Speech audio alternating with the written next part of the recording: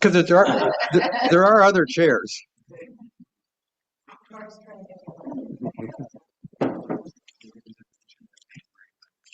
Yeah. It's definitely a day for it. All right. Shall we do it?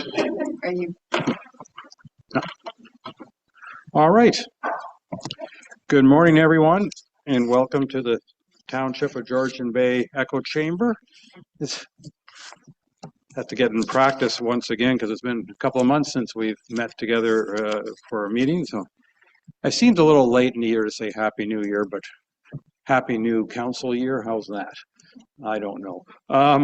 Anyway, welcome to the Township of Georgian Bay for our council meeting of February 9th in 2026. I'd like to call this meeting to order at 9 o'clock. And in the spirit of reconciliation, we wish to acknowledge the enduring relationship between the lands and the Indigenous people and the territories they have traditionally occupied. We recognize and deeply appreciate the historic connection they have to this place, the land, the water, the sky, and all that live on, in, and above it. We are grateful for the opportunity to meet here, and we thank the generations of Indigenous people who have taken care of this place and who continue to care for it. And we want to show our respect. Hundreds of years after the first treaties were signed, they remain relevant today. May they guide our decisions and our actions. We commit to learn, to educate, to honor sacred places, and to take action towards real truth and reconciliation. Miigwech. Council, any declarations of pecuniary interest or conflict of interest? Councillor Graziano, please. Thank you, Your Worship. I have one for closed. One conflict in closed. Okay, thank you. Oh, can you reference the item number? You want to give me a moment? Certainly.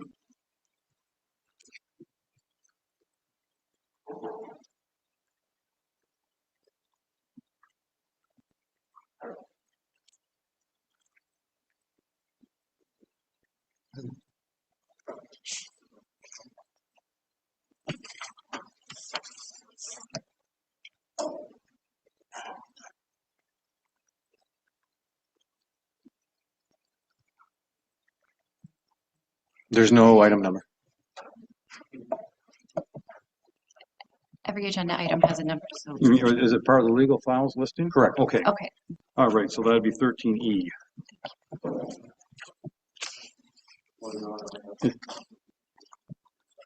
Two. Okay. And that is on the Tickner subdivision phase 2.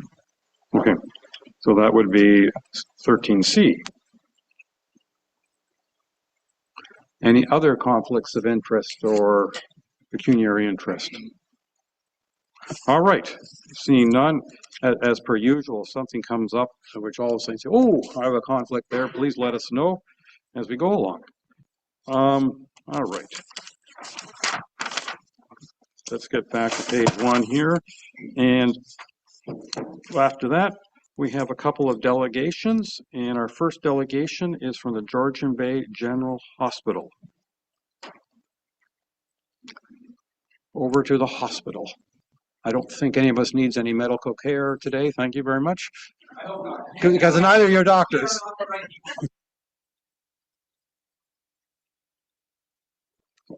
Oh, thank you. Good morning. My name is Jen Russell. I'm the Director of Communications and Engagement for the Georgian Bay General Hospital Foundation. I'm here today on behalf of Nicole Kraftscik, who was feeling unwell this morning. So, and this is Matt Lawson, our President and CEO of Georgian Bay General Hospital. So on September 29th, the GBGH Foundation officially launched our We See You campaign, a $20 million initiative to build a acute mental health wing at GBGH and invest in priority medical equipment and technology across every department of the hospital. Our goal today is to provide you with a little bit of an overview about the campaign vision and provide you with some insight about why this timing and this is so important right now, and obviously an update on the hospital as well. But first, on the next slide, thank you so much. The Township of Georgian Bay has been an incredible partner over the past decade, and we're excited to share that your advocacy has definitely paid off with a significant investment from the District of Muskoka this past year. So funds from Georgian Bay Township resident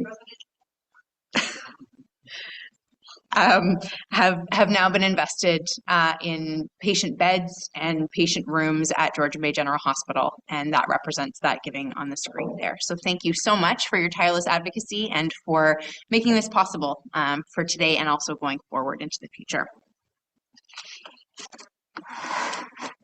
So a little bit about the hospital. Our organization traditionally operates 113 beds, although I will say over the last month that number has been surpassed quite a bit. And as recently as last week, we were in the 140s in terms of patients that are being cared for at GBGH. You'll see a variety of numbers on the screen in terms of our volumes. Some key highlights are the 5,200 surgeries that continues to grow at a rate of about 150% of what we were doing pre-COVID. The 2,600 MRI visits, again, GBGH opened our MRI in March of 2025 and are now getting close to that 1 year mark, and really excited about that, as well as our 43,000 emergency department visits of both permanent and seasonal residents to the area. So if we go to the next slide, one of the things that we've been working on is planning for the future. Our hospital currently is 50 years old, and we start looking at our demographics, both from the District of Muskoka as well as the County of Simcoe, and start to see some trends that are a little bit alarming in terms of what it looks like for demand on the hospital. So the statistics would indicate, obviously, that the older you are, the more likely you are to visit the hospital. But there are also impacts that you have associated with education, rurality, income levels. What we know about our area is that we are disproportionately impacted by higher demand groups, whether they be individuals that are aging more rapidly or of a lower income, to the point where in the high group of needs, we have about 73% in our local catchment area. 73% of our residents are in that high group, whereas the provincial average is only 16%. So that creates some significant demand on the hospital when you compare it to the population base that we're speaking of. So if we go to the next slide, what you'll see is GBGH is this red line. This is population growth of all the different regions across Ontario. Blue is the Ontario average, so you can see we're above the Ontario average. Green is the fastest growing area, which is the Ottawa Central region, and that our population is projected to grow about 36% over the next 20 years. Sounds reasonable until we go to the next graph, where in the next graph, we will see the shift in that population that's growing is significantly of individuals that are senior. And GBGH will care for the third fastest growing region in the province, with growth of demand of about 74%. So what that looks like for our organization is an extra 109 beds, not including the mental health program, not including our growing surgery program, over the next 20 years. So that's a significant change in terms of the demand for services locally here at GBGH, and something that we need to start planning for now, as we've seen across the region, both in Simcoe County and the District of Muskoka. There continues to be new hospital redevelopments in progress, and GBGH will be hopefully adding our name to that list in the near future. What this looks like on the next slide on a daily basis, though, is significant swings in terms of the volume. So when we try and explain this to members of the provincial government, on any given day, as I mentioned, last week we were in the 140 patient range. There are also days where, we're back at 113, and they change quite rapidly. So the last couple of weeks, our emergency department volume has been lower because, we've been out there, we've been talking about social media about extended wait times because of the volume of inpatients. And then I wouldn't be surprised if tomorrow we walk in and we have a significant increase in emergency department visits. So this swing of ups and downs is really hard on our staff. From a volume management perspective, we have the same physical footprint, we have the same number of staff, and all of a sudden you can have a 30 to 50% increase in the volume on any given day. So the hospital works through that as best as we can, but we continue to see that line shifts higher and higher, especially in the winter season when we're experiencing a whole range of complexities with individuals, often in our seniors communities. So if we go to the next slide, again, we talked about MRI, that we've been operating the machine 16 hours a day, 5 days a week, which has been fantastic. Again, our surgery program continues to grow. We have surgeons coming to GBGH from all over the region. We bring surgeons from Collingwood and Orillia and Barrie to the hospital in Midland, have their patients drive to Midland from our community instead of having to make that drive to Orillia or to Barrie or to Collingwood. The way I try and explain this to people is we make the surgeon drive and we make the patients stay close to home. And this has been a real great win for our community. It certainly meant less hours on the road, less kilometers on our winter highways, and we're really excited about that growth. In the near future, later in early 2026, we'll be opening a new mammography program as well. So this will provide individuals with closer access to home for mammography screening. Included in this will be the latest technology for mammography screening, but also a biopsy clinic. We'll be able to do thyroid and breast biopsies right there at GBGH, meaning that we'll be able to wrap around those patients that are concerned or being evaluated for breast cancer locally here in our community, which I think is really important to ensuring that we can get our screening rates up and start to diagnose breast cancer sooner. As we know, the sooner we can diagnose it, the better we can treat it. So we're really excited about that program coming in the next couple of months. So, on the, I'll call it the medium-term horizon, if we go to the next slide, is a real need for an investment locally here in mental health. So within our community, the average wait time for somebody who is experiencing a mental health crisis before they can get seen by a psychiatrist is 66 hours. Over 58% of our population wait more than 2 days. And I can tell you that at the beginning of January, GBGH had an unprecedented event where we had 8 individuals seeking psychiatric care that were unable to get there, with our longest wait time being 141 hours. This is 141 hours in an 8x10 white room, which we have 2 of with an exam bed. If I wasn't feeling unwell before I got in that room, after spending 5 days in that room, I certainly wouldn't be feeling like myself. And this is a real problem, and it's not because we don't have fantastic partners at Waypoint and OSMH and RVH. There's just not enough capacity across Simcoe Muskoka to support individuals suffering from mental health.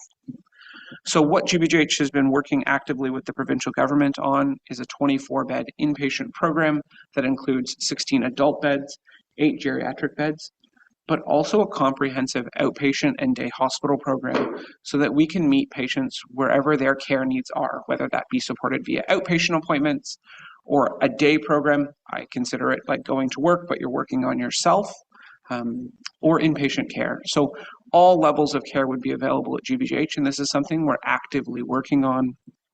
And this is something that we desperately need to bring closer to our community as those wait times continue to increase and the demand for services continue to grow at a rate far in excess of the capacity being added locally here. So this is what the future holds for GBGH, and I'll turn it back over to Jen to talk a little bit more about how the foundation is helping make that a reality.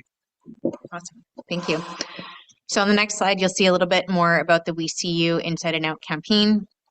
We're raising funds to help build this 40,000 square foot addition to the hospital. That is the local share that will be required to do that. We're continuing to focus on diagnostic imaging, so investments in MRI and mammography and ultrasound. Big renovations are coming to our pharmacy and our lab departments. Those have been in existence since the hospital was built and haven't had much change in terms of footprint or renovation or upgrade. So there's lots to be done there in terms of quality and safety to ensure that we're moving forward in the best foot possible. And last but not least, obviously equipment across the whole hospital. That continues to be something we will be investing in every year. Just on the next slide, it's really more than just the dollars raised. As Matt mentioned, we want to end the waits of over 100 hours for mental health patients. We want to provide the right tools for diagnosis to get answers faster, meeting and exceeding program safety standards, and obviously building capacity to address those fast-growing population numbers that we just looked at.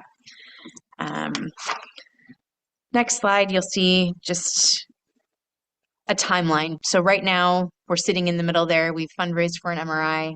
It's up and running. We're working on mental health, mammography, pharmacy, and lab through this campaign. And then looking to the future, in order to address those growing volumes and the numbers of new beds that are going to be needed, we have secured the land beside the existing hospital in order to build a new hospital in the future. So the timing on that remains to be seen. But that is the goal ultimately in order to serve our community in the best way possible. So that's really our update for today. So if there's any questions, we'd be happy to answer them. But thank you for taking the time to have an update and to keep the hospital top of mind in what you're doing. Well, thank you very much. Council, any questions, comments? Councillor Cooper, can you start us off, please? I was going to ask if you could bring that up again, just in that I'd like to see the slide that shows your catchment area. Oh, the demographic one, yeah, Yes, that wraps around Georgian Bay. yes. The one that ignores our municipality, though. So it is built based on, so what I can tell you is that the Ministry of Health includes catchment areas. So for example, spring water is not part of GBGH's catchment area. But if you live in Elmville, you're coming to our emergency department. The Ministry of Health has these arbitrary lines that they draw. We still take it into account, the southern portion of Georgian Bay, because we always look at where patients actually come from. So when we're planning for growth, when we're planning for activity, it's based on those versus the arbitrary lines that the ministry draws. All hospitals across the province deal with this. It's a real nuanced element, but we always look at where people actually go to for care, not just the arbitrary lines. Thank you for that. And I just, maybe a bit of somewhat useless information, but your current hospital, the money was raised by 2 seasonal residents from this township to get it built. That was 2 people from the township of Georgian Bay, seasonal residents. Yeah. But they're not in your catchment area. I just thought I'd mention that to you. Appreciate that. Maybe to the ministry. Thank you. Councillor Jarvis, you were there a minute ago. Yeah, I was, but Councillor Cooper asked my question, so no need to repeat. Any other comments? Well, I'd like to make a comment, and that is actually a follow-up from Councillor Cooper in the catchment area. As any taxpayer in our township knows, if they look at their property tax bill, there's a line on it that I think says healthcare something or other. And it's a line that got added to the tax bill because the District of Muskoka is doing a great big contributing a significant amount of money to the new hospitals that are going to be built in Huntsville and Bracebridge. And which is unfortunately, as you mentioned, local share, the way the province does their funding, a significant portion of any new build has to come from the local taxpayer, not from the province.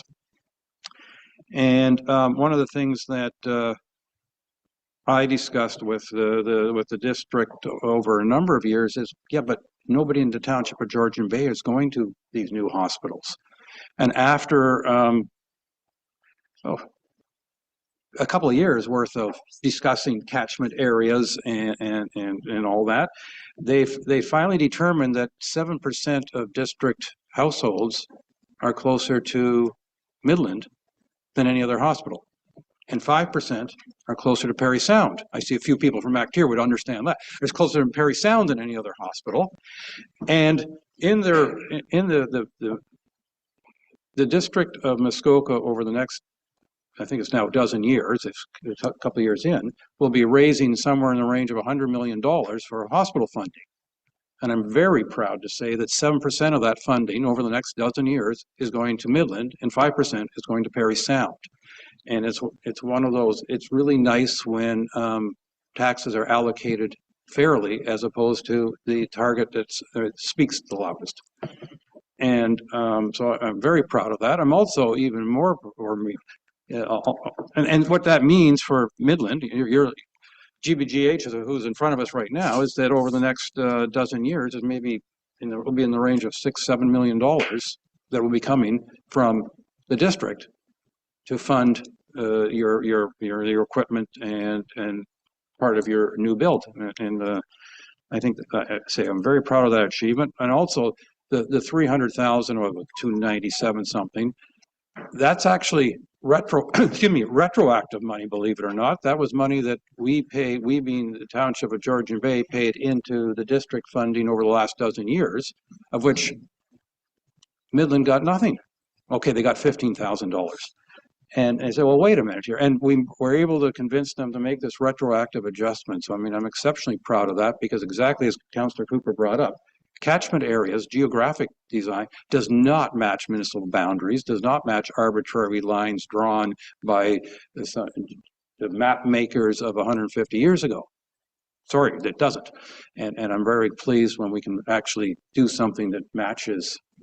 We know when we call the ambulance, we're being taken in this area where we sit right now to GBGH. And if we're in Mactier, in that area, if we call the ambulance, we're going to Perry Sound because that's the closest hospital care. And to get there faster than anywhere else. So anyway, I'm very pleased about that. And thank you very much for your presentation. I'm very impressed with what you're doing with the hospital and how when they had all this new MRI funding, guess who had theirs up and operating first in this province? I think it's a nice little feather in your hat. We'll take it. But anyway, thank you very much for coming, and hope to see you again soon sometime. Thank you. And thank you, Mayor, for all your advocacy on this. We really do appreciate it. Thank you.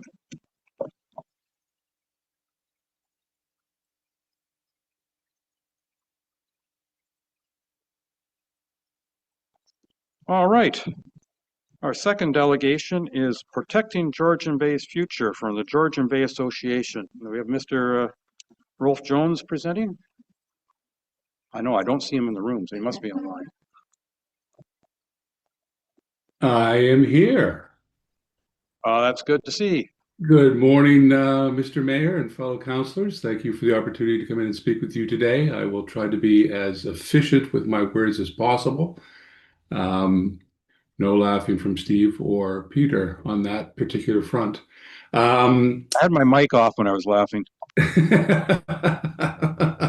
Thank you for the opportunity to bring you up to speed on Vision 2050, key initiative of GBA.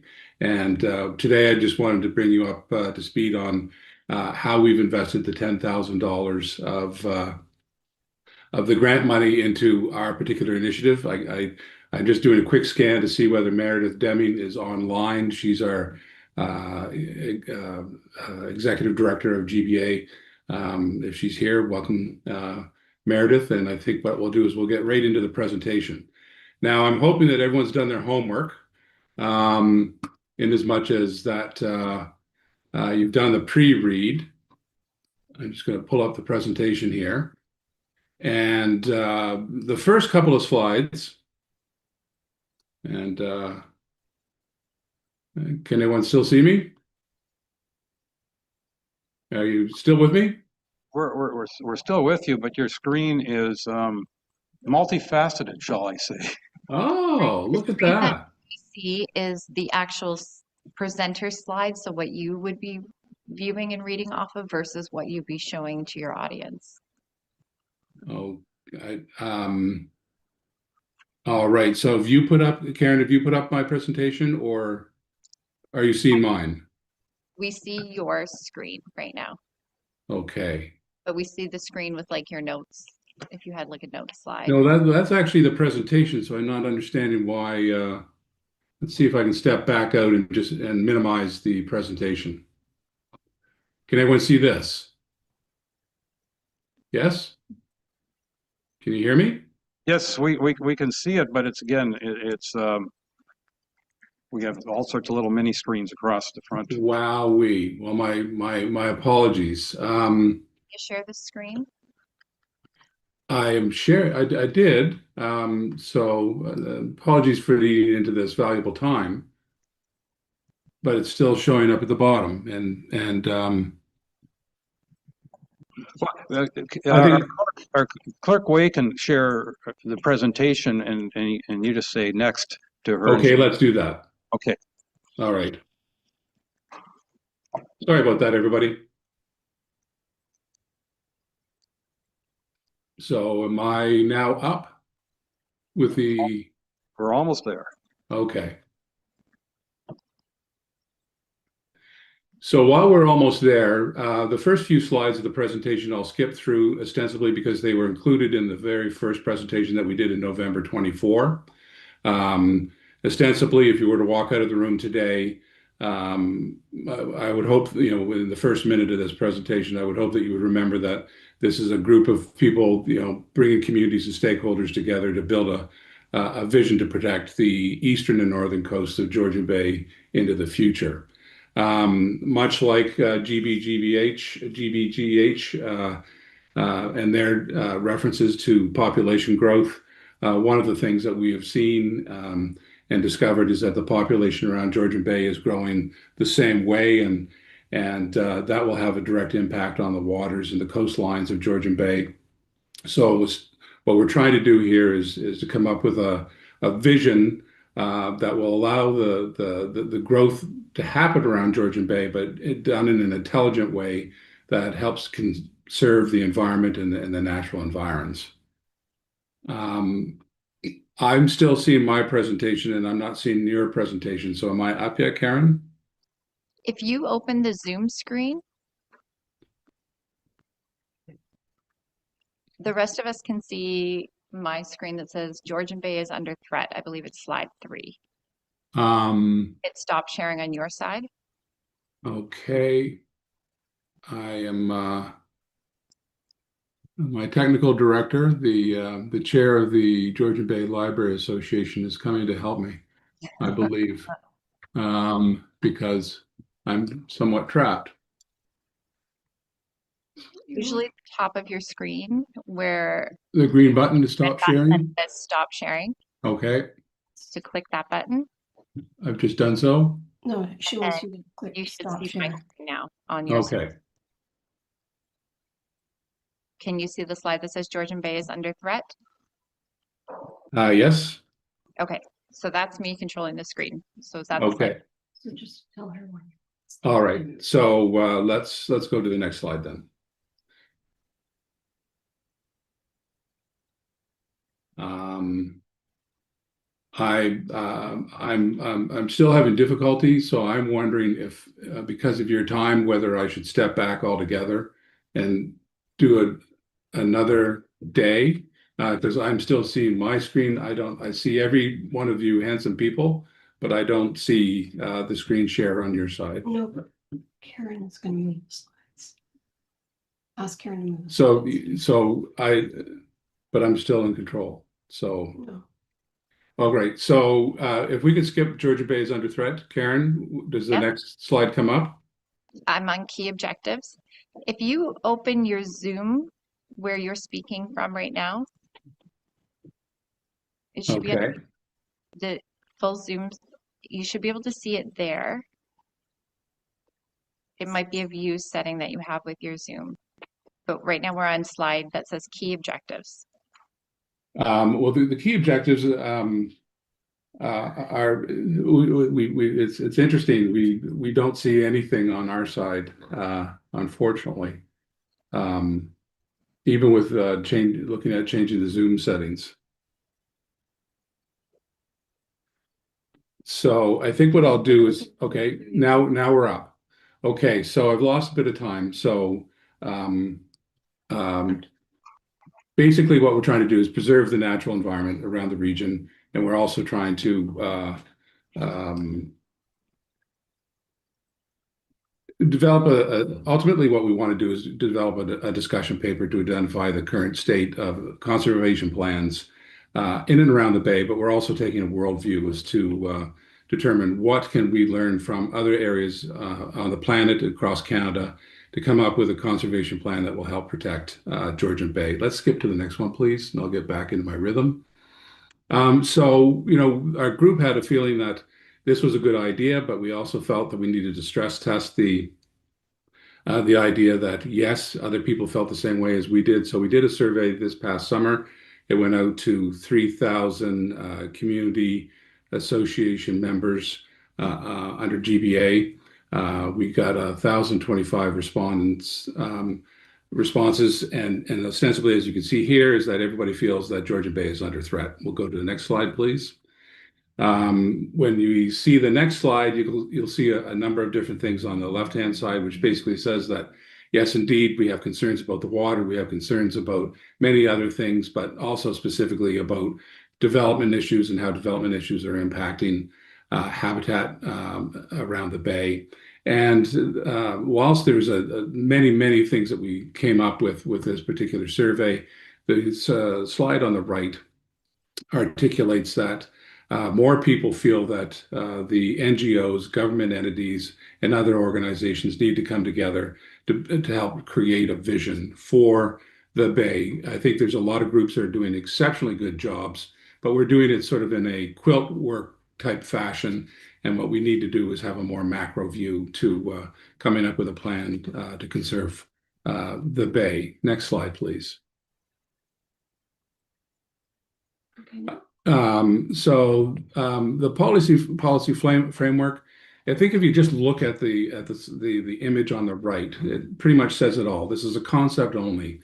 But as you can see to the west side and the southwest side and the south side, there's recognized conservation areas around the bay.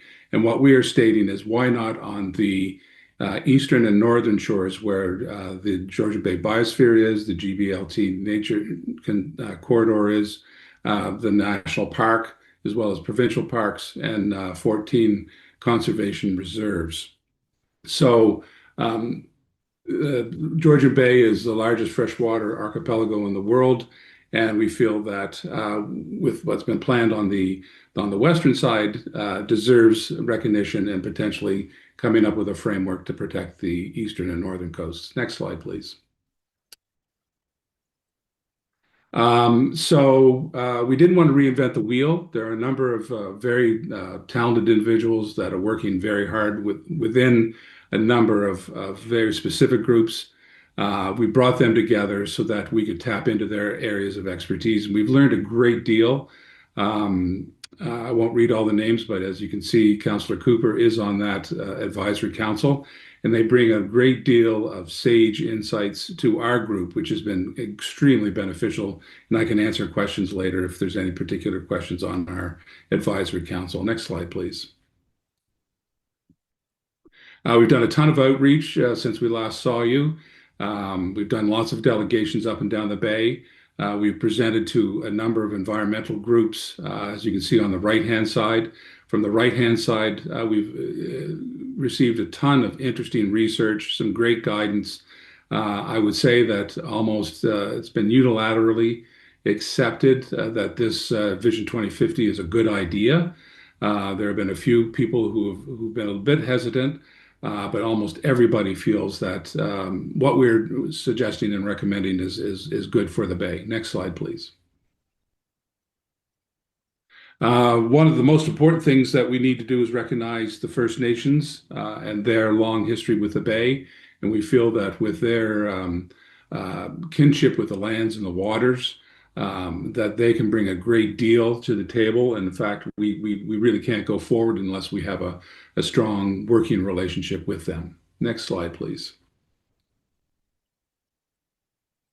So this is our catchment basin. It also captures the First Nations in and around the bay, but ostensibly the pointy part up in the top left and is approximately Blind River.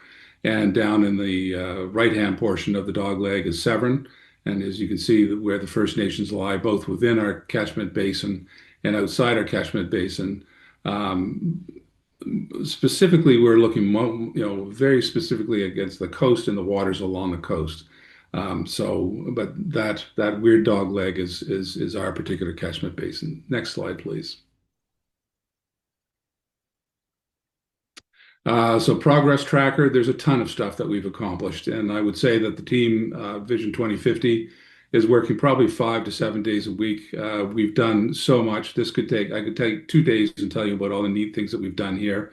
Hopefully there'll be a question or two on this particular slide, but we've been working very hard for our money and your money as well. Next slide, please. So just to regroup here, we came to you in 24 and we asked for a grant to help develop this vision, and you were so kind to grant us a grant of $10,000. And we'll just skip to the next slide. We were positioning our vision and your grant or strategic mission aligning with preserving and the natural environment. We hope that some of the things that we come out with perhaps could help streamline some of the planning processes and procedures within the TGB from your side. We'll see about that when the business document is finally done, the discussion document. And again, we want to engage with Indigenous communities. Next slide, please. So we've hired Urban Strategies. We went to many planning luminaries, and they kept directing us towards this particular group and another one. We were kind of hoping that they might be called Suburban Strategies, but they are highly recognized for the work that they do, both within Canada and internationally. And as you can see by the green strap line at the bottom, we've invested the $10,000 that you granted us into the work that USI is doing. Next slide, please. So the potential outcomes, along the way in the last year and a half, 2 years, a lot of people have asked us, okay, so what is this actually going to do? And we're starting to get sort of a better idea. We don't want to put the cart before the horse. We want the discussion paper to be created and then delve into the key learnings there. But basically, we feel that some of the outcomes of this would be greater alignment amongst the key stakeholders and communities around the Bay, a better understanding of what the threats and opportunities are around the Bay, catalog and map the protected areas in and around the Bay so we can drive better conservation efforts, enhance geospatial mapping. Really, we'll jump right to the bottom, and ultimately what we hope that this vision will be recognized by the Ontario government as a full-fledged Georgian Bay biosphere, and get it on the books as a recognized biosphere, and also that the Ontario government grants it protected status. So those are some of the key things that we feel that could take place and come out of our vision. Next slide, please. And these are basically the steps going forward. We don't really need to dive too much into it, into the specifics, but there's a lot of work still to be done.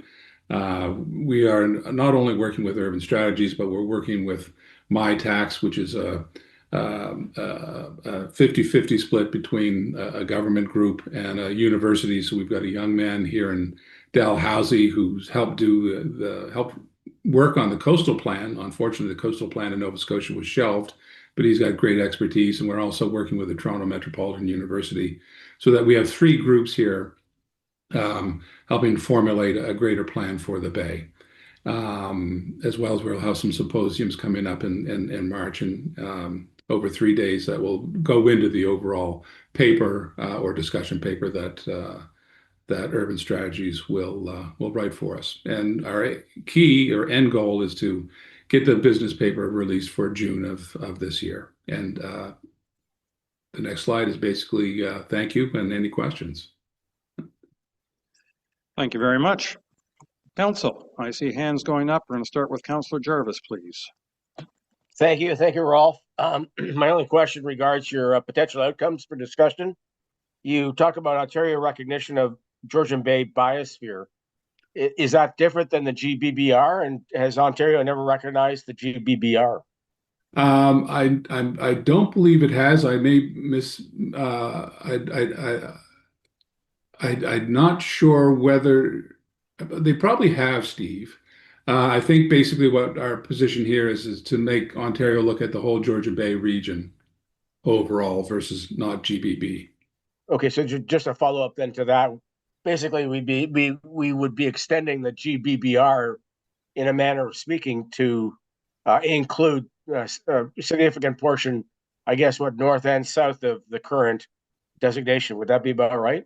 I think it's a very good question, and one of the young people at TMU when we first briefed them, she said, "Is that what you want to do?" And I said, "Well, it's kind of like putting the cart before the horse, but yes, it potentially is." And by say cart before the horse, and that will be potentially one of the outcomes that comes out of the paper. Yeah, I think so expand the footprint. Okay. Yeah. Okay. Thank you very much. Thank you. Councillor Predko. Thank you. And through you, Mayor, I don't think I was next, but I'm happy to go next. I don't know how my name jumped Yeah, out. at one point I saw Councillor Vocek, and then you guys seem to swap on the screen. I don't know what's going on here. We'll give. Okay, Councillor Vocek, followed by Councillor Predko. Well, thank you for the presentation. It certainly was informative. A few questions on the geographical map that you showed, where it showed the conservation areas and also the area that your coverage contains. I'm wondering why there was no showing of the Muskoka watershed. Muskoka watershed, what they cover, as well as the integrated water management system and the Severn Sound Environmental Association, which all do work on the bay. And there was no recognition of any of those on the geological map. Well, the Severn side, I mean, these are rough guidelines that we're working with. So we go down into the Severn system, and I guess I'm not sure why we didn't capture the Muskoka water system, but ostensibly what we are trying to focus on is specifically the coastline and the near waters of the coastline. So I guess I'm going to have to back up and take a look at the proximity of the Muskoka water system and how deep it goes back from the shoreline. Perhaps you could give me a quick snapshot as to how far away I am or we are. Sure, that would be great. And secondly, if I may, through your worship. It looks like your group does a lot of studying and investigation into the issues on eastern and southern Georgian Bay. I'm wondering if and when you're going to bring any mitigation process into this and do anything to help clean up what we find through our investigations. Well, I think that will not necessarily be the work that we will do. I think one of the things that we're trying to do here is when we have the business plan, that will then be presented back to the municipalities, back to the provincial government, back to the federal government, back to the Indigenous governments. And if that is a key point, then what is it that we as a group of stakeholders will do versus looking to GBH make that happen. Thank you very much. I appreciate the answers. Thank you. Councillor Predko. Sure, thank you. And through you, Mayor, just thank you for the presentation, Mr. Jones. The question I have really is just around advisory committees and your Indigenous communities that you're consulting with. Yes. Is there an opportunity in the future to expand and the advisory committees to include Indigenous communities and the leadership to help diversify some of the views on your advisory committee? Absolutely. So we have actually, I think what I forgot to do is add Marilyn Capriol, who I think many of us know already, and she has joined our committee. And through her, we are doing an outreach to other elders to see whether we can bring more into our advisory committee. We're, definitely very much wanting to have more people on our community from the Indigenous side, but also being very mindful of the fact that we don't want to have a football stadium of people, because at some point in time, too many people will make it unwieldy. But Marilyn Capriol is very much a champion of this, and she is helping us with our outreach. Okay, thank you very much. Thank you. Councilor Cooper.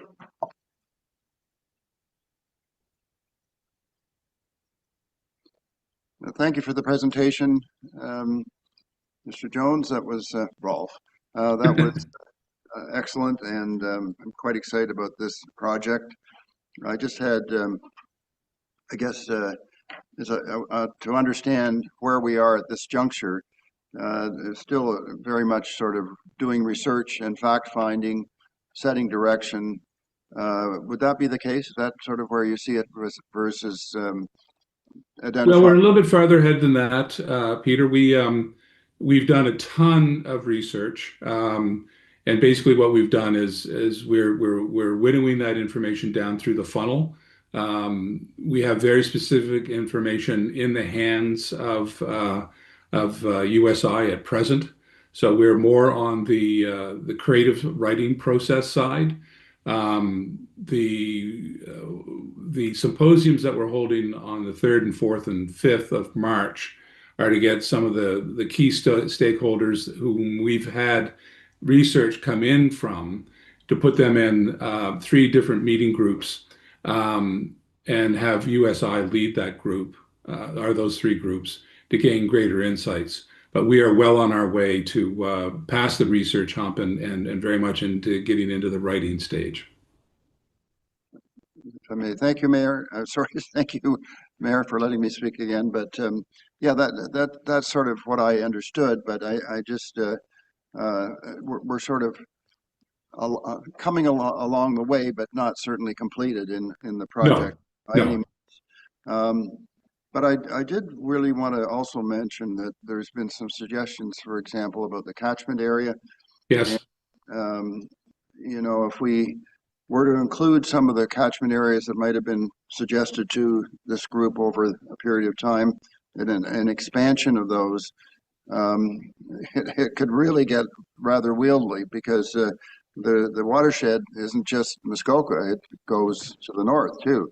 And so anything from Sault Ste. Marie practically down to Parry Sound would be also a very big watershed area that would have to be considered as well. So I think what your answer was appropriate, in the sense that it's the coastline and the adjacent water, the very adjacent waters, which I thought made sense. And I think we need to be careful as to how big a bite we take. Yes. My comment. And I guess the other thing to consider is if you look at Georgian Bay geographically, we're really looking at where the Canadian Shield is. Yes, very specifically. As opposed to, we have 3 types of geology in Georgian Bay. The Bruce Peninsula is sort of one, and the south is another, sedimentary, and then we've got the igneous and the eastern shores of Georgian Bay and up into the North Channel. So that sort of is part of the logic behind the GBB area, so to speak, and this catchment area that we're talking about. So I just wanted to comment on that, and thank you very much for this report, and I hope I can help from time to time. Thank you. Well, you certainly are a great benefit, Peter, and we appreciate the talent and insights that you bring to the table. And it's an incredible project.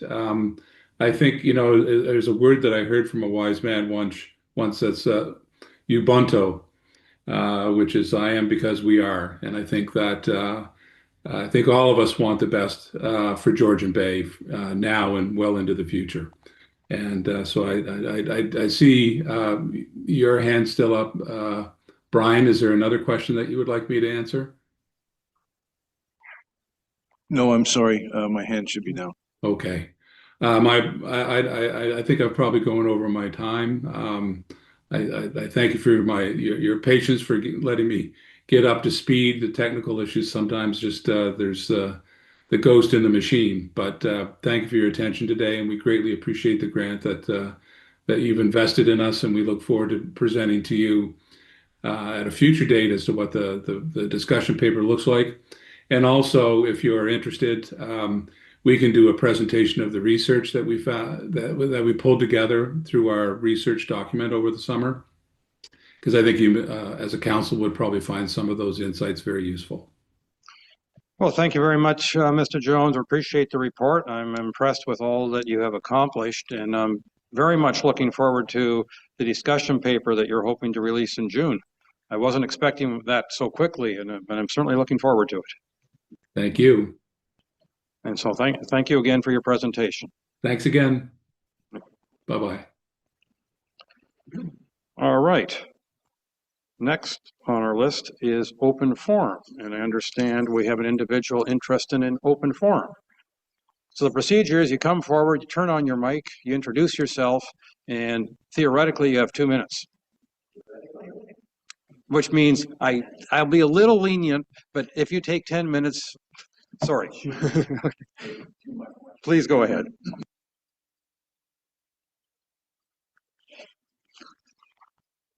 Good evening, wow. Good morning, I think, Mayor and members of councils. My name is Chris Fellows, and I'm here today as both a member of the MacTier community and the chair of the soon-to-be-revived MacTier Community Development Association, or MCDA. Thank you for giving me this opportunity to speak. I'm here to talk about the MacTier Memorial Arena, a building that is more than just ice and concrete. It's a gathering place, and it's where generations have learned to skate, play hockey, volunteer their time, and build relationships that can last a lifetime. For many in MacTier, the arena represents community life itself. I want to respectfully ask that the decisions about the future of the arena, as decisions about the arena move forward, the community of MacTier remains fully informed and meaningfully involved. Clear communication and transparency will be essential for maintaining trust and ensuring the best possible outcome. In that same spirit, I encourage Council to carefully consider the Refresh MacTier consultation project. As tomorrow's presentation will highlight, the MacTier Arena plays a pivotal role in our community and has inspired many community-driven ideas to enhance its importance and usage. But as the Facility Condition Assessment report states, that I believe you'll be seeing tomorrow as well, the arena's rising maintenance costs need to be addressed along with the projects highlighted in the Refresh MacTier consultant report that you'll see tomorrow. I also ask Council to think outside the box when it comes to funding and completing the necessary work, whether that means partnerships, phased improvements, grants, or creative community-driven solutions. There may be paths forward that make this project more achievable than it appears at first glance. MacTier is a small community, but it is a deeply invested one. We are hopeful, we are engaged, and we are ready to work collaboratively with the township. Thank you for your time and for considering the future of the MacTier Memorial Arena. That's it. Thank you very much. And I can assure you, speaking for myself, but I imagine for the rest of the council, very impressed with how involved I call your group MacTierians. I hope that's not offensive to anyone, but how involved the MacTierians are in the consultation that's been taking place so far. And this will be I'll call it a joint decision going forward, not a backdoor hidden thing. No, this is all going to discussion. The more information we have, the better decisions we'll make. And I think we're on that road. Yes. But thank you very much for coming to us. Thank you. Council, any other comments or questions? Councillor Bocek. Yes, and thank you through Mayor. Similar to the report we got from the arena, another part of the open forum today was going to be presented by Armin Gergaitis to represent the Honey Harbor Landing. Unfortunately, he's not able to make the video meeting, but council has been distributed a page or two explaining his concerns. Thank you. That's been received. Any other comments or questions? Thank you very much. I didn't even time you, but I think you were darn close to that 2 minutes. Thank you. Thank you.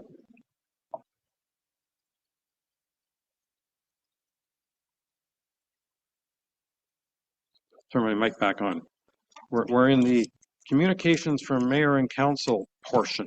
If anybody would like to report on what they've been up to in the last, good, 2 months or more.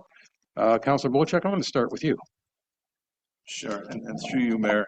Not a very active couple months, but we did manage to get a few things done. Unfortunately, the first thing in January, there was a miscommunication and I was unable to make the Crime Stoppers flag raising, which is something that's very important to me, but I'll jump on the boat next year around. On the 13th of January, we had at 2 o'clock, we had a refresh MAC-tier consultation, which I attended during Zoom. And on the 20th, we had an in-person meeting to deal with the 6 Mile Lake size of dwellings, an update presented to us from the planning department. And then at district, we had actually 4 committee meetings. I attended all 4, although I only sit on the one committee, which is the Health Services Committee. I've been relieved of my duties under the Community Planning Services, as I was the only councillor at the district that had 2 portfolios, and I believe our mayor has taken over my position on that planning committee as well. Actually, you weren't relieved. You're now on that. You're on that super committee, Right. but only once, not twice. That's right, only once, not twice. And then lastly, on the 26th, there was an Air Canada meeting and presentation done at the airport in Muskoka. Most of us couldn't make it because of extreme weather conditions, but a video tour and consultation via Zoom was done. And just the short gist of it, you're going to be able to, if you're going to fly Air Canada, you're going to be able to go to the Muskoka airport. They will check you in. They will go through customs. They will bag your tags. They will get everything ready for you. They'll drive you down to the airport on a bus, get you out and guide you to where you need to be. So it's a pretty slick system. Save you 2 weeks parking is $700. So it might be worth the drive over to Muskoka and catch the bus down to the airport. Thank you. Thank you. Councillor Predko. Thank you, and through you, Mayor. Different things going on in the last couple of months. I think participated in a couple of discussions with the consultant, both one-on-one and with the council invitation to talk about MAC-tier refresh and what the priorities are and what the thoughts were. And then I did attend the community meeting on the 24th in MAC-tier, and it was as I think the mayor has indicated, it was a very engaged day. I think there's a lot of positive ideas coming out and a lot of creative ideas and a lot of passion and really a strong desire for MAC-tier to continue to be a thriving community. And people, both individuals and businesses, are looking for ways to make sure that happens. So I'm very excited about the report that's out tomorrow, and hopefully we have some good discussion with council going forward. 20th to the 22nd of January, I was at the Roma convention, as was the mayor and our CAO. And there were lots of interesting sessions, from good roads to communications with residents to code of conduct changes that are coming our way. And I'm sure Greg will share presentation slides with staff that he thinks are relevant to our community. But it was an interesting couple of days. And beyond that, participated in the Sustainable Communities Committee on January 26th. And that brings us up to this week, basically. Thank you. Thank you. Councillor Jarvis. Thank you. I'll try and get as many words as I can in between coughing jags here. We've basically, Seg Bay was very busy over the holiday period with their Christmas tree lighting, and they remain very active within the community. Library board, I'll give you the update there. They have launched the winter programming schedule with popular programs like Craft Nights and Tech Help Sessions. They are working now and planning for the Paddles and Pages program, which has been nominated for awards already. So a great program. The staff will be reaching out to college associations over the next few months to coordinate pop-up visits. Our CEO, Stephanie Clare, and Manager of Community Engagement Programming, Jody Brissett, recently attended the Ontario Library Association Super Conference Gala, where the Paddles and Pages program was shortlisted for Minister's Award for Library Innovation. Good things going on there. There's also significant consideration now with regards to the capital asset plan and our operations review of facilities with regards to the Baxter Ward Community Center and Honey Harbor. So there'll be some interesting discussions I know going on there. Other than that, just working on discussions with regards to community concerns about planning, as I seem to always be dealing with. Anyway, that's it. Thanks. Thank you very much. Councilor Graziano. Thank you, through your worship. Interesting last couple of months. I would say this last weekend was even more interesting. I'll endeavor to unpack that in a moment. I attended the 6 Mile Lake ZBA/GFA meeting discussion with Councillor Bochek, and that netted out some good discussion. Looking forward to seeing it return back shortly. I also attended the District of Muskoka Housing Task Force meeting this last week, and I want to say I was impressed to see such a strong attendance from Georgian Bay. We had 3 reps there supporting housing, specifically trying to address low-income housing as well as homelessness. I also then attended the MAC tier refresh discussion that council was invited to participate in, and I do want to say that I do appreciate today's open forum discussion by the gentleman who was here earlier, and I truly do understand the importance of the arena, and so thank you for that context. Aside from that, though, Hydro has continuously attempted to try to repair an outage on 6 Mile Lake that has been ongoing now for 3 days in -30 weather, with all those permanent residents who have woken up to see that their generators are no longer working, and or some other issues with the extreme cold weather. So let's hope that everyone's staying warm on 6 Mile Lake, and at the same time Hydro can clear whatever issues that occur today. So thank you. That summarizes my month and a half. Thank you. Councilor Hazelton. Thank you. So in spite of the fact that January was a month off for some, not a month off for everyone, I had the opportunity of working with the Waterfront Planning and Policy Working Group, both in December and in January. And we have lots of good conversations there, lots of interest in the planning related matters, and looking forward to the beginning of our OP review, etc. Had many interactions with members of the Honey Harbor Association as they work on their annual Hoots book. I'm sure everybody is aware of what Honey Harbor does in that area. Had the special council meeting in December. We had a water quality working group meeting in January, making good progress and good organization on that as we work towards what can be done and is going to be done in the 2026 year. Many calls and emails and Facebook interactions about the existing and the looming waste and recycle debacle for Georgian Bay water access residents and others. It's becoming a growing problem, and it's likely going to spiral right out of control, but it is what it is. Many calls about water quality and the considerations that we need to be aware of as we look forward. I think everybody has experienced the snow. I too made several trips to my cottage to remove snow off the roof so it didn't, so that my vinyl sheds didn't collapse like they did last year. And also just a general service report. Although Mexico may be a warm destination, it's not always a warm destination. And when your wife says, I want to go home from my plus 15C to minus 15C at home so I can warm up, you know it's cold in Mexico. Thank you. Councilor Cooper. Thank you, Mayor.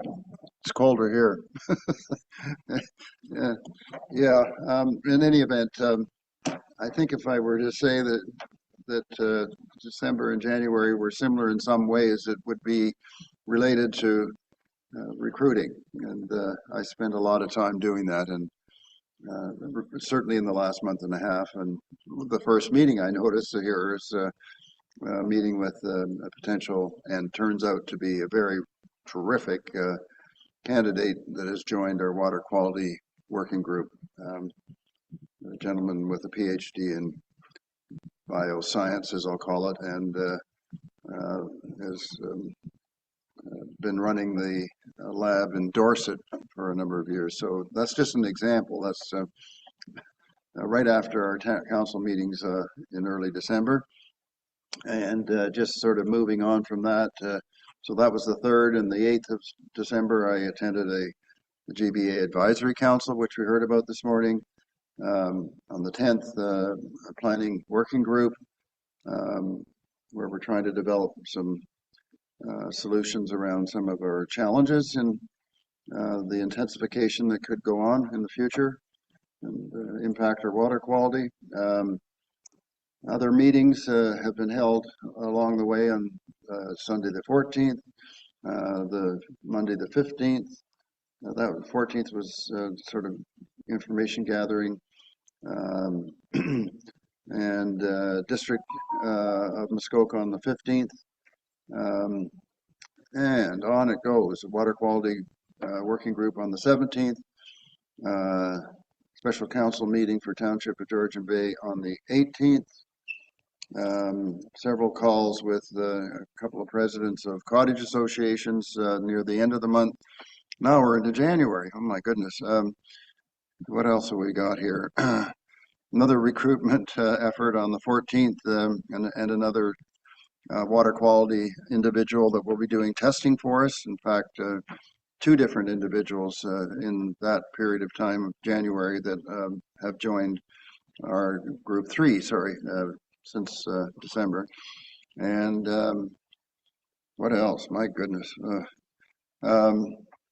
Also, there was a joint meeting on the 21st of January with the Engineering, Public Works and Finance. And what else? I think that's it. Yes, it's been a busy time considering that we didn't even have certain meetings in January, but a lot of things happening. Thank you very much. Yeah, I too was reasonably busy. I mean, in December was quite pleasant, and a lot of things were Christmas activities like parades and gatherings and whatnot. But it's also a great opportunity to interact with different residents, and I appreciate that. And like the tree lighting that was just down here that Segbay put on, and they say different parades, and so really appreciated that. January, I started January on the 5th, meeting with the new OPP commander for the Midland Detachment, Russ Elliott, along with the mayors of North Simcoe. So that was quite a. It was good to meet him. I have my first impressions of our new commander are definitely positive.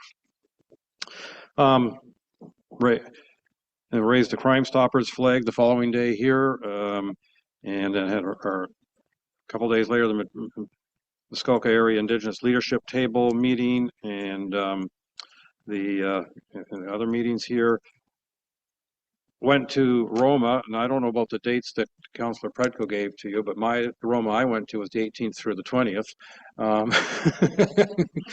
which I always appreciate meeting lots of people from different municipalities, because you have your formal meetings and that, but you also have all the informal meetings, and I find it quite a worthwhile time. I didn't go to the Refresh MacTier on the 24th because, well, I didn't think anybody wanted my bug. I was really feeling quite ill with a cold that time, and I think, dang it, I'm not going to share that bug. So my apologies to everybody in MacTier, but I'm looking forward to the report, absolutely. Yeah, I was found myself last week in Bracebridge for the Bracebridge OPP detachment board meeting, which was the same day as the housing meeting that Councilor Graziano referred to. And now I'm here, turning it over to CO Mariotti for the morning. Good morning. Yeah, good morning, Mayor Coetzee and the members of council. Yeah, so through December and January, township operations remained steady despite extreme weather conditions. If council has read Ms. Engel's stats on winter road maintenance so far, I'm sure you'll agree there are some incredible numbers. From a leadership standpoint, we have a planned transition in fire services with Chad Dowell assuming the fire chief role effective March 30th. And Cody Avery has recently been promoted to Deputy CBO. So this shows that we are developing a culture of excellent staff, and we're able to promote from within. So this benefits the township obviously by maintaining business continuity and reducing corporate brain drain. Corporate services continues preps for the 2026 municipal and school board elections, and from finance and IT, interim tax bills have been issued earlier than usual, and staff are working hard for the year-end audit in April. Sustainability staff have delivered the best Slaying Hunger campaign so far and are nearing implementation of the township's new branding, and they're also advancing a fully funded Phragmites control project. And talking of funding, the township has secured several pieces of external funding, which is great news. So it includes a provincial ice storm recovery assistance program of up to $15,000 and $38,000 through the pothole prevention and repair program. So this helps offset infrastructure and operational costs. In addition, fire services received approval for a provincial fire protection grant totaling about $53,000. So that supports emergency readiness and capital needs. So in total, we've received $105,800 in external funding. So this helps to maintain current service levels and offset costs without additional tax impact. Lastly, council have also read the early findings from the facilities condition assessment, which we've touched upon a little earlier, which looks at the health of all the township buildings. So staff will be focusing on identifying options for long-term sustainability, service levels, and most importantly, cost avoidance for the future.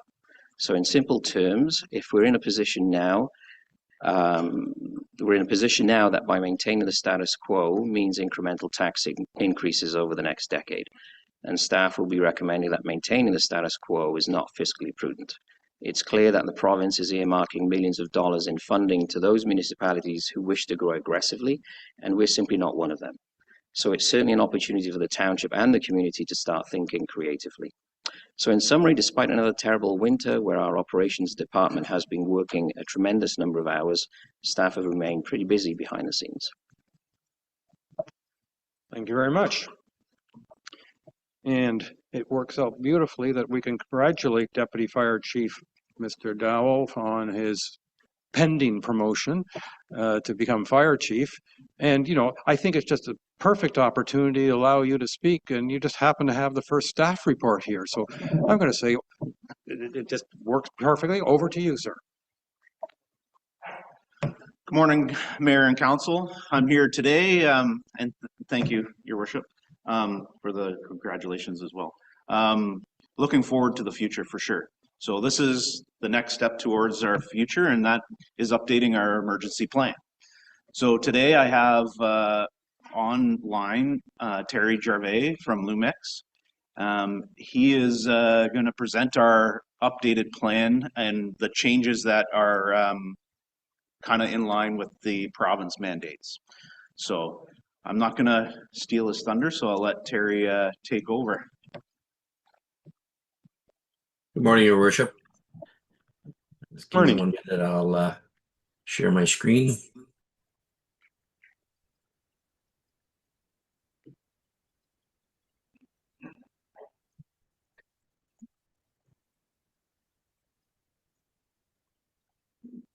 Everybody see that okay? Yes, we can. Okay, thank you. So before I get started, I'd just like to thank both the CAO and Fire Chief Van Dam and all the staff for their continued support in making sure that you're compliant with the Emergency Management and Civil Protection Act. There's a lot of work that goes in, as council I'm sure is aware, to making sure you stay compliant. Would also like to thank council because without their support, the policies that need to be done, the updates to the plan, and like this presentation today wouldn't happen as well. So I thank council and the CO and Fire Chief Van Dam for their support in emergency management. So the purpose of our report today is just first is to kind of provide council with the overview and updates to the emergency management program. We're going to highlight some of the key changes to your emergency response plan and supporting annexes, and present the updated emergency management bylaw, which will be done with the deputy, and confirm compliance with provincial requirements and best practices. So it's important to know that under the Act, you need to, as a requirement, ensure that you review your plan every year, make the necessary updates, make sure you look at your hazardous identification risk analysis, as well as your critical infrastructure. So why do you do that? Annual reviews, like I just said, are required by the Act. It aligns with the changes or the standards of the Emergency Management Ontario. It updates your hazard and risk and infrastructure information, which is really important. It clarifies roles and responsibilities and authorities within the Act, and repealing and replacing your existing bylaw. So in this changes that we've done, sorry, I'm just getting to my page here. The changes we've done, we've updated your all hazards emergency response plan. So that's what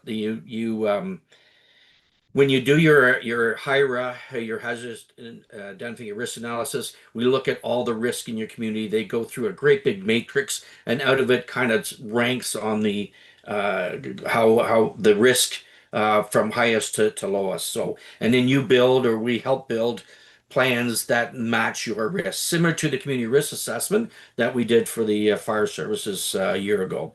So it aligns to other municipal departments and supporting agencies. It also aligns with the District of Muskoka's emergency plan framework, because as you know, widespread emergencies, you will be interacting with the district. Provides a framework for governance, activation, and coordination, and supported by confidential operational annexes. So it's important that the plan is broken down into two pieces. One is your emergency response plan, which is the policies, and it's policies that are approved by council. The other part is confidential operating annexes, which is information that isn't public knowledge. It's strictly for the use by the Emergency Management Control Group. So what do we update in the plans? So we looked at legislative references and compliance technology. We looked at the incident management system and any related technology with that. We looked at your roles and responsibilities and for your emergency operations center. We reviewed the notification, activation, and escalation processes, and we clarified the responsibilities of council, the municipal emergency control group, and any other applicable staff members. So your HIRA. So as I said a minute ago, this was something that you are required to do every year within the Act. So we did look at your HIRA. It was completed, and we brought in the applicable stakeholders within your municipality. Then we allowed them to do some grading for us, and then we put it into the matrix. We updated the list. We updated the risk scoring methodology. It reflects your local geographical areas, your seasonal population changes, marina access. It confirms priority risks for planning and resource efforts, and serves as a foundation for preparedness, mitigation, and response initiatives. So basically, it helps you design the plans that you need to be ready in case of an emergency. The next one was updating your critical infrastructure. Again, it's another part of the act that needs to be done every year. So we did a comprehensive review. The last time we did the plan was several years ago when we did the initial plan for council. So it was a good time to make sure we did a deep dive into this. So the annex covers watershed and wastewater, power and fuels, telecommunications, healthcare, transportation, public safety, government facilities, and those kind of set areas are the bases as set out by the province of Ontario. And this supports response prioritization and business continuity planning. So when you have an emergency, having an updated critical infrastructure allows the municipal emergency control group to make plans to either protect, to help mitigate, or make preparation. It also allows you to kind of proactively prepare in case of an emergency in some of these critical infrastructure areas. Other updates to the annex, we reviewed and validated all the remaining annexes, the activation procedures, how your staff gets notified and recalled, roles associated with the emergency control group, your declaration and documentation tools, any mutual assistance agreements that you have with other municipalities or with the district. The annex needs to remain confidential as a not confidential operating document, and they ensure the internal readiness while protecting sensitive information. A new bylaw was drafted to repeal your old bylaw that needs to be adopted with the updated emergency management program, formally adopted the 2025 emergency management plan. It clarifies the authorities' roles and delegation and aligns the language in the bylaw with current provincial legislation and standards. Oops, sorry. So some of the key changes to the bylaw, so it confirms the role, council's roles in adopting the emergency management program. It confirms the authority of the head of council for declaring emergencies. It formalizes the emergency control group and the program committee. It authorizes administrative updates without repealing the bylaw and strengthens legal clarity during emergency response processes. So what does this mean for council? So council still retains the oversight and the approval authority for the plan and for the policies of the plan. It provides clear governance during emergencies. It reduces ambiguity during declarations and responses. It improves readiness and legal defensibility and you continue to be compliant with the Emergency Management Civil and Protection Act, which you have been in every year. That certainly that I've been involved, or our company's been involved with your municipality, and compliance with the expectations of Emergency Management Ontario. So your decisions, the next steps are receive the presentation, approve the bylaw, adopt the updated emergency response plan and the annexes, enable the implementation of the updated documents, and enable the implementation of the ongoing annual review schedule. And with that, your worship, that's presentation. Well, thank you very much. Anything else that you want to add to this, Deputy Fire Chief? No, I think Terry's got it covered very well. It's just been a process, and we're pleased to present this new plan for sure. Thank you. Councillor Bocek. Thank you, and through you, your mayor, quite a complex report. Terry, thank you very much. I remember working with you a couple terms ago in bringing this to fruition, and it's quite a hard process to get through. A couple of points that I'd like to bring up is one, declaration of a response. In here it says that the head of council, being the mayor, and the council would be the one to do a declaration of emergency and response. Would that not be better to fall on the fire chief or somebody within the fire department who would be in the know? I mean, our council and mayor meet a couple of times a month, and I don't think there would be a Zoom meeting in order to respond to an emergency. So that would be one of my questions. And I'll let you answer that first one, and with the mayor's indulgence, sure, I will go for a second. Sure.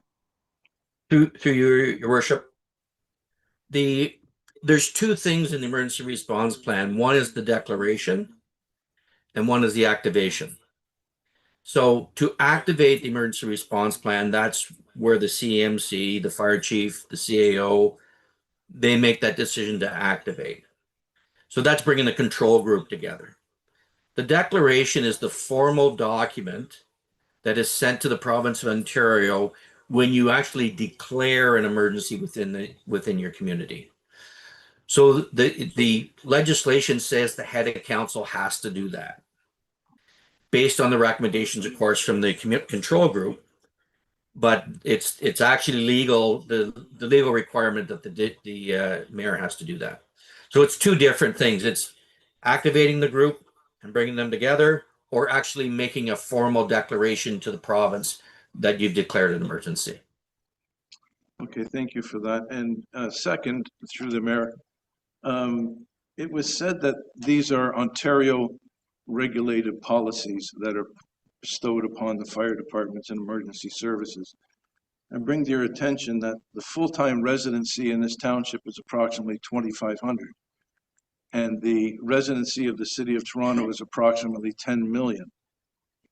And how does this equate? Are we doing the same amount of work as a $10 million population for a township of 2,500? Because that's what it sounds like. And it keeps increasing year after year after year, the amount of provincial downloaded regulations that we have to comply with. And I'm just wondering if there shouldn't be different criteria for different population basis, I guess is my question. If I may, your worship, through you. So just one clarification, the act is actually not a fire department act, it's a municipal act. So it's the municipality's responsibility to manage the Emergency Management Civil Protection Act. Your municipalities has put it within the fire services, some others don't. So the work that's done, the profiles that are all there are all the same, no matter whether it's Georgian Bay or the City of Toronto. But it does increase workload as you get bigger. So their critical infrastructure is more, their hazards are more. So that's where the work comes in. But the kind of the bulk of the emergency response plan is the same no matter where you are. I think my mic wasn't on. Through this report, very detailed and a lot for us to understand. I'm just wondering if it's possible to get some time to look into this, to get some advice on this, and to really proof it and bring back recommendations to this report that may alter this report in some way instead of moving through to a resolution fairly quickly. Your comments on that? Is that for me or the deputy? Yeah, that would be directed to you, Terry.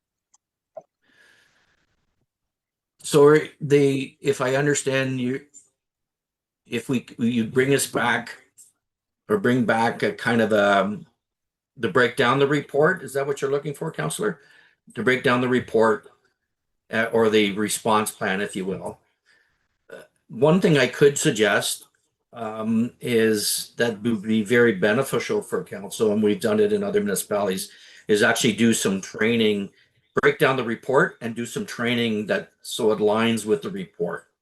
So to provide a better understanding of the response plan.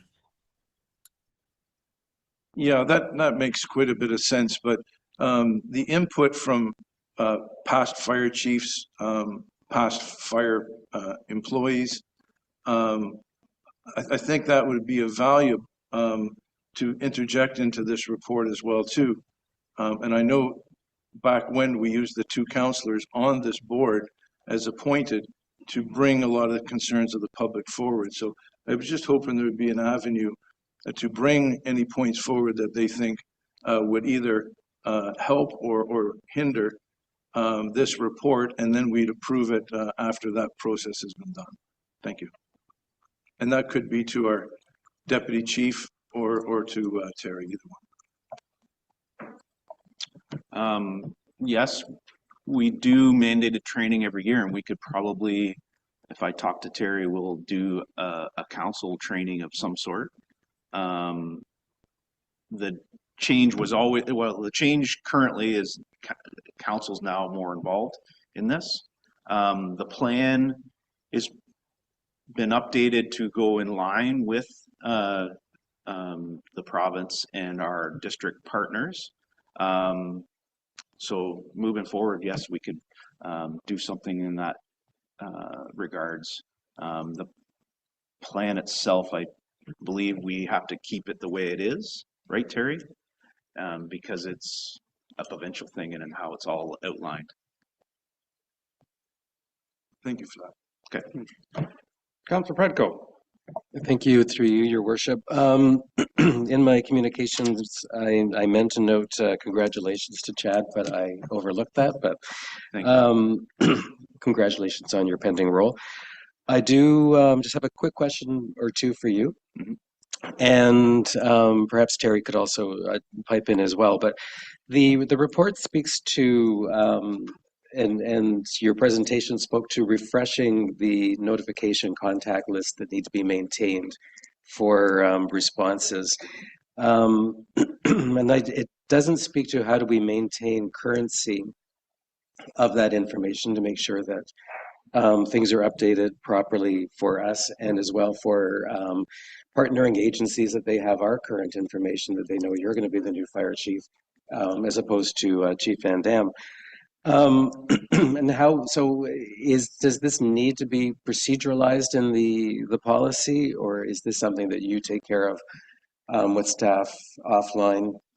Yes. And can give insurance to council that that is maintained? Yeah, through your worship. Yes, we maintain it internally. We're mandated annually to review that list and to make sure it's up to date. But as things go on, we're constantly updating it. Okay. And then a follow-up question.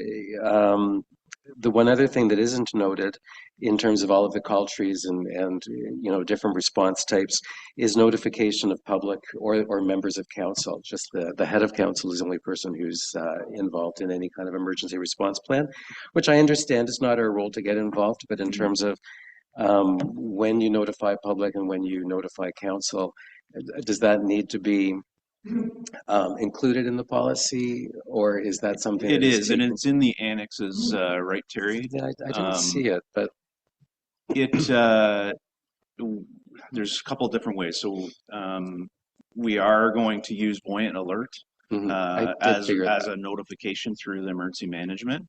That's our plan to notify the public. Okay, and I guess the question around that was whether or not it was part of the yellow, red, or you know, what level would you notify the public?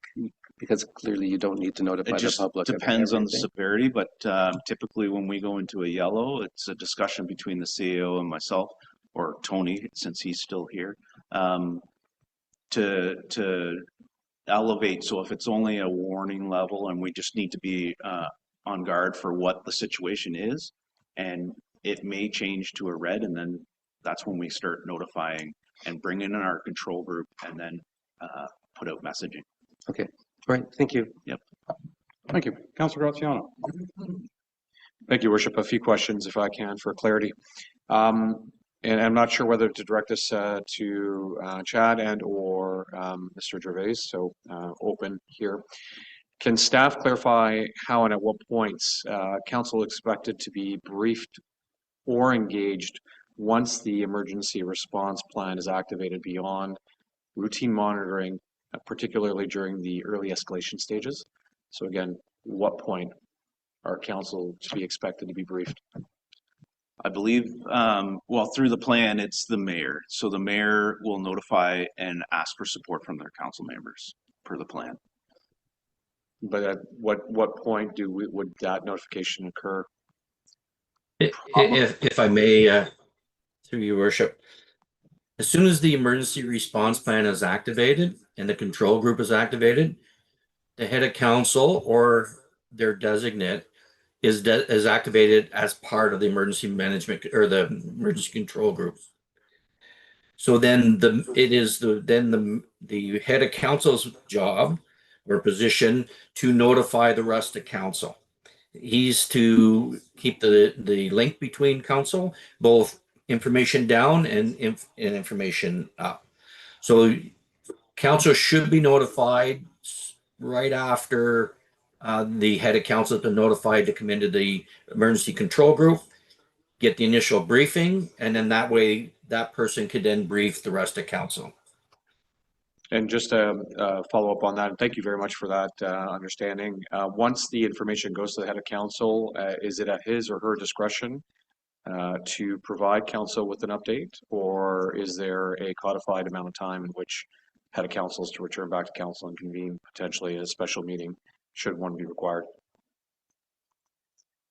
So those are some decisions that would be made within the control group with the head of council and the CAO, who's the EOC commander, if you will, especially if it requires a special meeting. But it would be very important and advantageous for sure that once the head of council knows what the emergency is about, that your comms then creates that kind of work plan or that document that can be shared and then shared with council. One of the things that's really important is that the communications that goes to the public, to the staff, and to the rest of council is accurate and is the messaging that the control group wants to come out. So it's important to you got to get some time to build that. And then once the head of council has that, he can disseminate that with the rest of council. Thank you. Subsequent question is, given that several of the critical elements of the plan are contained in confidential annexes, as we've heard, excuse me, can staff speak to how council can be assured on an ongoing basis that those annexes remain current and aligned with council approved risk priorities without breaching confidentiality? And excuse me, I've got a little bit of a frog in my throat.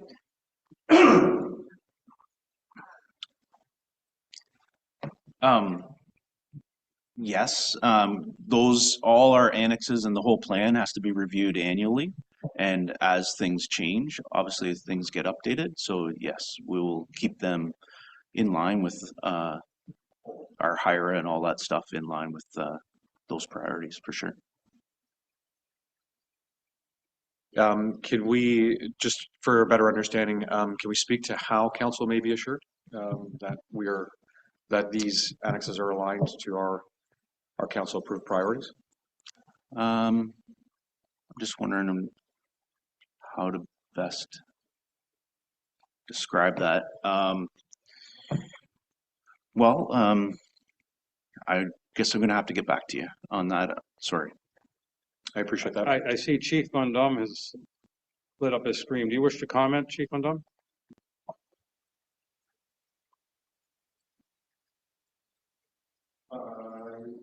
You're muted for.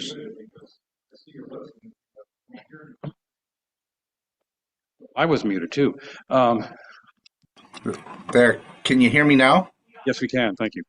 Okay, so how council can be assured that the annexes are being done every year is that the provincial government has to,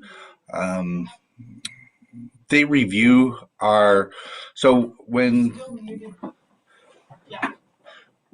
council turns around or when the emergency control group meets on a yearly basis, our minutes are taken and we have to send off to the province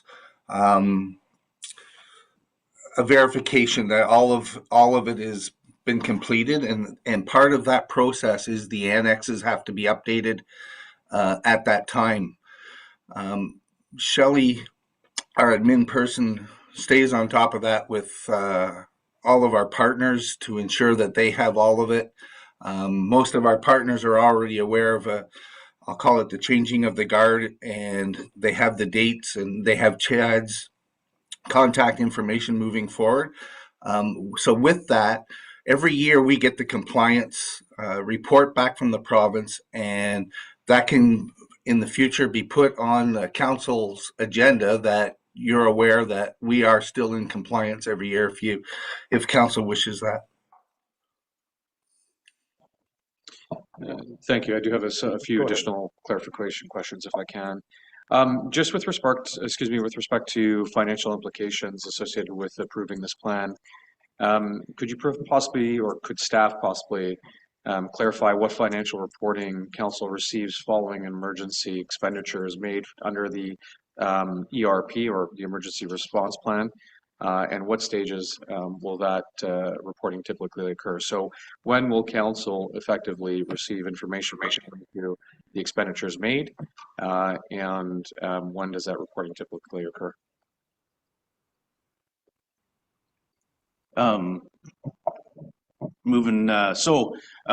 We do have regular budget line items for our emergency response control group that goes with our training and anything to do with emergency planning, which is highlighted every year in our budget. So I'm not maybe understanding fully the question, but it's all within our budget, which council sees. So perhaps if I could clarify, because Mr. Chad wasn't sure what I perhaps had intended in the question. So post-event, post-emergency event, there will be likely some expenditures incurred by the municipality. Right. If such is the case, when would we see a report on the overall costs of that particular emergency situation? Ms. Way, are you? I don't know if I can put a time frame on that, because as we finish up our control group and then we move into the recovery stage, there's going to be some time, but it will get reported, obviously. Ms. Radigan. Thank you. Through you, Mayor Couture, to Councillor Graziano. A good example would be the ice storm, where staff did come back to council and report on the events, and we met internally as well.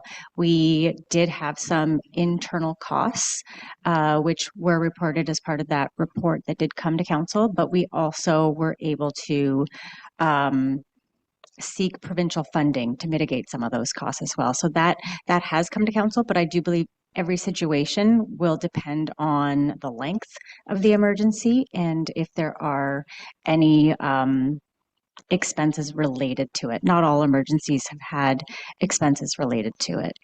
And Ms. Radican, if you can, to the best of your knowledge, do you recall the amount of time from the actual emergency to the report? So the conclusion of the emergency to the report, roughly? Thank you. And through you, Mayor Couture, it wasn't ongoing. So as we did our monthly updates, we provided updates, and then it took approximately 2.5 months to fully respond and clean up after the event. And at that time, there was a report brought forward. So it's really, we bring it forward as soon as possible, but depending on the event, it is a short-term, immediate, we fix everything and we're good to go, or it could be months of recovery, and those costs are accumulating and ongoing, and at the end we bring a final report. But we certainly bring updates and then the final report. Excellent. Thank you, Your Worship. Councillor Bochek, you had another comment or question? Yes, just a short one. Thank you for recognizing me. To either of the presentators, for a better understanding of the head of council or the mayor being involved in the declaration of the response, you're not involving him in the how are we going to address this portion. In other words, an emergency comes in and you're going to figure out your response and then get approval by the head of council to move forward. That's not what this is talking about. The mayor is not part of the decision making. Yeah, the declaration piece is strictly that it formally has to be the head of council that makes a declaration. The management of the response is with staff. So that's the operational piece, and then council is the policy piece, and it's the head of council is the representative council. And part of the declaration is actually policy. Thank you. If that answers it. I think we have to understand that typical in emergencies, they end up being, I'll call it stage things, you know, and the response goes in, like you get the phone call and crews are sent out. It could be the volunteer fire department go out, and then they say, wait a minute, this is bigger than we thought, and things get staged. Staff is going to respond based on all the training, all the regulations, the plans, everything else. And whether or not the political decision is made to declare emergency comes later, but it won't, whether or not the decision to declare an emergency doesn't change the behavior of all staff. They're out doing the best they can, manage it. One of the great things about all these programs is the amount of, I'll call it checklists to go with it. And it say, you got to do this, you got to do that. And so I think I don't want you to put too much responsibility on my shoulders, because I don't have all that training. I'm not there to tell people what to do or say yes or no. But formally, if an emergency needs to be declared, an emergency is declared when it gets bigger than what we can handle, or whether it's with people and equipment, or bigger than what we can handle financially. They say, well, let's go to the next stage. Let's declare an emergency. Then the province comes in to assist. And lastly, further to Councillor Graziano's comments about finance, my understanding is that when you respond to a collision on the Highway 400, you have costs that are incurred, and you also charge back the province for what you did out there. And it would be nice to be able to see, and other townships, whatever, when you have to respond, it'd be nice to see what the actual call cost you and what you got remuneration from the province. If that could be included somewhere in the report, it would be certainly nice, especially when it comes to tax-supported funding for the fire department, and I'm sure our residents would be very interested in that. Right. So minor collisions, really nothing to do with emergency management until, you know, the highway's closure or something like that. But yes, we do gather that information. Yes, we bill MTO for those minor collisions and things, which is also reported on. So it's within our budget too. So you'll see it as a line coming in. Thanks, Chad. No problem. Chief Van Dam. Yeah, the emergency control group, when it meets, the purpose of that is to support the residents and to support the site or the response that's happening.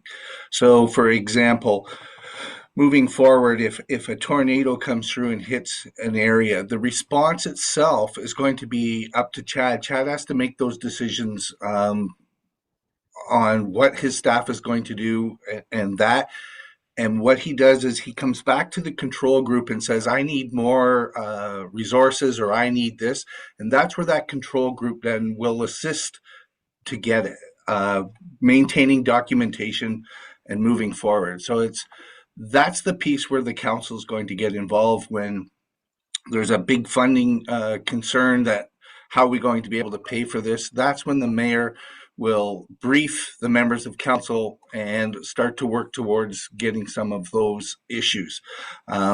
They'll be in touch with the emergency control group, then starts to act as a liaison between other municipalities. So during the snowstorms last year, for example, the town of Gravenhurst was looking for other municipalities to assist them with snow removal, and that goes through that control group and not the commander of the emergency itself.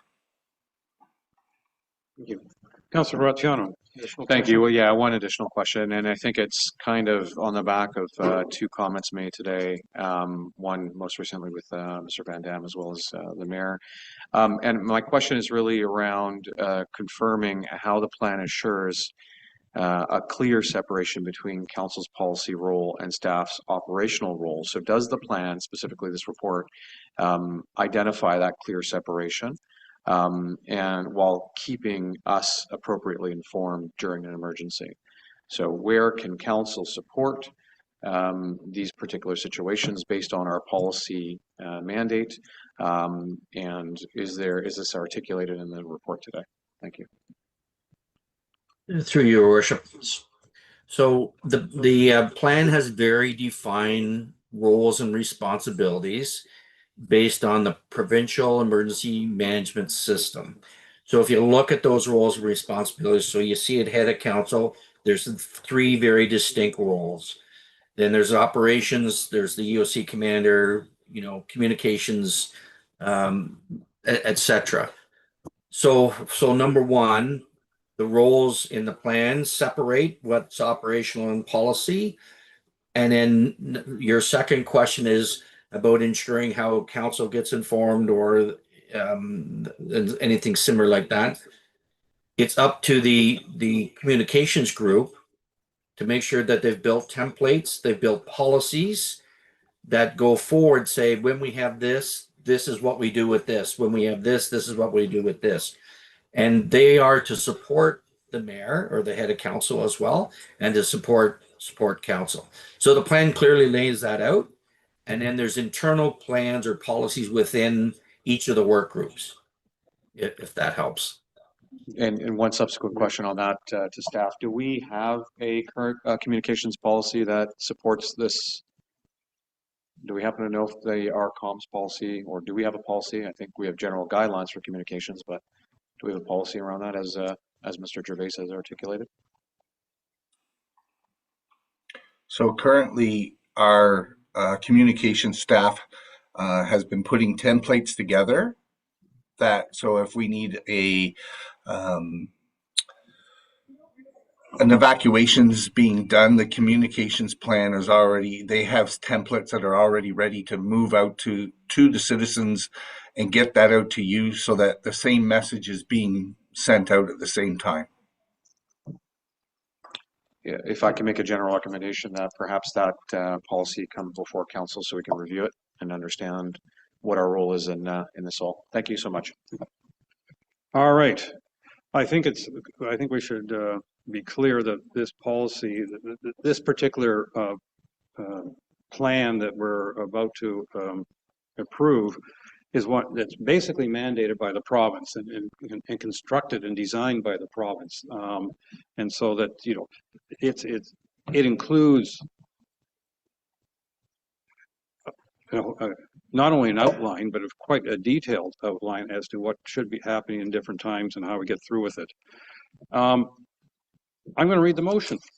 I have moved by Councillor Hazelton, seconded by Councillor Graziano.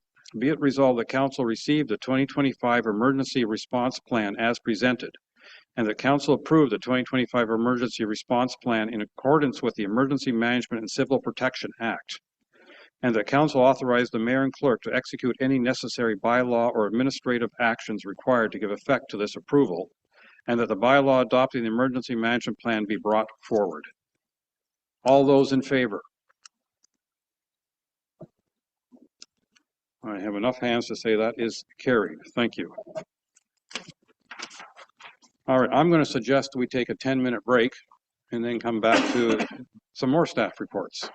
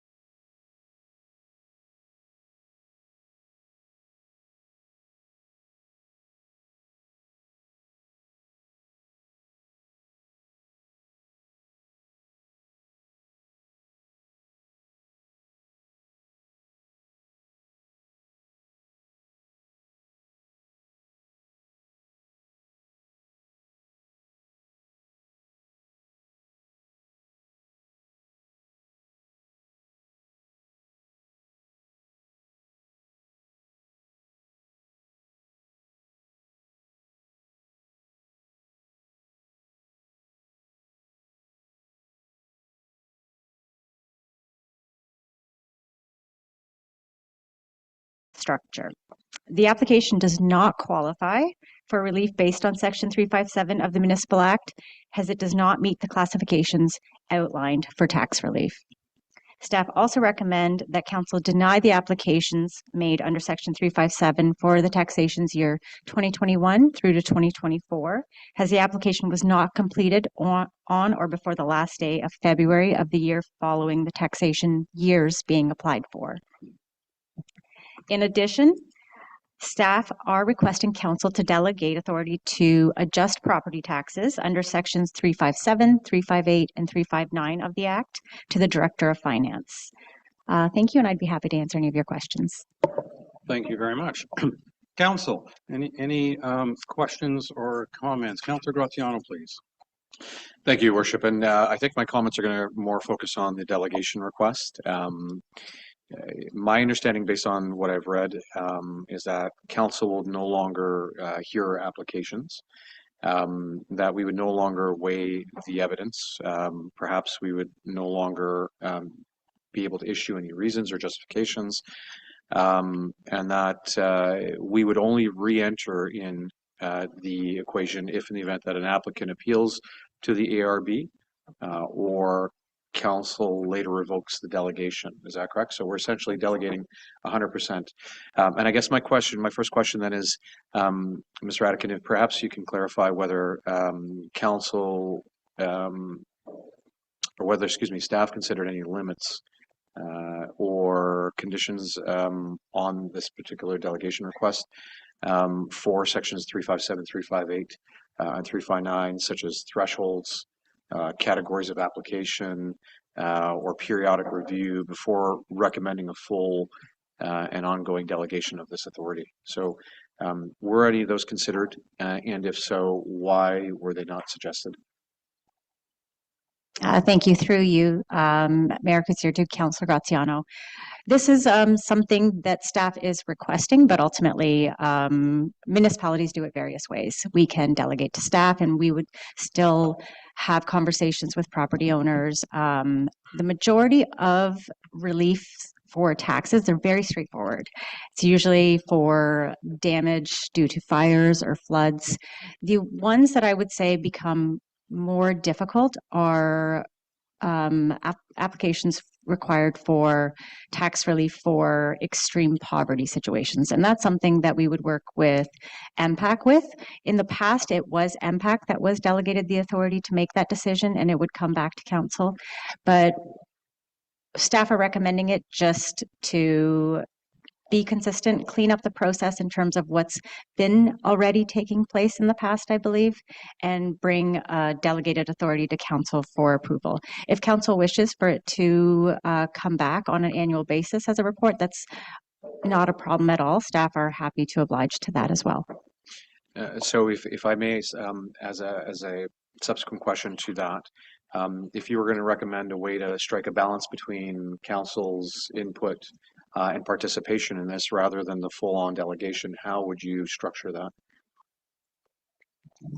Through you, through you, Mayor Cousier, to Councillor Graziano. I believe it would have to be one or the other. There's really no structuring. It either meets the application either meets the criteria listed within the Municipal Act or it does not. This one in particular, there is an existing litigation in place, and so it is important for us to bring it to Council, and I believe anything such as this would be brought to Council. But ultimately, there's really, the majority of applications are usually black and white. There's really no in between. I can appreciate that. Another question, if I may, Your Worship.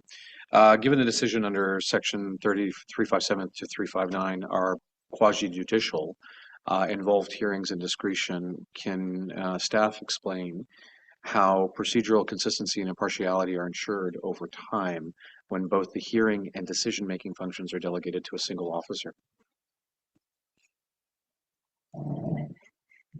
Through you, Mayor Cousier, to Councillor Graziano, this would be a requirement of staff to as well as the clerk's department. We would be required to still hold a meeting and allow the individual or residents to come forward and make their case, as was done in this case as well. We had sent a letter to the resident 3 weeks in advance, which is a requirement. We are required to hold a public open house and allow a resident or any residents to come back and plead their case. And in this case, the resident chose not to. The decision, it's not a decision that would be held by one person. It is based on the Municipal Act, and the criteria are quite clear. So I don't believe, if it was an unfair process, there is obviously a process to appeal as well. But these, in my experience, have been quite straightforward. I have not dealt with one that has been appealed. In the majority of cases, there would be tax relief because a resident would be applying for some sort of reason, in terms of whether it be a flood or some reason that they could not occupy the property for a consecutive period or of 3 months. So there are clear criteria in terms of how one would apply the decision towards a specific application. And on one last question, if I may, with regards to appeal, and thank you for bringing that up. I was curious, have we considered whether a delegation may shift the burden onto the residents to pursue relief through or vis-a-vis an appeal, rather than through council, and how that aligns with accessibility and fairness objectives? Sorry, could you repeat your question for me, please? Yeah, so I'm more curious to know whether we've considered whether the delegation or this delegation request may shift the burden onto the residents to pursue relief through an appeal, rather than their ability to pursue relief through council. Through you, Mayor Coetzee, to Councillor Graziano. If relief was granted, the burden becomes a taxpayer burden. It then becomes a one-time relief of taxes, because it is a requirement to apply every year if there is something that is causing the individual not to use their property, regardless of whether this obviously doesn't take into consideration seasonal properties. So if there is relief granted, regardless of whether it goes to an appeal, it's not something that I don't believe we would go to defend per se, unless it was a large amount, I believe. But in most cases, it's very small dollars. And so just to understand, there wouldn't be a substantial cost to the ratepayer or the applicant should they seek an appeal, rather than coming to council requesting. Through you, Mayor Coetzee, to Councillor Graziano, the cost of the appeal would be the burden of the taxpayer, correct? If relief was granted, then that would reduce taxes, and ultimately that burden would become a burden on all taxpayers. That relief would have to be paid by the taxpayers. Understood. Thank you so much. Thank you. Any other questions or comments? Councillor Pedko. Thank you. Through you, Your Worship. Just a quick question to the clerk. With regards to the delegation of authority, I know we're going to be talking about that again later on today. And I think to follow up on Councillor Graziano's question about duration of the delegation of authority, do we review at the beginning of a new term of council delegations of authority, or are they typically continuous until council revokes them? I guess both. Yes, in theory, they're appointed. All delegation of authorities are appointed via bylaw. We do have a delegation of authority bylaw that has very general items, for example, license of occupations, as long as they're non-controversial, I have delegated authority as the clerk to issue licenses of occupation. As you're aware, I have brought some forward to council when they're not straightforward applications. If there's an issue or new things arise, obviously they come up as need be.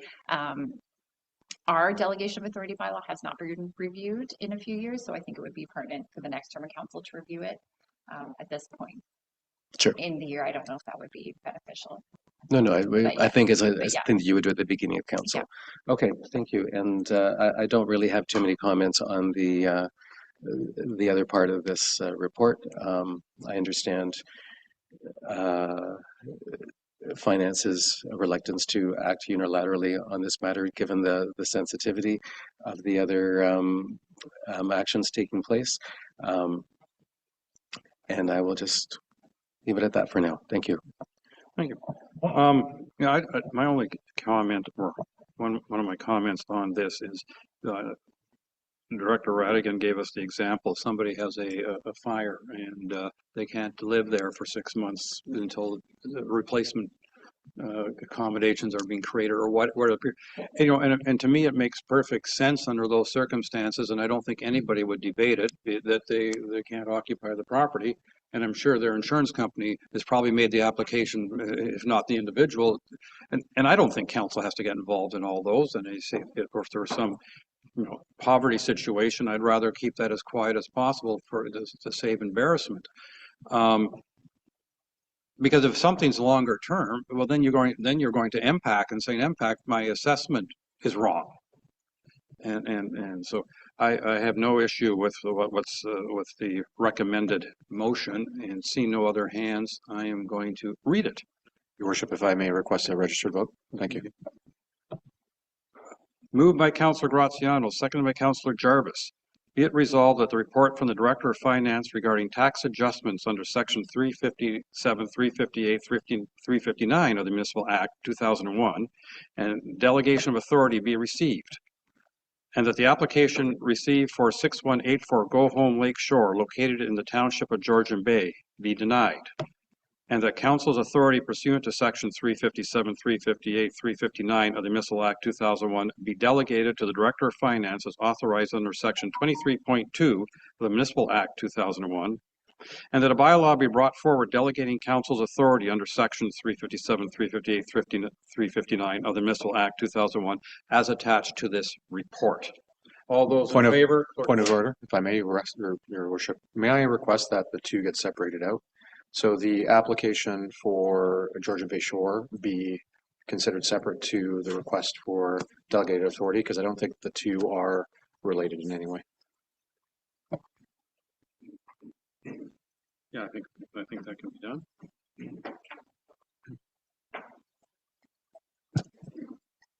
Councillor Jarvis, you were the seconder. Are you okay with that? Yeah, as a matter of fact, I was going to raise a point of order, but Christian beat me to it for exactly the same reason. Thank you. And just so yes. And just to clarify, do you want to record a vote for both motions or just the one? For the delegated authority, please. Okay, then I'll do the first one. I'll do the first one, which is the line basically, be it resolved that the report from the Director of Finance regarding tax adjustments under all those sections and delegation authority be received, and that the application received for 6184 Go Home Lake Shore located in the Township of Georgian Bay be denied. All those in favor? And the denial part is carried.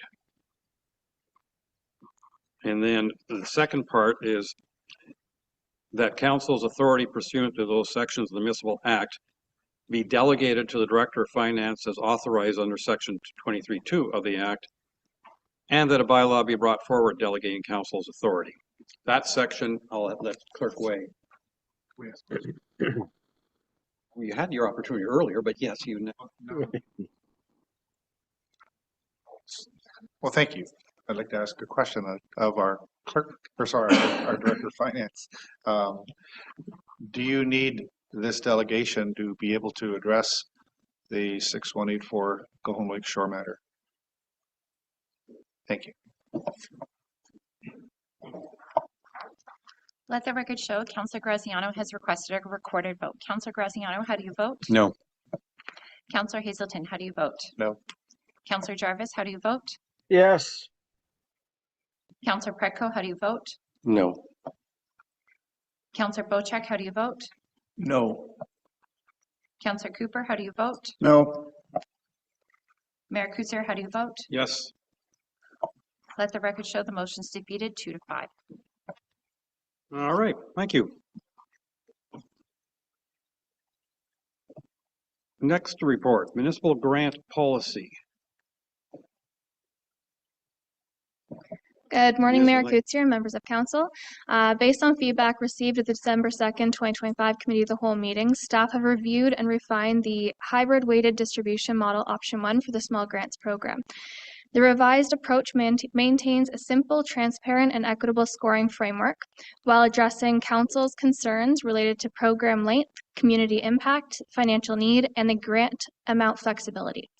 To support simplicity and consistency, scoring ranges have been replaced with defined point values, and a clear scoring guideline has been developed to improve transparency while preserving staff discretion. To better recognize preparatory effort, the program length frequency category has been divided into 2 components: program delivery length and implementation effort, ensuring both public access and organizational workload are appropriately considered. No changes were made to the community impact category. However, additional guidance has been added to Appendix A to clarify assessment.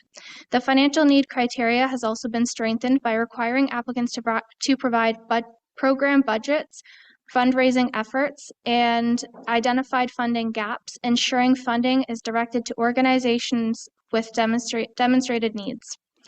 Finally, the maximum grant amount has been increased from $1,500 to $2,500 to reflect inflation and rising program costs. Overall, these refinements improve fairness, consistency, and clarity in the evaluation process. Staff are seeking Council's approval of the updated municipal grant policy to allow implementation in the current grant cycle. Thank you, and I'm happy to answer any questions you may have. Thank you very much. Council, questions? Councillor Graziano, please.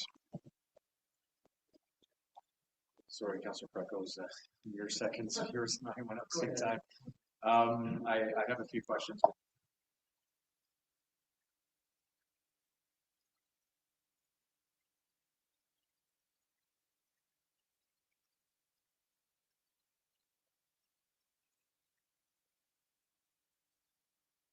Is his microphone on? Sorry, Councillor. Thank you. My mic was not on, so I'll repeat the question. Once the policy is approved, what information will we receive as council to understand how the grants were scored and allocated?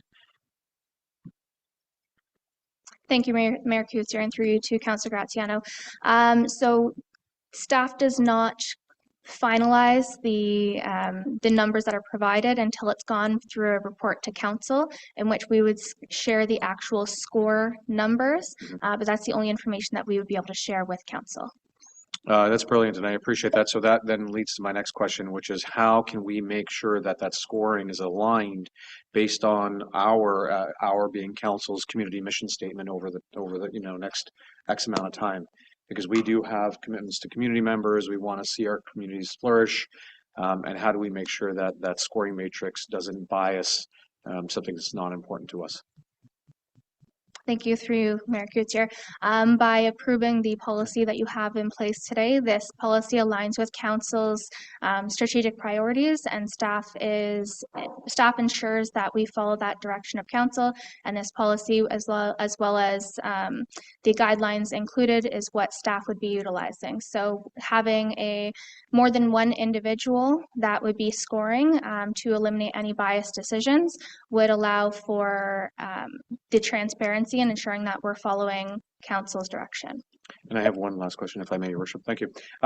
Given that the amount has been increased to $2,500 for applicants, where the pot has still stayed the same, how do we ensure that we are not concentrating our funding to amongst fewer organizations? So if we do have the same or the status quo, because we're a small community and we tend to see the same applicants year in, year out, but if they are starting to increase their requests, how do we make sure that we're not consolidating or concentrating the funding and the allocation of that funding to smaller amount of groups? It all depends on the number of eligible applicants that we have within the small grants program. So if we still only have 10 applicants, what would end up happening is, based on the scoring program that's in place, then if there's a smaller number of individuals and the same grant amount, based on their scoring, they would receive up to $2,500 until that grant is either replenished, or if there's a small amount and each person hits a cap of $2,500, then we wouldn't exceed the $10,000. But ultimately, I've lost track of my point. I do apologize. But yes, sorry. Hey, my concern is more so about consolidation and/or ensuring that we're not, making or shortening the amount of people that are getting funded. Given the opportunity, Ms. Radican, I'm sorry, I see you wanted to comment. No, I apologize. I just wanted to provide further clarification. So through you, Mayor Coetzee, to Councillor Graziano, the idea would be we do continue to advertise throughout the community, and we do start advertising in December and in January. So we do try to reach as many, whether it be cottage associations or through council members themselves, throwing it out there as well. So the idea is to reach as many people as we possibly can that have a need, and I think if there is a need, if they qualify, we would hope that they would apply. So I don't believe that aspect is entirely in our control, except for we do the best. Our communications team does a really good job in advertising through the social media channels that we have. And one follow-up, and then I will cede if I'm sorry, but if there's new information that's come to light. More rhetorical question, but I want to confirm that once council does approve the matrix, I believe, I do assume that it will be shared to applicants so they understand how to structure their applications and respond in a way that will maybe maximize their score. Is that correct? Through you, Mayor Coetzee, to Councillor Graziano, that's a great idea. We can definitely share the matrix and have it online so that when applicants do apply, they understand exactly what we're looking for. Thank you. Yep. Thank you. I'll put you on the list. Councillor Predko, please. Thank you. Through you, Your Worship. Thank you for the report. It's, I think, a great matrix, and it'll help for a lot of transparency in terms of the decision-making that goes on in this. My only question I have, it's really around the scoring guideline. And, I've been pondering the different types so we have a very good differentiation of year-round down to very short minimal programming. And then we do have annual events that are somewhere between a one-time event and a short seasonal program, like an annual regatta, which does take an awful lot of input from the community and involves a lot of people to attend, compared to a first aid training course that you might have an application for. And I know that's supposed to be covered off in the implementation section of your matrix, but I do think that some of these, an annual event, especially a regatta, is not the same as a smaller event. And I don't think we've captured that in the matrix, but I'm happy to let that play out and see how you manage with the matrix this year. Depending on the applications that you get, it might be a completely moot and irrelevant point that I'm raising. So before you change the matrix, I just want you to be aware that I think there is still a little bit of granularity that may or may not be captured. Thank you. Thank you. Councillor Jarvis. Yeah, I'm thinking along lines, same lines as Councillor Predko. I'm sure there'll be a few wrinkles in this, but they'll be worked out as we move forward. And I think this is a great place to start. So thank you for doing this. My only question is, or rather request is, that there be people available within your department to answer questions on how best to approach the matrix by those putting in their applications. If you could, like put a helpline out there with it when you go to the associations, I think that'd be very helpful. Thank you. Dr. Radigan. Through you, Mayor Coutier, to Councillor Jarvis. So the one thing that staff are looking at this year is revamping our support. We're going to create a different package that allows individuals to apply more easily using Laserfiche. So it's a Laserfiche form, whereas right now I think it's a little cumbersome. And on that, we will ensure it does have its own separate webpage where we do provide support throughout our customer service team as well as the finance team. So we do understand that there has been a few communication issues, so we will definitely work on that. Thank you. Thank you. Thank you. Councillor Cooper.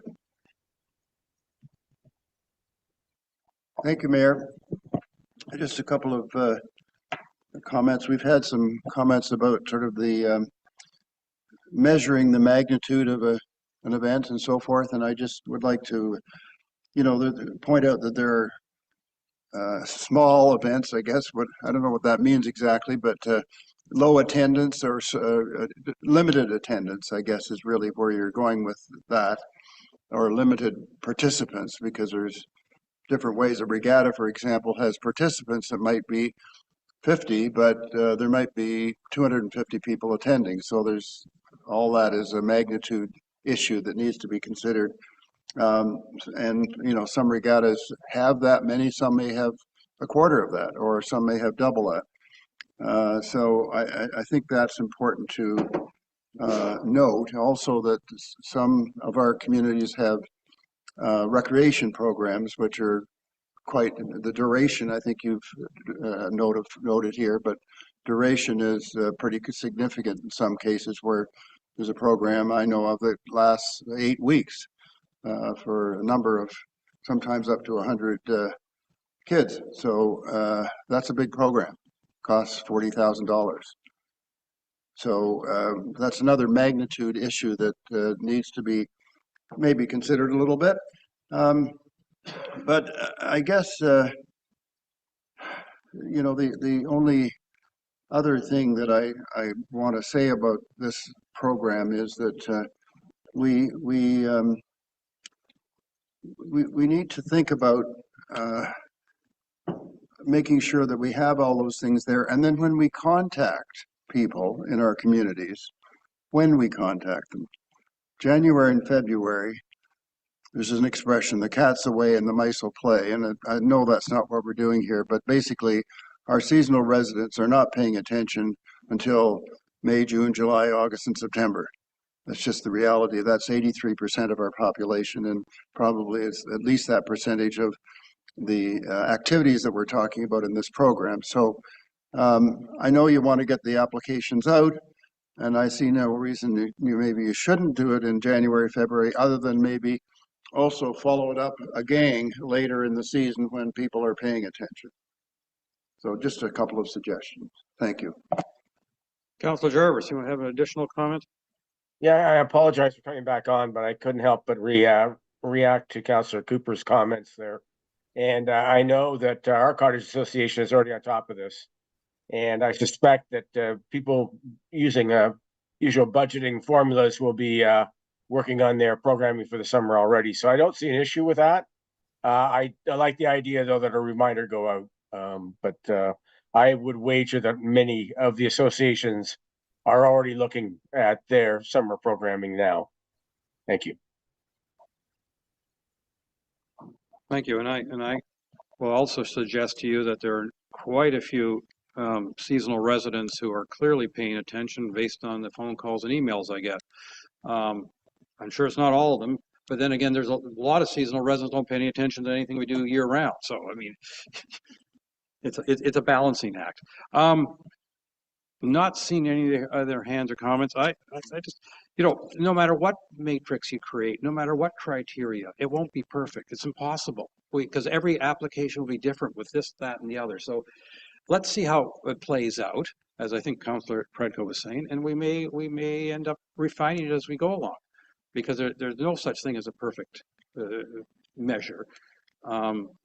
So with that, I have moved by Councillor Jarvis, seconded by Councillor Predko. Be it resolved, the council receive the municipal grant policy small grants program report, and that section 3D2 of the municipal grants policy be updated with the enclosed hybrid weighted distribution model, and that the maximum grant amount per organization be increased from $1,500 to $2,500, and that the municipal grants policy 2023-003-FN be repealed and replaced with the municipal grants policy as presented. All those in favor? And I got lots of hands. That is carried. Thank you very much.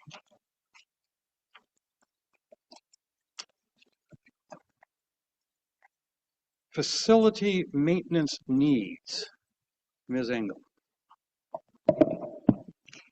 Through you, Mayor Coutier.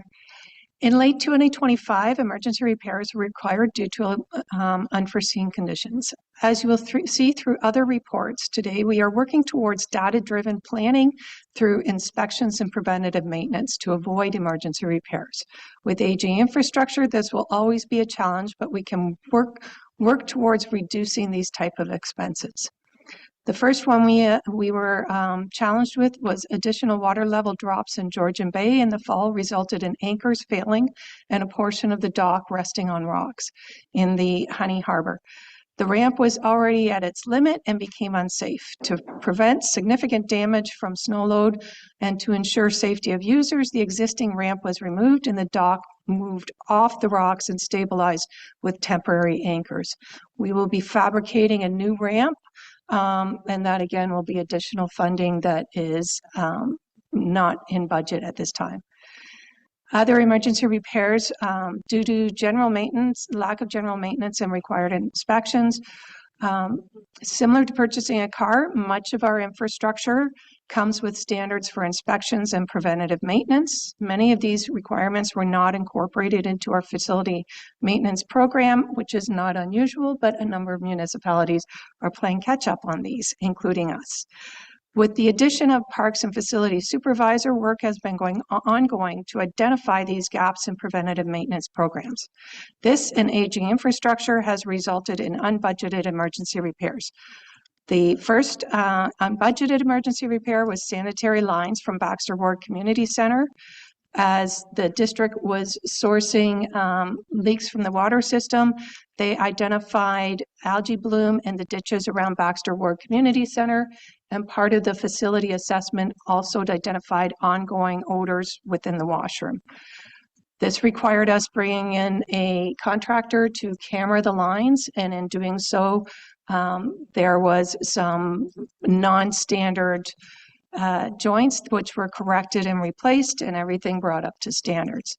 Our second issue, again going back to our water main leak and where it was identified for this facility, our backflow preventer in the ops fire hall in Port Severn, due to a buildup in sediment, it was malfunctioning, again brought in emergency repairs. That has been cleaned out and corrected. Backflow preventers are required to have an annual inspection and maintenance performed. There had not been any performed on this unit since its installation. In addition, we have two major generators that are backup power for the administration building and the fire and ops building in Port Severn. There is currently no maintenance program, which is required, maintenance and inspection program, which is required under CSA. In order to implement these inspections, we'd like to put in place a 5-year contract through sole source, and that way we will meet all our standards and ensure that they are operating when they need them. For the units they have, there is only one qualified vendor within 250 kilometers, so we're requesting sole source. Thank you. Any questions? Thank you very much. Councillor Graziano. Thank you, and I can appreciate that these were not expected costs, but I'm just curious to know if we can quantify the impact of the $53,000 draw on operational capital reserves over the next several years, and whether this increases the likelihood of future tax or levies pressure to restore the balances that we're pulling and drawing from unbudgeted issues. Through you, Mayor Kutsier, to Councillor Graziano. It's not something we've quantified at this moment. I think we're still trying to get a better grasp on our 10-year plan in terms of what projects are a requirement. And based on that, I think we're trying to get a better understanding of our facilities and things that we didn't realize staff here, perhaps due to new staffing, there's items that weren't done in the past that should have been done in the past in terms of maintenance costs, and as a result have depleted our assets, or we haven't maintained them up to the standards that we should have. And so right now it's difficult to quantify, but we moving forward, based on our capital asset management plan, this is something we're trying to understand. We're trying to put together actual dollars that can go towards ensuring that we are maintaining all of our assets and that in the long term there are no such surprises. But to get there, this is the process that we're taking. There are things that are breaking or not upholding as a result. And so at the moment, I cannot quantify it. We do hope that when the asset management plan comes forward, that is something that we can outline to council in terms of what the requirements will be moving forward, what we need to set aside to reserves for such items like this. Your Worship, if I may, and thank you, Ms. Radigan.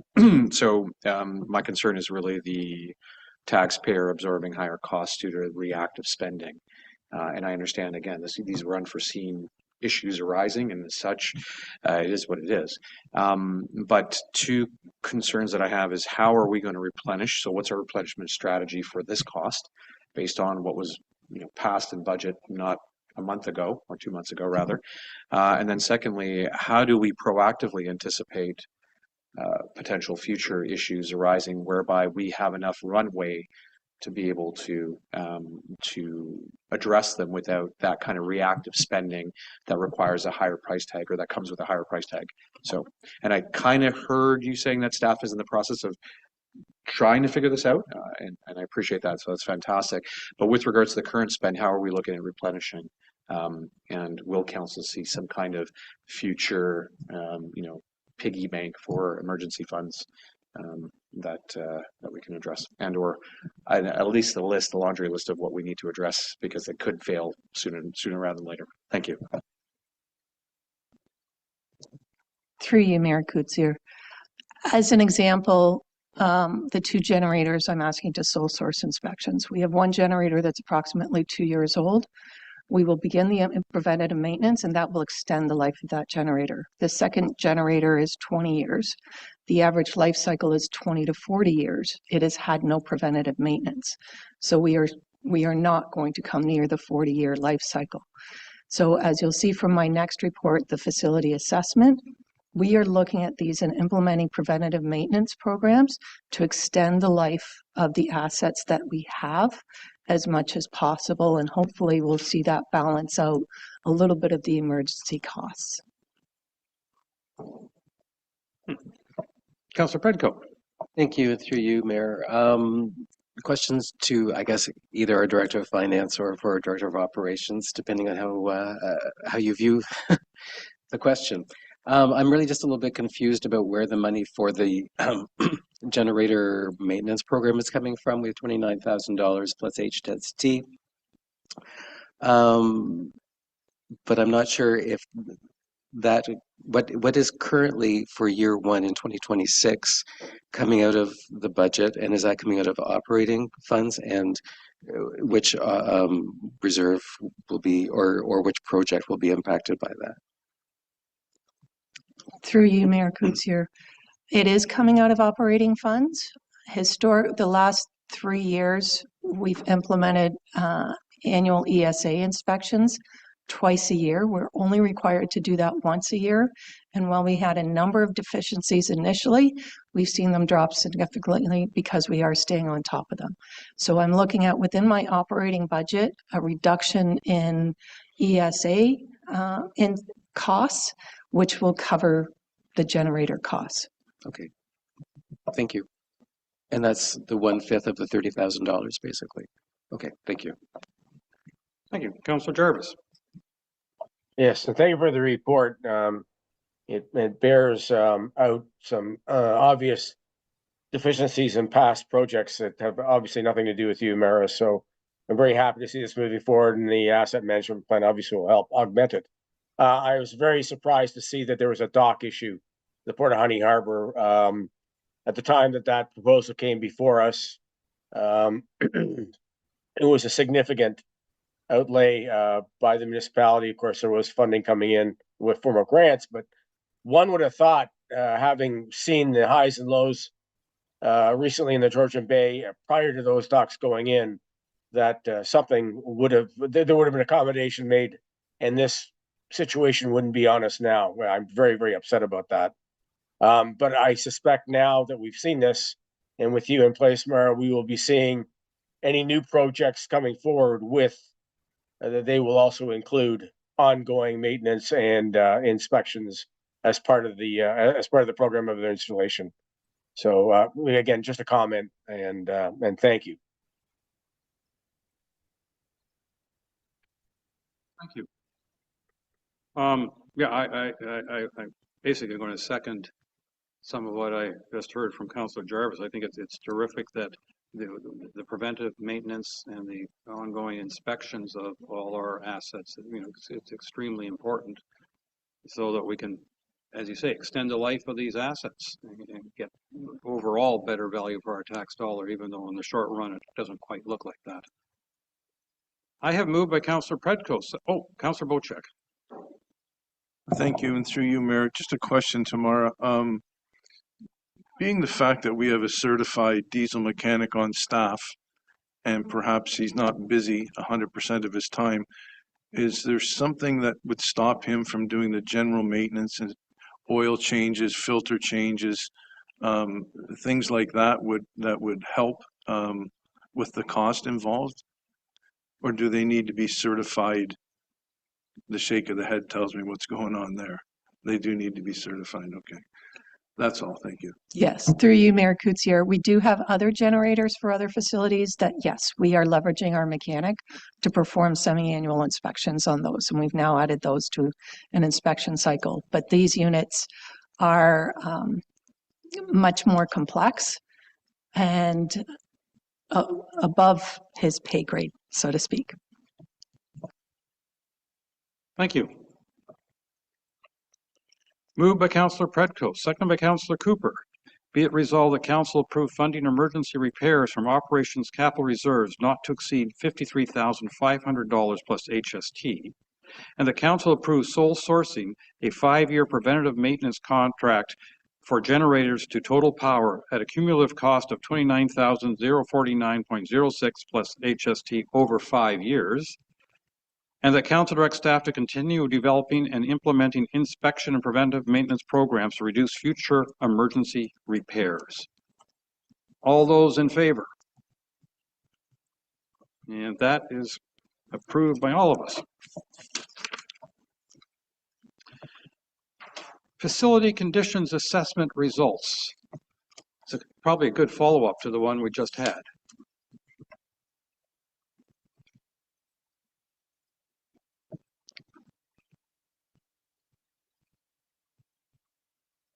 There seems to be some delay with Ms. Engel's computer. One moment, please.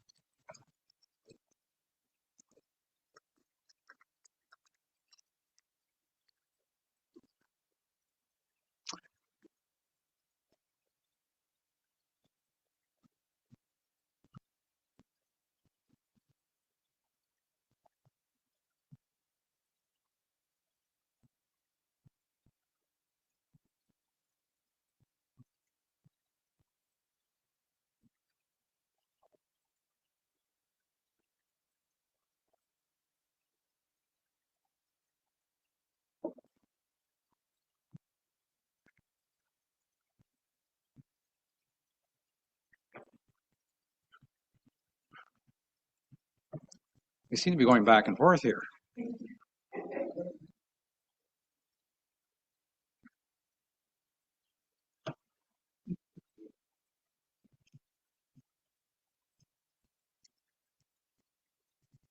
Should I call a 5-minute break?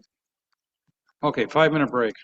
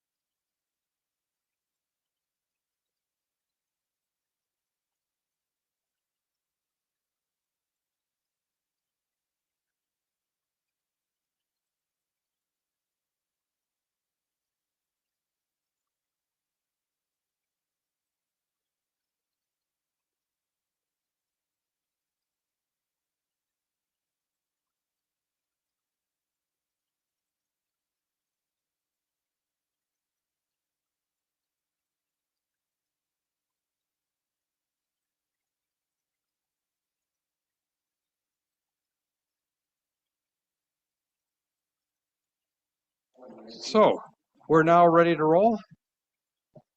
Let's get back to our facility conditions assessment results report. Ms. Engel, Ms. Olenko, over to the two of you. Please go ahead. Good morning, Mayor Kutsier and members of council. The purpose of today's presentation is to officially table the town's facility condition assessment. This process is a significant step towards data-driven decision-making instead of reactionary decision-making. It allows us to plan before problems escalate as opposed to always being in crisis mode. This leads to a long-term strategic planning, not just the urgent problems of the day. Next slide, Karen. What is a facility condition assessment? It takes every component of the facility using uniform standards. It describes each asset, its condition, and its history. It then goes on to identify risks of failure. Based on these conditions, calculates that component when that component needs repair or replacement along with the cost. Using industry standards, the normal life cycle is considered and adjusted based on actual condition of the asset. Newer assets with little to no wear or tear will be recorded based on the normal life cycle. As an asset reaches the end of a life cycle, it is adjusted based on its existing condition and potential risk of failure. Next slide. Part of the deliverables from this report is taking this information and building and applying an overall building condition. 19 buildings and 4 pavilions were assessed, resulting in a condition rating of good for all except the decommissioned Honey Harbor School. This means there are only minor deficiencies noted and over the majority of the components. To ensure facilities continue to function as intended and remain suitable for their design use, best practice is we maintain good condition rating as the desired standard. Facilities in good condition are able to operate reliably with routine maintenance and without significant disruption. Once a facility deteriorates to a poor condition rating, multiple major component failures are present. Without immediate intervention, the facility would no longer be able to safely or effectively serve its intended purpose. Next slide. The audit also looked at, excluding the Brissette House and covered shelters, the average building age in the township is 40 years. With aging facilities, we are not only seeing easily replaceable components like doors and windows and HVAC systems reaching the end of life cycle, we are also seeing major components like foundation, masonry, and siding, which has a higher risk should failure occur and move the condition quickly to poor. As a result, we have 11 facilities that will reach poor condition within 10 years if repairs or replacements are not completed. Having older facilities not only requires significant ongoing funding to maintain, but limits the flexibility in deferring those repairs. We also looked at the 15-year maintenance and capital cost production. We are looking at 17.8 million over the next 15 years, or almost 1.2 million annually, to maintain our facilities in good condition. Next slide. Not only does the financial information give us cost to inform our capital plan, it also highlights facilities that due to age are costing significantly more than the average facility of its type. For example, the highest cost per square foot is the decommissioned Honey Harbor School. It also helps us plan for new infrastructure. For example, if we were to replace one of our facilities, we have an estimated average cost per square foot to maintain over time. Next slide. We also look at current replacement value. This gives us a high-level cost of what it would be to replace that facility. Whether continued investment in an existing facility represents the most cost-effective long-term solution, or whether replacement should be considered. The CRV, current replacement value, represents estimated total cost to fully demolish the existing structure and reconstruct a functioning equivalent, like-for-like facility. It does not take into consideration upgrades such as accessibility, new needs from the community, anything along that line. Additionally, major components such as foundation, structural systems, and selected site features may have significant remaining service life. So when we're looking at this cost for replacement, we may not need to completely replace the structure, but we may be able to demolish it to the point of foundation or the structural components and build from there and still ensure a long life cycle of a new facility.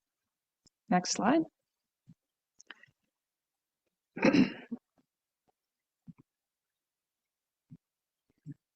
We also looked at utilization of those facilities. Municipalities require a range of facilities to deliver essential services to residents. These include administrative buildings, fire halls, operations facilities. In addition, municipalities maintain community benefit facilities such as park pavilions, washrooms, community centers, library, and cemetery structures. As part of the review of these assets, 5 facilities were identified as being underutilized when compared to their overall capital and operating costs. The decommissioned Honey Harbor School is currently being used for storage of archival documents. The facility carries an estimated annual capital cost of $65,000 and an operating cost of $35,000 for a total cost of $100,000. This building does not provide direct service or benefit to the taxpayers. It is a current use represents significant ongoing cost with limited public value. Honey Harbor Landing is partially used for library planning programming on the lower floor. Upper level is leased to private business, generating annual revenue of $33,500. Approximately 15% of the 15-year capital forecast, equating to $25,000 annually, is allocated to the leased space, along with an estimated $15,000 in annual operating costs. As a result, the taxpayers are subsidizing a portion of the facility that is dedicated exclusively to private use. The Brissett House is used exclusively by the Historical Society and the Southeast Georgian Bay Chamber of Commerce through a lease that generates an annual revenue of $2,400. The facility has an estimated annual cost of $20,700, resulting in a substantial tax subsidy for the building, serving a relatively limited group. Next slide. The township also operates 2 bookable facilities, the Baxter Ward Community Center and the MacTier Arena. Together, these facilities account for approximately 43% of the total 15-year capital forecast, with an estimated utilization rate of only 50% of available bookable hours. These facilities are not operating at full capacity. Consequently, revenue from these fees covers only 6 to 8% of the annual cost required to operate and maintain these facilities. It is not expected that revenue would cover the entire cost of maintaining these facilities, but it does indicate that these facilities may not be meeting the needs of the community at this time. Recommendations. These are recommendations put forward to further investigate. There has been no deep dive into impacts, costs, that kind of thing. This is just solely to bring ideas forward and look at further investigating what the overall costs are and bring it back to council. Recommendation for the Brissett House. The Brissett is projected to be in poor condition by 2028. Over a 15-year period, its capital costs rank fourth highest on a cost per square foot basis, with the total investment expected to approach approximately 40% of the building's replacement cost. While the property holds recognized historical significance, its current use provides limited demonstrable benefit to the broader tax base.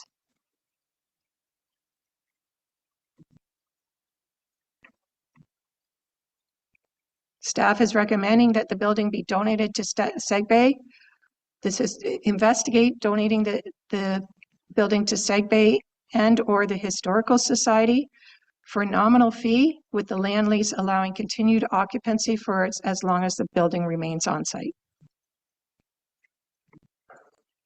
The Honey Harbor School will require significant investment in the near term, including roof replacement, window upgrades, water softener system, foundation, and slab on grade. The building has the highest capital cost per square foot, and its sole use is for storage. Staff recommend all storage materials be relocated to other available spaces within the township building.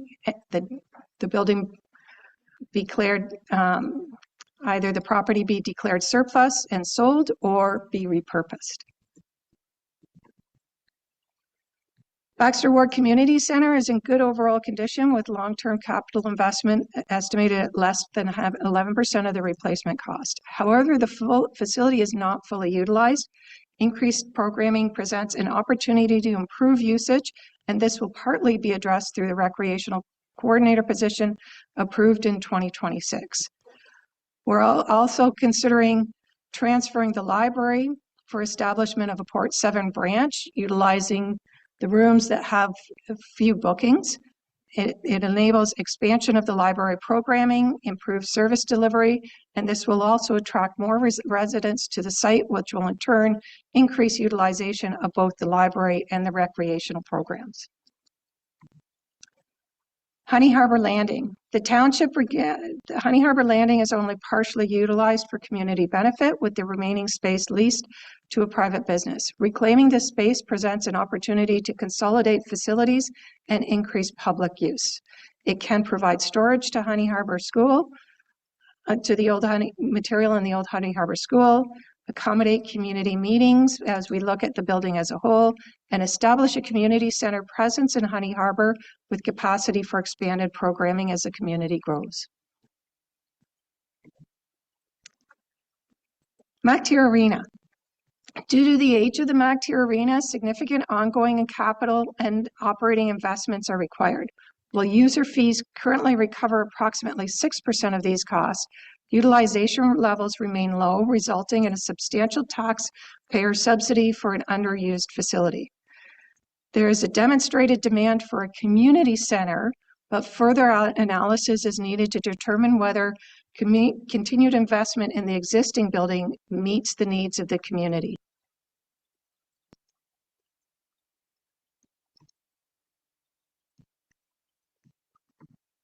Go Home Lake Pavilion. Go Home Lake Pavilion is accessible by water only, limiting its primary use to Go Home Lake Cottage Association. The township owns comparable water access facilities that are currently leased to cottage associations. To remain consistent with that process, recommendation is to implement a similar lease agreement to better align with the programming that we have in place. Finally, MacTier Fire Hall and Operations Facility. The MacTier Fire Hall is projected to reach poor condition by 2036, while the operations facility is expected to reach similar condition by 2038. Assuming only limited capital investment, the upcoming fire master plan budget impacts will provide recommendations requiring the potential replacement of MacTier Fire Hall and the Port Severn Fire Hall. The current capital forecast addresses the MacTier site. No funding has been identified for the replacement of the Honey Harbor Fire Hall, which is forecast to reach poor condition in 4 years. Staff recommend that we review integrating these facilities which will result in a lower cost to replace these facilities and consider selling the lands of the current fire hall location. Next slide.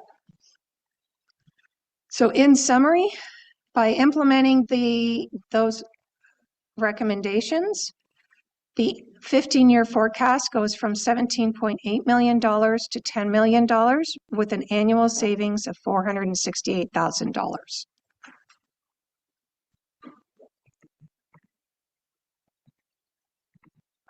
Also consideration, we received the financial indicator review from the Ministry of Municipal Affairs. The township has only one indicator that ranges in the moderate level of flexibility risk, and this is closing amortization balance as a percent of total cost of capital assets. So the asset consumption ratio. What this means is we have aging infrastructure which makes the township less financially flexible because it drives up unavoidable maintenance, repair, and replacement costs that consume budgets, leaving little room to redirect funding to new priorities. I am now going to pass this over to our Deputy Treasurer to speak to the financial impacts. Thank you.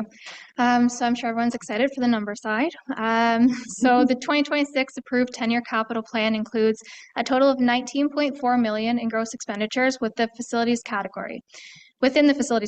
This budget reflects the township's planned investments in key facility projects over the next decade and incorporates the draft facility condition assessment values that were included as part of the 2026 budget development process. Next slide. This chart highlights the funding sources for the township's 10-year facility capital plan. As shown, most projects are planned to be funded primarily through municipal reserves. These are the DC studies, the Fire Hall Station 2 and 3 from the DC study, with the largest reserve reliance being the Fire Hall 2 and 3 expansions. Of the projects funded directly through taxation, the MacTier Memorial Arena represents the most significant tax-supported investment. Next slide. Of the township's 2026 approved facilities 10-year capital plan, approximately $10.2 million is attributable to projects identified through the facility condition assessment, while $8.5 million relates to the fire station expansion supported through the development charges study. The remaining $679,000 reflects carry forward items and other smaller facility projects. Over the next 10 years, the facility condition assessment portion represents an average annual tax-supported capital spend of approximately $1.02 million per year. Next slide. As presented during the 2026 budget deliberations, the township's current reserve balance is projected to result in a negative in 2028, driven by several major initiatives scheduled for that year. These include the Fire Station 2 and Fire Station 3 expansions, as well as significant investment in the Road Network Capital Program. Because reserve funds cannot operate in a negative position, if these projects proceed as planned in 2028, Council may need to consider alternative funding options, such as a debenture financing to support implementation while maintaining reserve sustainability. Next slide. This chart represents the projected 2026 10-year facilities capital plan after incorporating the facility condition assessment recommendations. With the facility condition assessment adjustments, total gross expenditures are reduced from $19.4 million to $16.2 million, representing an overall decrease of approximately $3.2 million over the 10-year period. Next slide. This chart presents the revised 10-year capital plan incorporating the projections from the facility condition assessment recommendations. One of the most significant changes is the MacTier Memorial Arena, which decreases from approximately $3.6 million in the approved plan to $646,000, representing a reduction of roughly $2.9 million over the 10-year period. As this funding was previously planned to be supported through in-year tax-funded capital spending, the reduced requirement allows those funds to be redirected towards reserve contributions to strengthen long-term financial sustainability. Next slide. With the facility condition assessment recommendations incorporated, the tax-supported portion of the facility's capital plan decreases from approximately $10.2 to $7.02 million, representing an overall reduction of $3.18 million. This reduced reliance on taxation creates additional capacity to increase contributions to reserves. When averaged over the 10-year period, the annual supported direct capital spending to facility condition assessment related projects declines from roughly $1.02 million per year to $702,000 per year, a decrease of approximately $318,000 annually. Next slide. This chart isolates the reserve impacts as a result of the facility condition assessment recommendations. While reserves still decline significantly in 2028, the negative balance is less severe and the forecast shows a stronger recovery in later years.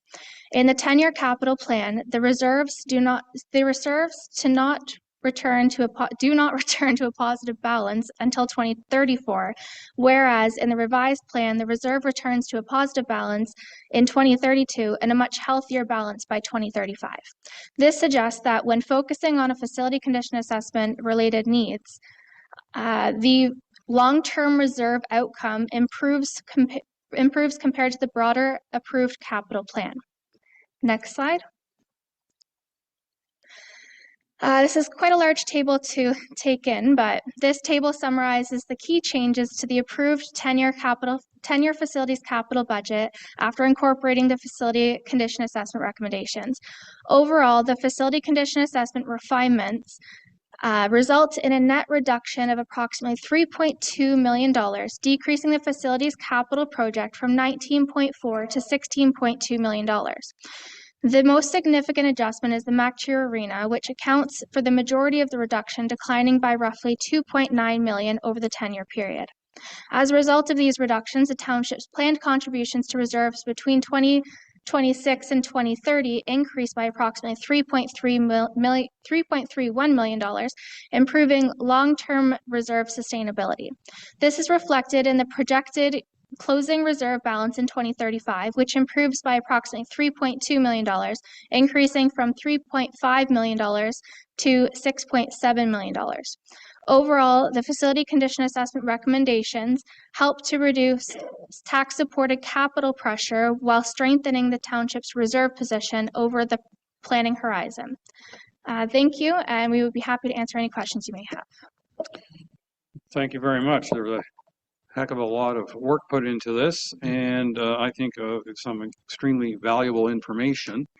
And I'm going to turn it over to council. But just a reminder to council that the recommendations that we further investigate. So we're not looking here to make decisions today, though I'm sure any input you have or opinions would be appreciated. Councillor Graziano, I saw you first, and now I don't know why it switched around, but let's go with you first, please. Thank you, and through your worship. I appreciate the report and the intent behind the report, and us trying to make ourselves secure financially and fiscally, and reviewing our assets as well. My comments or my questions, I guess, are going to stem around the community as well, because while looking at things strictly economically at times makes sense, there is a value that comes with the community and what they cherish. And so sometimes, supporting the community doesn't always make economic sense, unfortunately. So I guess my first question is, can staff clarify what formula is applied to determine whether community values outweigh financial metrics, rather than determination being implied through condition or utilization or cost per square foot analysis? So is your formula considering the community value and the community importance around that specific asset? As an example, if I may, the MacTier Arena versus perhaps the Honey Harbor School. I do not see anyone rallying behind the school, but I do see a huge community rallying behind the arena. So how are we determining the social value as part of that? Through you, Mayor Coetzee. So the final area that we looked at in the facility utilization was not part of the report. That was outside of the report, and that's where we looked at its impact to the community. Yes, MacTier Arena has a lot of, it is the heart of the community, but it is not being fully utilized. It sits empty a lot of the time. So the question becomes, do we continue to invest in a facility that is over 50 years old, Or do we look at replacing that facility? There's always going to be a community center required in MacTier, but is the current facility meeting the needs of that community the same way it did when it was initially constructed 50 years ago? So that's why part of the recommendation and what we've gone into is to continue to work with the MacTier representatives and the group in that area, and find out what exactly they would like to see in a community center. I'll go back to the car scenario. You know, we're driving around in a school bus, and do they need a school bus still, or would a minivan work, or some other form of transportation, some other form? But right now, we're spending a lot of money on a facility that's not getting any younger. We're looking at big investment over the next 10 years. That is not going to decrease. We're seeing major structural components starting to fail. And do we look at that as an opportunity to do major renovation or take it to the ground and build what they need? But that's something we need to work with the community. As I said, we will always need a community center. We are never expecting to fully cover the cost and utilization. But if it is not being utilized a lot, then it is not a benefit to the community. Subsequent question. I understand that we're not being asked to make a decision here today. Rather, this is for information purposes. And I wonder if in the subsequent and or the next discussion around what has been presented today, we can provide some stats on utilization. That'd be great, because I don't believe I have very much information around utilization on specific locations.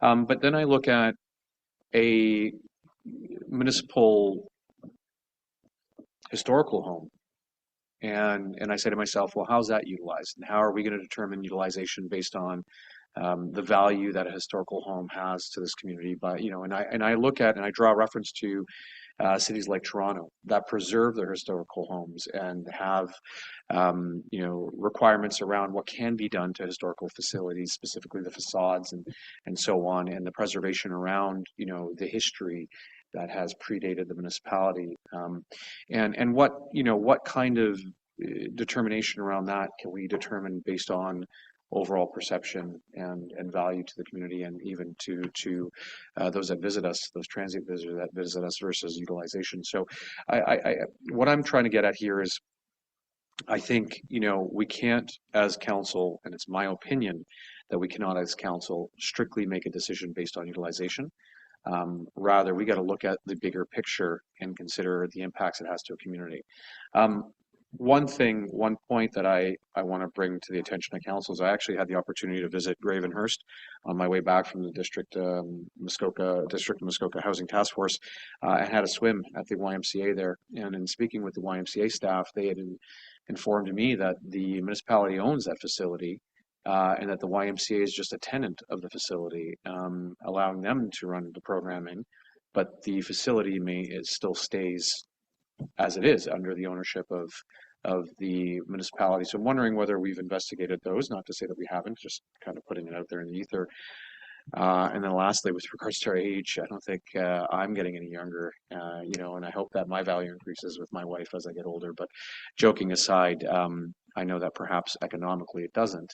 I just think that we collectively as council need to consider the impacts it would have on our communities if we changed and or perhaps sold some of our assets.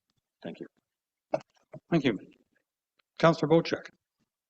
Thank you, and through you, Mayor. A very large and concise report, Mara. Kind of hard to dig into everything and understand everything. But moving forward, what I would like to see is if we took an item that costs us the most, does the least amount for us, and put that as a priority, I imagine that item may take 3, 4, 5 months to ratify. By the time we get equipment costs and we get this and tear down that and sewers and water this and everything else, one item could take forever for council to discuss. And then we would move on to the second item and then the third item. By this time, we're in a new term of council. So my suggestion is, maybe pick one or two of these that are losing us the most amount of money, going to cost us the most amount to replace, and bring those reports back to council and start to work out the ratification process on how we're going to move ahead with these projects, because there's just so much here to see. And like you said, many buildings are nothing but a cost factor to this township. There's no revenue generated whatsoever. And the numbers that I read in a lot of these reports simply didn't make sense. The Honey Harbor Landing building, $4 million to replace it. It's just a little house. And so I can't see where that enters into that kind of money. And a lot of buildings that are leased out, the tenants pay taxes, they pay a lease, and they do most of the upgrades themselves. Windows, doors, cut the lawns. They do a lot of the work themselves. So I think this is so big and so complex, we need to narrow it down and just take it a little bit at a time. And like I said, many of us won't be here for the next term of council, and that's really when probably things will start to move forward on any of this. So those are my thoughts, consideration. I think everybody received a letter here today from an individual with one of these assets, which kind of relays, I don't know if staff got it or not, but council certainly did, kind of explains a little bit about what I'm talking about and how we should identify what needs done first and the impact it's going to have on society, the township, the tax-supported budgets, all that kind of stuff, because that's something council is going to have to really dig their heels into and figure out. I understand this stuff needs to be replaced a certain amount of time. They're going to wear out and everything else, like everything does. But let's prioritize and take. I'm just going to start repeating myself. You already have started. So I'm gonna stop at that, and I'll just if you don't have to dig into everything I said, but just give me an idea of what your thoughts are on that. Thank you. Through you, Mayor Coots here. So our biggest ticket items will take the most time to investigate and dig into. At this stage, what I'm looking at, and a number of the suggestions are domino effect. You know, we've set up the library at the Baxter Ward Community Center. That means we need more meeting space somewhere else. So then we look at possibly leveraging Honey Harbor Landing. So there is a step. So at this stage, what I'm looking at is a long-term investigating these options, getting feedback from communities, and then eventually coming back with, for example, setting up the library at Baxter Ward Community Center. We would have to do renovations in the amount of X, which would impact and along that line. So I'm not looking at coming back to this council anytime soon. There's a lot that needs to go on in the background. One thing I'd also like you to pay attention to when you're going through all the logistics and everything else is in our different communities, there's not a lot of travel that happens between. Like we have the seniors euchre over at the Baxter Ward Center. We have seniors exercising over there. And for them to pick up and go all the way into Honey Harbor to get the same thing, that's a logistics problem for most of them. So I just ask that you take things like that into consideration too, about the logistics of how we're going to support the communities and utilize the space the best. I had somebody the other day say to me, we have a building over here at the Port Severn Park. It was supposed to be a cafeteria. It was supposed to be a concession stand, everything else. It's been empty since the day the park was built. Why don't we store files in that? Things like that. Why don't we digitize all the files and put them in a desk? So there's so many questions, and that's why I'm glad you said to me, this isn't going to happen this term. This is going to go on and on and on until we get it right. So thank you very much for that. Councillor Predko. Thank you, and through you, Your Worship. So I'm going to try not to replicate questions that people have already asked, and if I do, I'm hoping I'm putting a different angle on it that you can answer separately. I'm a little unclear from the report when we talk about the arena in the current forecast. versus the version with the recommendations, what has caused that $2 million or $3 million, $2.5 million to go, and where did it go? Because I think there's still other future costs. And just to confirm that we have no reserves, capital reserves really for the arena, that all of these maintenance items will need to be paid from the tax base in the current year.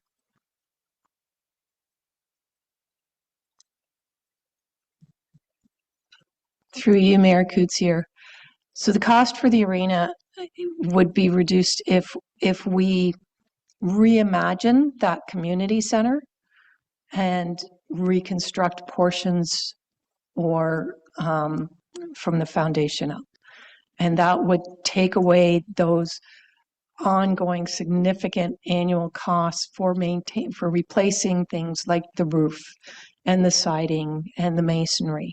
So that's where the savings would come in the long term. We would be looking at investing at a new facility. And then the second part of it, I'll let. Thank you, Mayor Coetzee. Through you to Councillor Pecco. As far as the reserve side, the reserves that we have provided within the slides for the reserve forecast are what we have right now. In 2028, if the major initiatives that are there are either pushed out or debentured, then those funds would be available for those types of projects. But it will still impact the amount of reserves we have for our financial feasibility over that 10-year plan. Okay. So that's just something we have to be mindful of, is something that we are still trying to replenish the reserves for what we already have in our 10-year capital plans. So essentially, it could be funded from reserves, but at the end of the day, if it gets funded from reserves and alleviates that tax-supported dollar that gets contributed to capital, all that's going to happen at the end of the day, it's going to go back into reserves. So sorry, it's going to go back into the reserve pool. So. Okay, thank you. And I want to clarify something that hasn't been said, but when you talk about construction of the arena as a community center, part of what you're saying is that the ice wouldn't remain in that building. Is that what you're trying to describe? And through you, Mayor Coetzee, it would be whatever the community decides is a need within that community. If it is an enclosed ice rink, then we would look at the costing for that. If it's an outdoor rink, which they can use whenever they want, there's no fees for, then we would incorporate that into the cost. But what we'd look at is getting community feedback on what they would like to see, coming forward and asking for funding to get a consultant to look at the existing facility and what the cost would be to redesign that facility to meet the needs. And then we can compare that to, is it worth investing the cost as is over the next 10 years, 15 years, or are we breaking even by creating a new facility? Okay, and this is where the important part comes with the consultation with community group and the MacTier Refresh project Yes. down the road. One of the lowest usages we see right now is the arena, other than for pickleball. So maybe something more along the line of a Baxter Ward Community Center that has year-round programming for indoors might be more in the line, but that'll be driven by community input. Okay, thank you. And then through your Mayor, with some indulgence for one last question.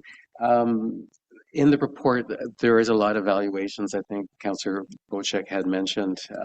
Some of them are larger than I would have thought, and I think the Port Severn Park Pavilion and the Go Home Lake Pavilion are estimated to have replacement values about $700,000. Which, when we looked at the picture of Go Home Lake's pavilion, it's a gazebo that's kind of big. So I'm not sure how the valuations come to that.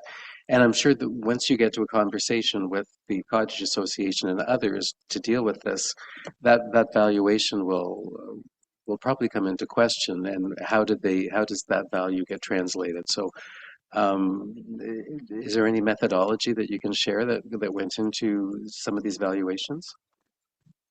Absolutely. So what they look at is existing square footage cost to demolish that existing facility, and that would include knocking everything down, removing the foundation, and then building from scratch. It includes all the permits, design, contingency, everything to basically take away what's there and rebuild like for like. So unfortunately, once you get into permitting, engineering designs, requirements, you'll see that Go Home Lake Pavilion is slightly higher than other pavilions because it is boat access, so they would have to take everything over water. So they do look at all of that. It does have a healthy contingency in there, but yes, it is looking at absolutely everything. Okay, well, thank you. And this is a huge project undertaking, but I understand the value of what you're trying to accomplish, and hopefully you have lots of interesting and creative conversations with all of your community groups. Thank you. I was just going to add, like for like isn't really like for like, given the new building code and everything else, that probably that particular pavilion would have to be structurally much sounder than the current one, a replacement. Councillor Hazelton. Thank you for your report. I would say that this is new for our township. We haven't done this in the past, as you know. So this is in some respects shocking for some of us, but desperately needed, I think.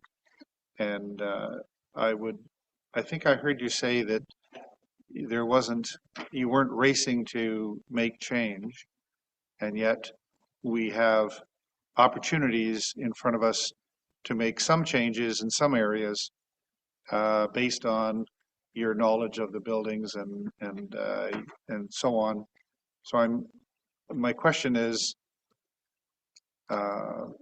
what is your appetite to dig in and work with communities to make changes in the short term?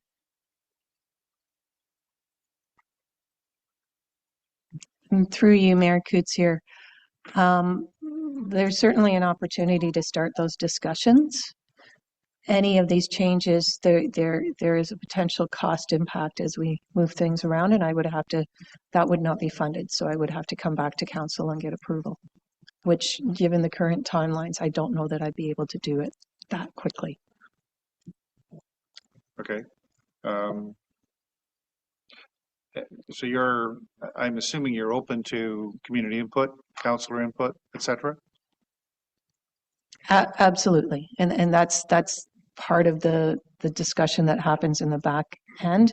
There's certainly a wealth of knowledge, even on the horseshoe at the front, that has knowledge of these facilities that will be a great resource to myself, along with the community members, as we look at what is most feasible and what benefits the community as a whole.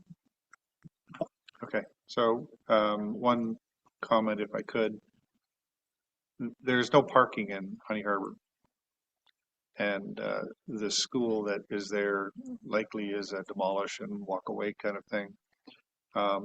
But that is a piece of land that we currently own, and presumably we could do what we've done in Port Severn with the paid parking thing. And as I say, there is no parking, so that could be a potential candidate for parking, and it might even be a candidate for overnight parking. Yoga. Not yoga. But yeah, there's anyways, we'll have just further chats on it, but I think that you've heard that comment about parking in the past, so I just wanted to reiterate it. Thank you. Oh, come on, Councillor Hazelton, save 2 parking spots for a yoga group. Councillor Cooper, please. I'm trying to get over the yoga visual. It's really very tough. I have to write home with them. Anyway, I just wanted to say that, it was a very good report. It is quite shocking, some of it, to see. And just a couple of observations and then maybe some suggestions. But observations are that we're, like so many, many people might be, property rich but revenue poor. And that's what strikes me about this, but that we're revenue poor and our costs are very high. So we've got some real issues here,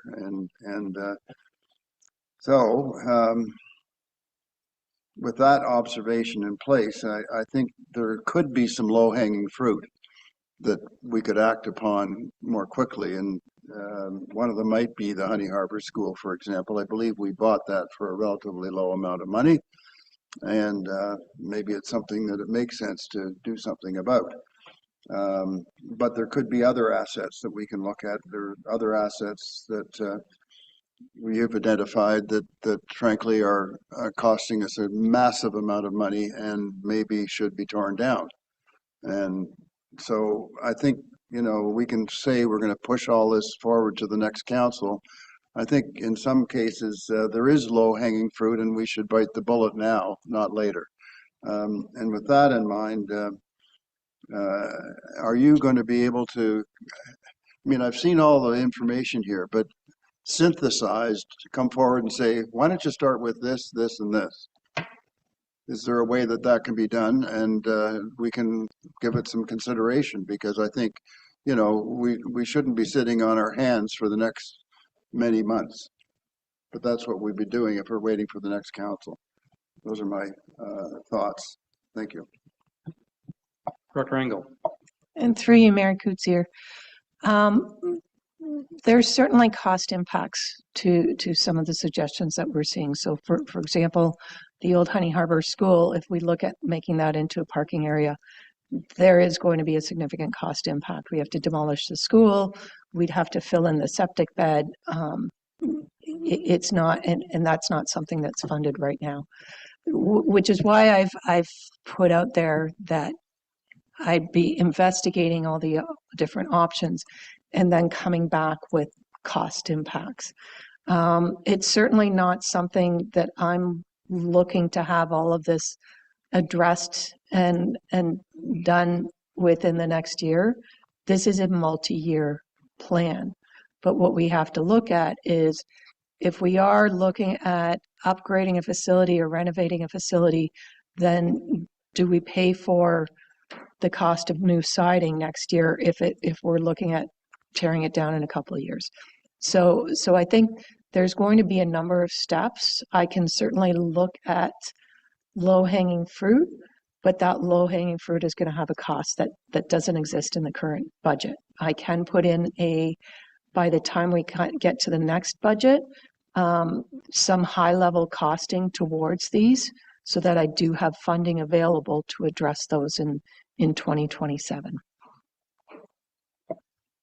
Follow up, and I realize that the low-hanging fruit can be more expensive, but bananas are inexpensive as far as low-hanging fruit. So I just would encourage that we look at that. And as far as the school is concerned, if it's an expensive thing to turn it into a parking lot, and I understand it is, what about getting funding for affordable housing and turn it into some sort of affordable housing property? Just pulling that out of the sky, but it's the kind of thing that I think we need to think about. So let me just leave it at that. Thank you. Thank you. Councillor Jarvis. Councillor Cooper is going to think I've got his number today, but bananas are relatively inexpensive. So it's not a good comparison. But beyond that, I really appreciate the report. Like everybody else has said, it's really great to see this. It's about time. Unfortunately, it's showing us some real issues that we got to deal with down the road. And it's unfortunate that some of this will get kicked into the next council. I have one observation and something we got to keep in mind. The idea that the Baxter Ward Community Center could hold the Port Severn Library is a good idea. The corollary to that is that the services building becomes more useful to the municipality as office space. And I think that there's got to be some sort of offsetting cost that gets applied to any library move to Baxter Ward by way of releasing space to the municipality for offices. So that's got to be considered when these things are done with other of these projects as well. And I just suggesting that. Again, I really appreciate the report. Thank you, Mara. Thank you. Councillor Boja, you had an additional remark? Yeah, just one small additional remark. Thank you, and through you, Mayor. To Mara, I just want to make sure that we look at underutilized assets from the township. And I'll give you one example, and it came out of the yoga statement, actually. We have a covered rink down in Honey Harbor with pickleball courts to the side. And outside of the Honeybee Festival, I don't think that covered rink is used for anything during the summertime. So I think you could have children's programs, yoga classes, whatever, and then kind of remove that square footage from what you would think you would have to have in a building and move it over to something like that, which really isn't being used for anything in the summer months. So just look at some of the other assets we have and see if we can't convert them. That's about it. Thank you. I think this report is a terrific report in that it's gathered a lot of data that we didn't have before. We had in bits and pieces. You know, I think it's yet another reflection of how what this township is doing, what our staff are doing, is basically taking us to the next level or two compared to what we were 5, 10, 15 years ago. The quality of staff, the reports, the analysis, the preventive maintenance, all that stuff is, to me, we're going to the next level. And I thank staff for that. I think it's extremely important. And I think also for our taxpayers, you know, it's a given, like every municipality, it's a given that many people say, well, the taxes are going up and we're not getting value for our money and et cetera, et cetera. And I say, I can't blame folks for making those observations. But, you know, I looked at this and I really appreciate the 10, 15-year approach. But if we look at 15 years, spending $15 million, that's roughly $1 million a year, which is roughly $2,000 per tax-paying property per year. And most of these taxpayers now are paying $3,000, $4,000, $7,000, $8,000. That's a significant chunk of change for each individual taxpayer. And I think, to me, that puts it in a certain perspective, that if we just went whole hog with status quo, doing the $15 million, we're asking our taxpayers to on average, put in $2,000 each year to cover those plans. And I think we better have a pretty damn good explanation of how they're getting value for their money if we do it. And so I think this report is extremely important as a opening, starting discussion paper, however you want to put it. And I do think, you know, reflecting on some of the councillors' remarks, if this council has the appetite the next half year to make a decision or two on that stuff, that would be terrific. And, you know, I heard, well, let's look at the most expensive item. Well, that's clearly the MacTier Arena. And we're actively with the community working on that. And I think, you know, so in one sense, we've taken that, we're already working on that recommendation of let's look at the biggest asset we own with the biggest financial challenge and decide how we best use it. And do we want to have a brand new arena? Do we want to have something alternative?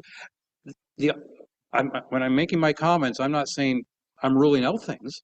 I'm saying it's good that we're having that discussion because it's clearly, for our taxpayers as a whole, very important that we get good value out of the money we spend on that, shall we say, property, on that community over the next 10, 15, 50 years.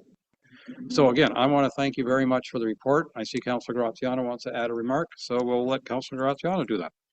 Thank you. Through your worship, I'm just wondering when the last time, because I don't recall during this term of council, council's council has been presented with and or reviewed a list of properties that we could otherwise put up for sale.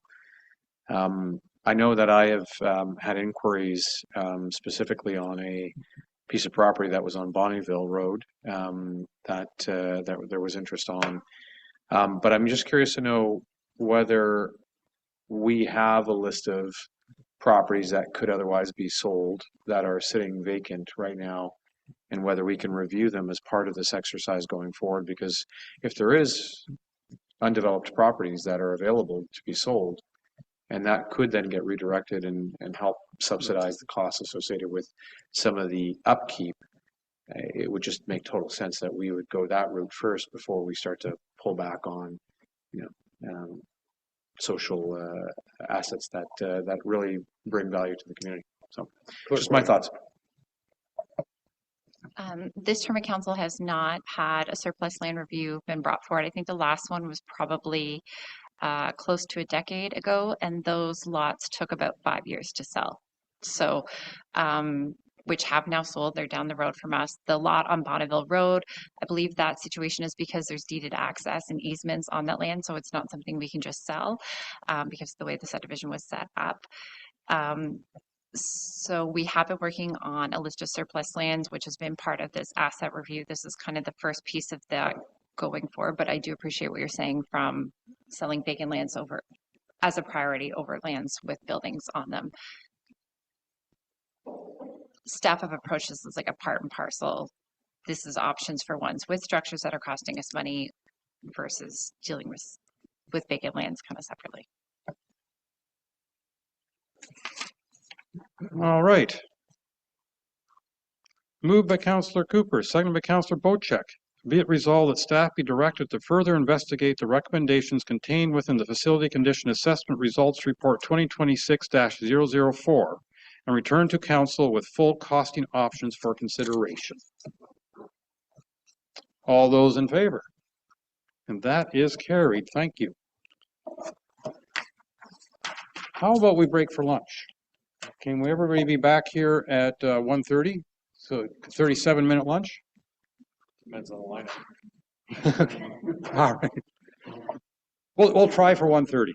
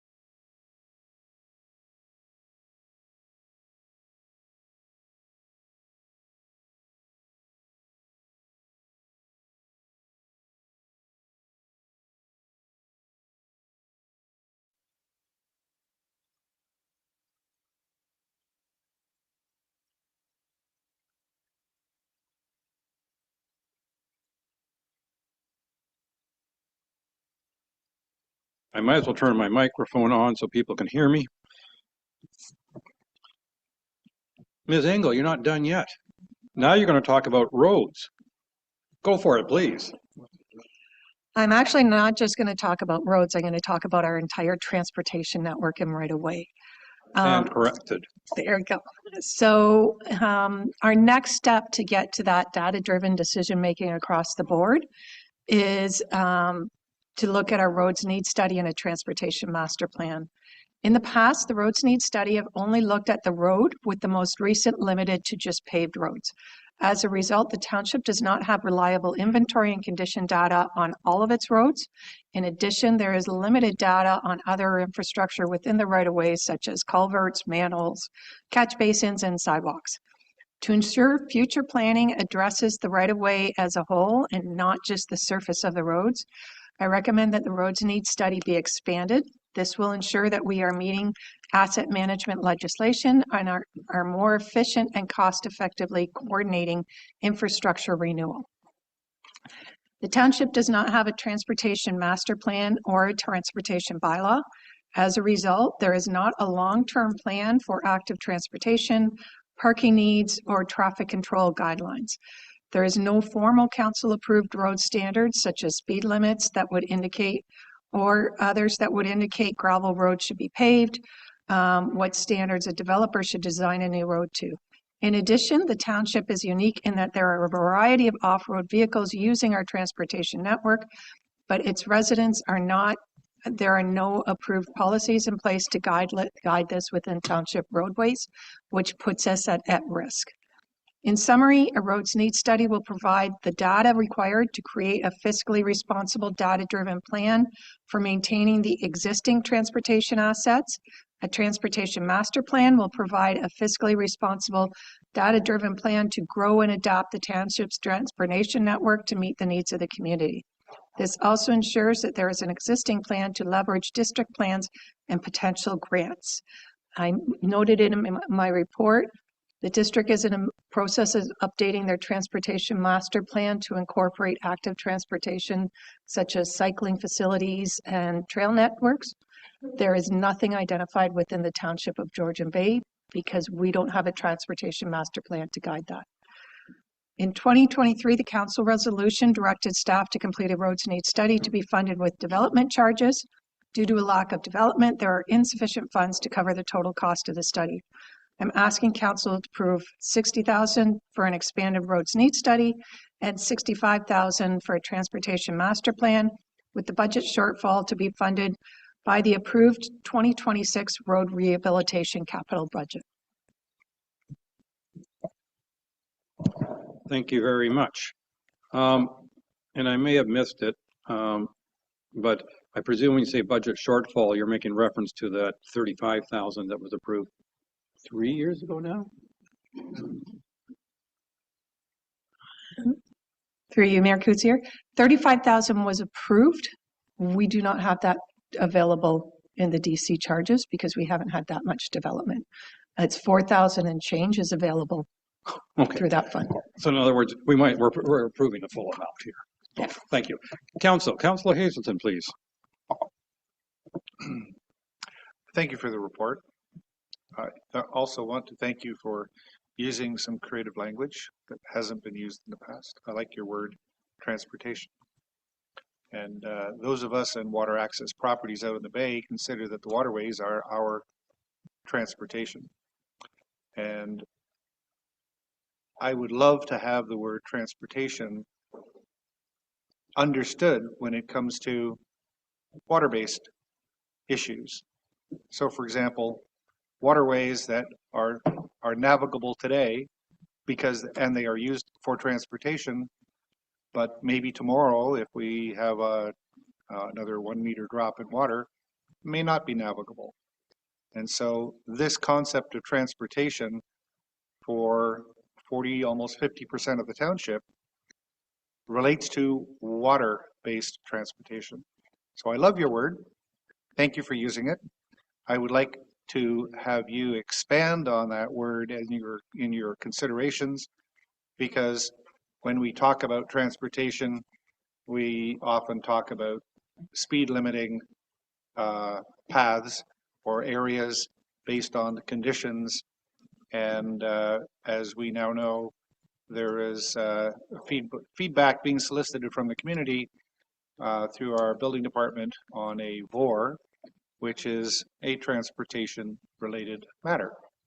So I think we want to make sure that we connect the dots on all of these things and not leave them isolated. So thank you for using the word transportation. Director Engel. Through you, Mayor Kutsier. Part of the Transportation Master Plan also looks at water access. It looks at available boat launches. Does it meet the need of the community, and parking related to those boat launches? Councillor Predko. Thank you, and through you, Chair. Just a very quick comment that as the district is going through their master transportation plan, will you be able to piggyback on policies and outcomes from their study to help reduce or simplify our study? That would be wonderful, but most likely not. They are looking at it from a higher level. So what they're looking at is, if the 400 is closed, what roads do we need to look at in future? They would also be looking at collision studies, high traffic. We're less worried about high traffic roadways. We don't have any in the township. We're more concerned with shared roadways that are being shared by snowmobiles, by quad riders, by golf carts, that area, as well as those boat access areas as well. So we're a little different. That said, there was a very comparable transportation master plan done in Muskoka Lakes, another one in Tiny, and we will be leveraging what was done there to provide direction on what we're looking for here. Okay, thank you. And I think, if I may, before I go on to Councillor Bochek, one of the things I read is that if we do one of these studies, we'd have more leverage in the district realizing should be part of their plans. Councillor Bochek. Thank you, and through you, Mayor. I've been speaking up at district, especially with Chair Lehman, about different grades of roads, and within our township, we have really at the district, they have low volume roads, medium volume roads, and high volume roads.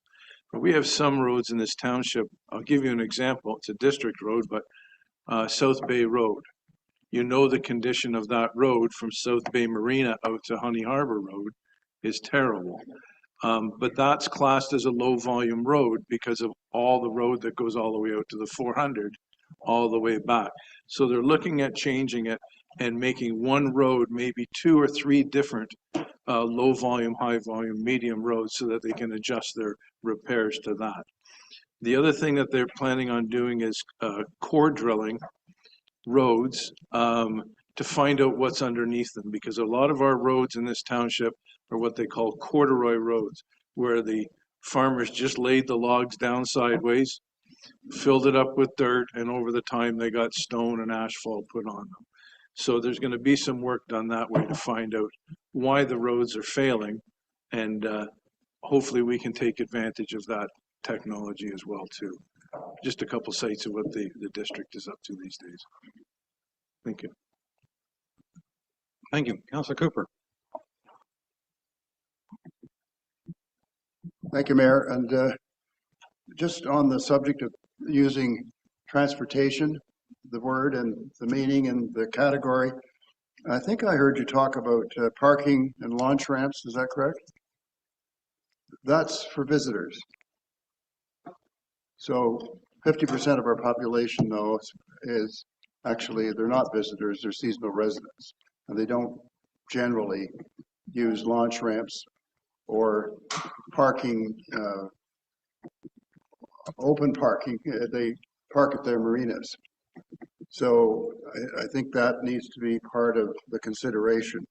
There's really, about 3 different types of people in the water access world. There's visitors who are, it's fairly busy here, but elsewhere, not quite so busy at all. It's really most of the people that would be water access are seasonal residents, and then there are some transient boaters at our marinas as well. So I just wanted to sort of expand on what was was mentioned, if you don't mind.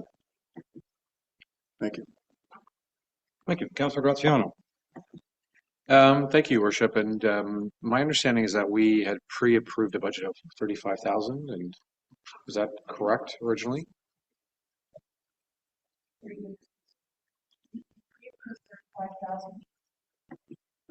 Right, and that was for a roads needs study only.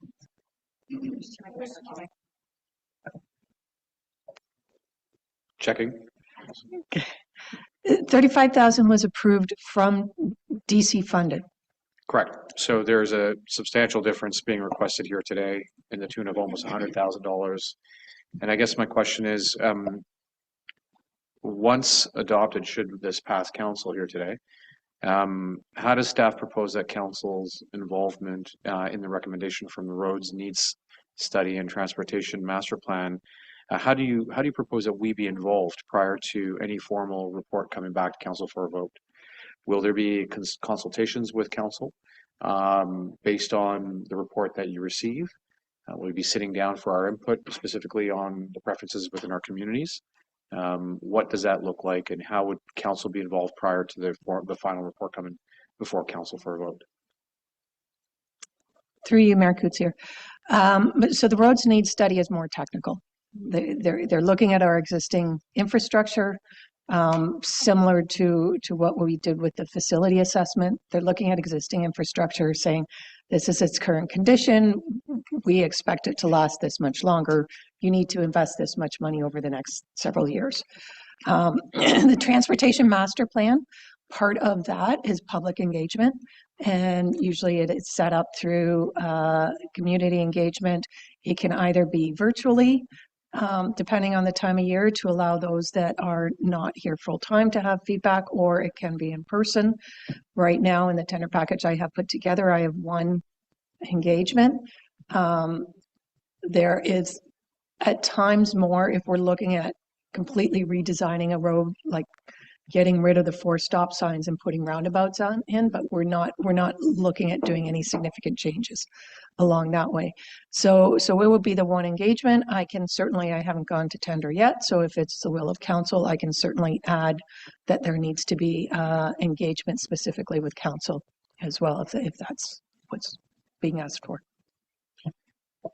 And thank you for that. I would definitely be pleased to see that come forward, as we have context in our communities, being boots on the ground, and for the most part in most of our communities that may be beneficial in helping you understand where and how and what could be better suited for the communities.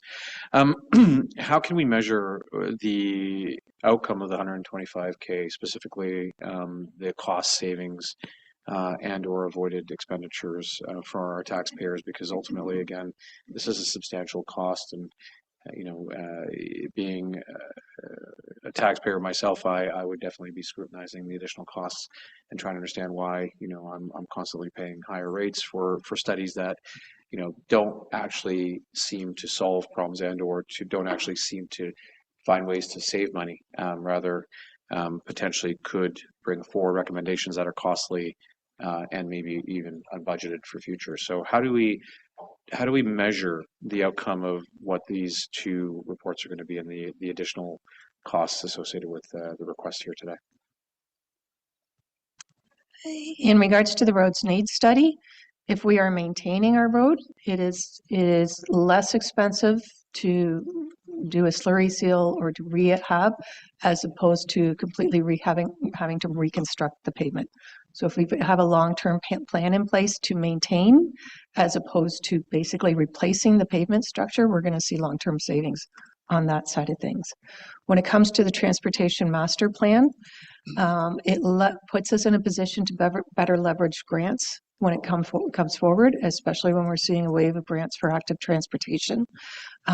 It is similar to a community center. It is an improvement for the community as a whole. So while there may not be a definitive dollar value put towards it, there will be more facilities available for cyclists, for walkers, for other uses. And then there's also an indirect cost benefit from risk and liability. Right now, we are permitting usage of our roadways that we have no bylaw to control or govern. Should there be an incident, we would be at risk. So what I'm understanding is that there will be a relatively strong ROI for the monies that we're going to be spending, but it may be amortized over a longer period of time through some of the benefits that are received to cyclists, pedestrians, amongst other bylaw infractions and so on. Okay, thank you. That's it for me. I appreciate your the context. Thank you. Councillor Jarvis. Yes, I heard the term active transportation utilized a couple times there, mainly in line with the district's review of their roads. I'm just curious to know how we can leverage our position, because I know that we have discussed specifically cycling lanes or paved shoulders on at least one of the district roads, and that would be the one in Honey Harbor, if not South Bay as well. I realize that's not your purview, Mara, but excuse me. Maybe our district councilor, Brian Butcher, can help me on that one. I am curious to know how we can leverage ourselves to get more active transportation options on our roads. Thanks. Through you, Mayor Kutsir. Right now, the district review has identified links, active transportation links within other townships and cities within the district, because those were already identified through their transportation master plans. And the district has looked at linking them. So if we have a transportation master plan that says we will be putting cycling facilities that link from here, say to the Simcoe Trail, and part of that will be Honey Harbor Road, then they would look at that and the feasibility of that and incorporating that. But again, if we have an overall plan in place combined, then we've all got something to work towards, and it would mean that we're willing to make an investment, and they will back that investment and look at making their own investment. Okay, let's make sure we keep that in mind. Thank you. Thank you. No, I think this is a very important investment, and like earlier investments, I think it's good that we're looking at down the road, 5, 10, 15 years, and have a plan so that we, as opposed to just randomly doing things. So I think that's terrific. I've moved by Councillor Vocek, seconded by Councillor Hazelton. Be it resolved that Council approve up to $60,000 for a roads needs study, and that Council approve up to $65,000 for a transportation master plan, and that the funding shortfall come from the approved 2026 road rehabilitation capital budget. All those in favor? And that is carried. And Council, I'm now going to get us moving into closed because we have a 2 o'clock guest for one item in closed.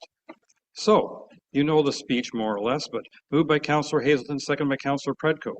Where Section 239.2 of the Municipal Act 2001, as amended, provides authority for council of municipalities to close a meeting or parts of a meeting to the public if the subject matter pertains to a matter identified in Section 239.2. And whereas the Council Township of Georgian Bay deems it necessary to close this portion of the meeting in order to address matters under following Section 239.2. One is OLT-25-000597, and the appeal of the Township Housekeeping Bylaw. Second is Phase 2 Hillside Drive letter to property owners. Third is council closed minutes of December 1st. And then the fourth item is legal files listing. Now be it resolved, the Council of the Township of Georgian Bay moves into closed session of council at 1:55 p.m. All those in favor? And that is carried. And for those watching who may be wondering, the two councillors who have expressed the conflict will not be attending their portion, if I can call it that, of the meeting. Thank you.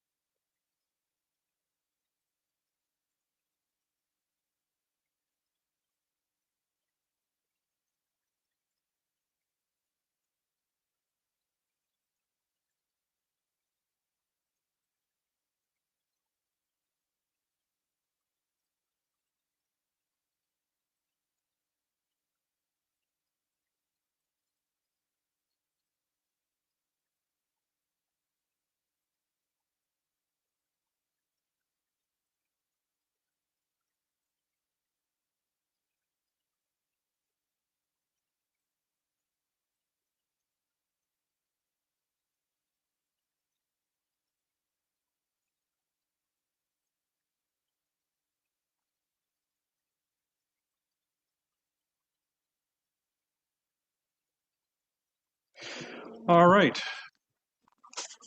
We have moved by Councillor Graziano, second Councillor Bocek. Be it resolved that Council of the Township of Georgian Bay rise from closed session at 2:39 p.m. All those in favor? And that is carried. Thank you. Moved by Councillor Jarvis, second by Councillor Predko. Be it resolved the Council adopts the December 1st, 2025 Council closed minutes as circulated. All those in favor? And that is carried. Thank you. And now we get back to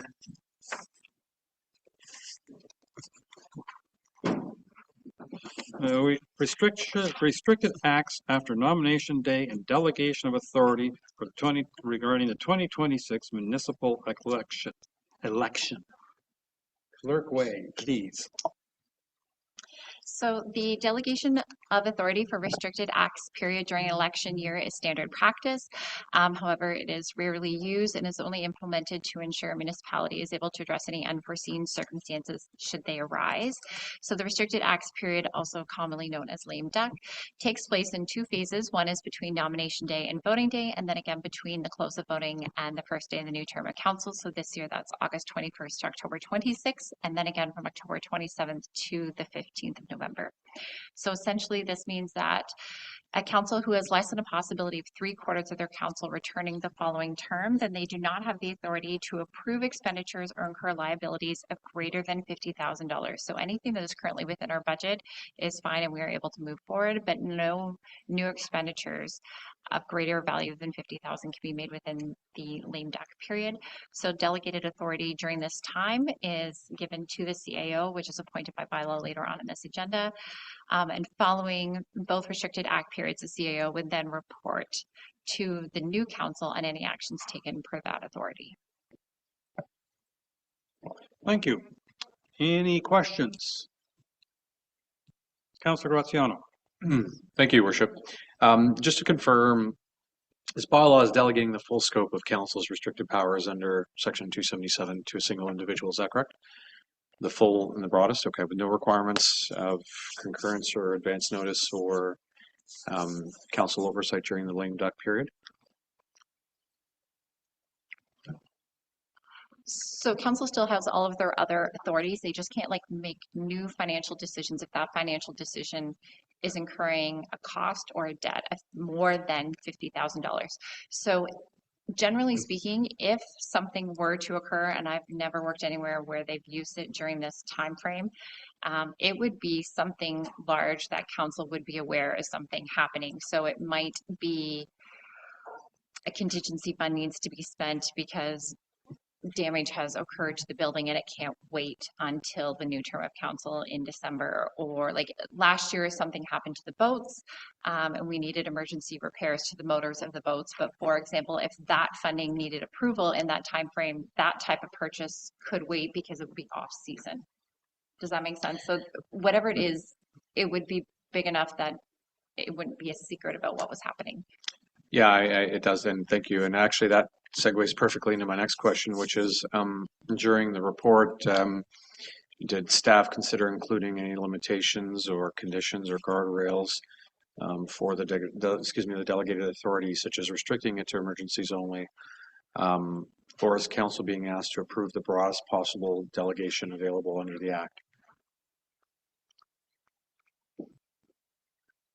So we wouldn't be bringing forward anything. It's only ever used in an emergency situation because it would be unbudgeted funds. But given as it's written now, if I may, the intent of when things are brought forward differs from what we are delegating, which would essentially be the broadest possible delegation as it stands. So I understand that staff may not necessarily leverage that, but they would, at their discretion, have that delegated authority to do as they so choose during that time. Is that correct? The CEO is still an accountable position to council and to the mayor via the strong mayor powers. So I don't think it would be in their best interest to do so. This is the standard bylaw that is adopted across basically every municipality in Ontario for the restricted acts. That happens every every 4 years. So yeah, I can understand your concern about it being a broad statement, but if we restrict it, then there could be situations that arise in which it does need to be used, and then we can't. Yeah, I understand. I'm struggling with the absence of a balance here and what's being asked for us to approve, and so I'm going to request a recorded vote if I can request it to the clerk. Thank you. Yep. Councillor Cooper. This is just sort of for clarification, Karen, and I know what the rules are, but when I read through this document, it talks about nomination day, August 21st. That's final nomination day, is it not? And that's not very clear in this document. In other words, nomination period runs, doesn't it, from May the 1st until August the 21st? To 2 p.m. on August 21st. But it's not talking about when it starts. It's only talking about when it finishes. Sorry, the report itself is just meant to give the general terms of it, the date. But if you want, we can ensure that the bylaw specifically references 2 p.m. and the specific time frame. So there's the report. There was a bylaw later on in the agenda for adoption that has the specifics of the authority. The two dates.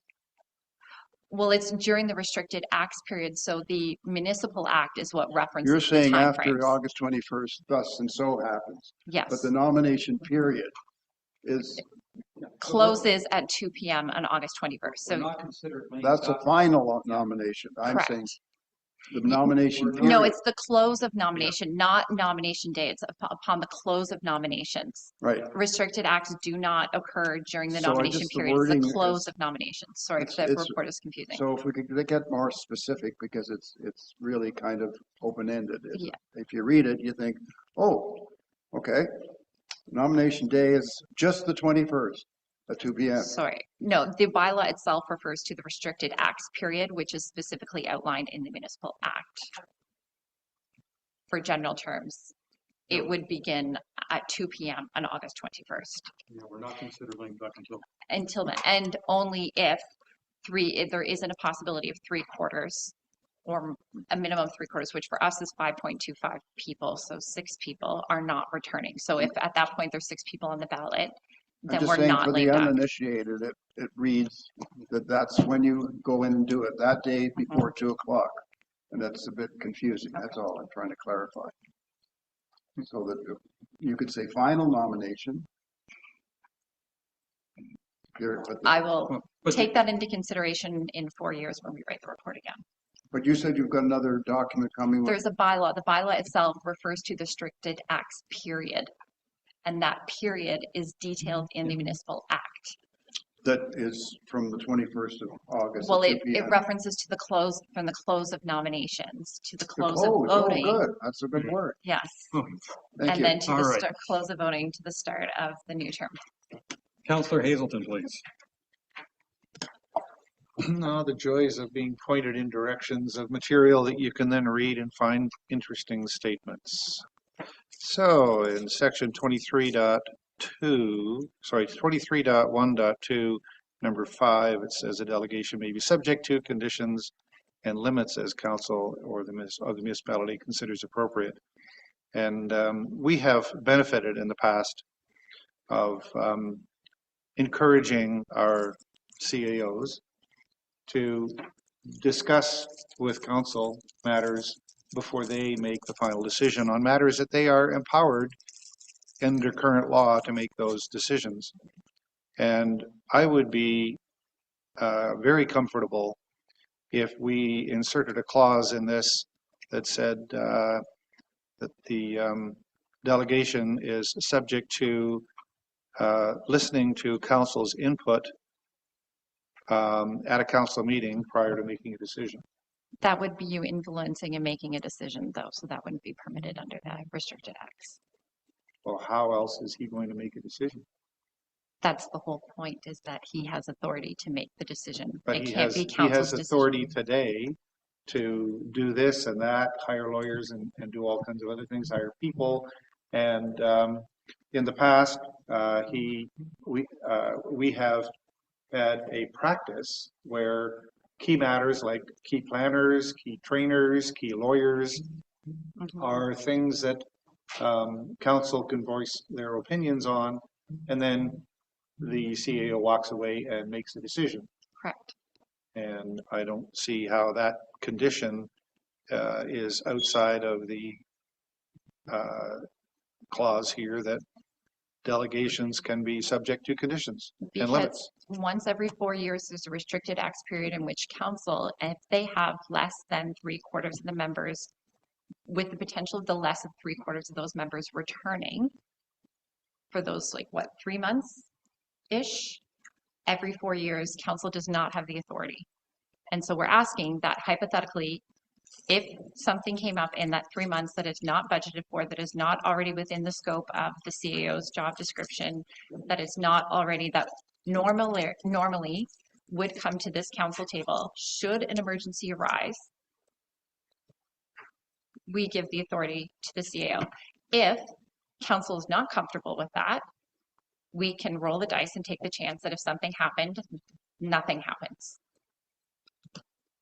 So I've been looking for the word emergency and I'm not finding it. So I'm confused about that. And maybe emergency is the wrong choice of words. An unforeseen circumstance that is unbudgeted and unpredictable at this point in time, in which council cannot make a decision or give direction in advance of August 21st. And again, if there's 6 of you running, then you would be able to continue and make those decisions. And or 6 of you returning. So last time in 2022, 6 of you were acclaimed, so we did not go into the restricted acts. We did not qualify for that, so council was still able to make all of their decisions. So from August 21st at 2 p.m. until the close of voting is period 1. So if only 6 of you are running and the 6 of you are on the ballot, in equal opportunity for positions. So if 3 of you, for example, decide, sorry, I'm going to pick on you. If 3 of you decide to run for mayor, hypothetically speaking, only 1 of you could potentially win. So that would only count as 1 person potentially being able to move forward. If 6 of you continue to run in your current seats, so there's no duplication, or all of you, then we're still not within restricted acts, because you're all still within your current positions. If then at the close of voting, only 4 of you were voted in and not all 7 of you, then we hit a restricted acts period. So this is a safe gate in case something happens if we happen to not have more than 3/4 of council running.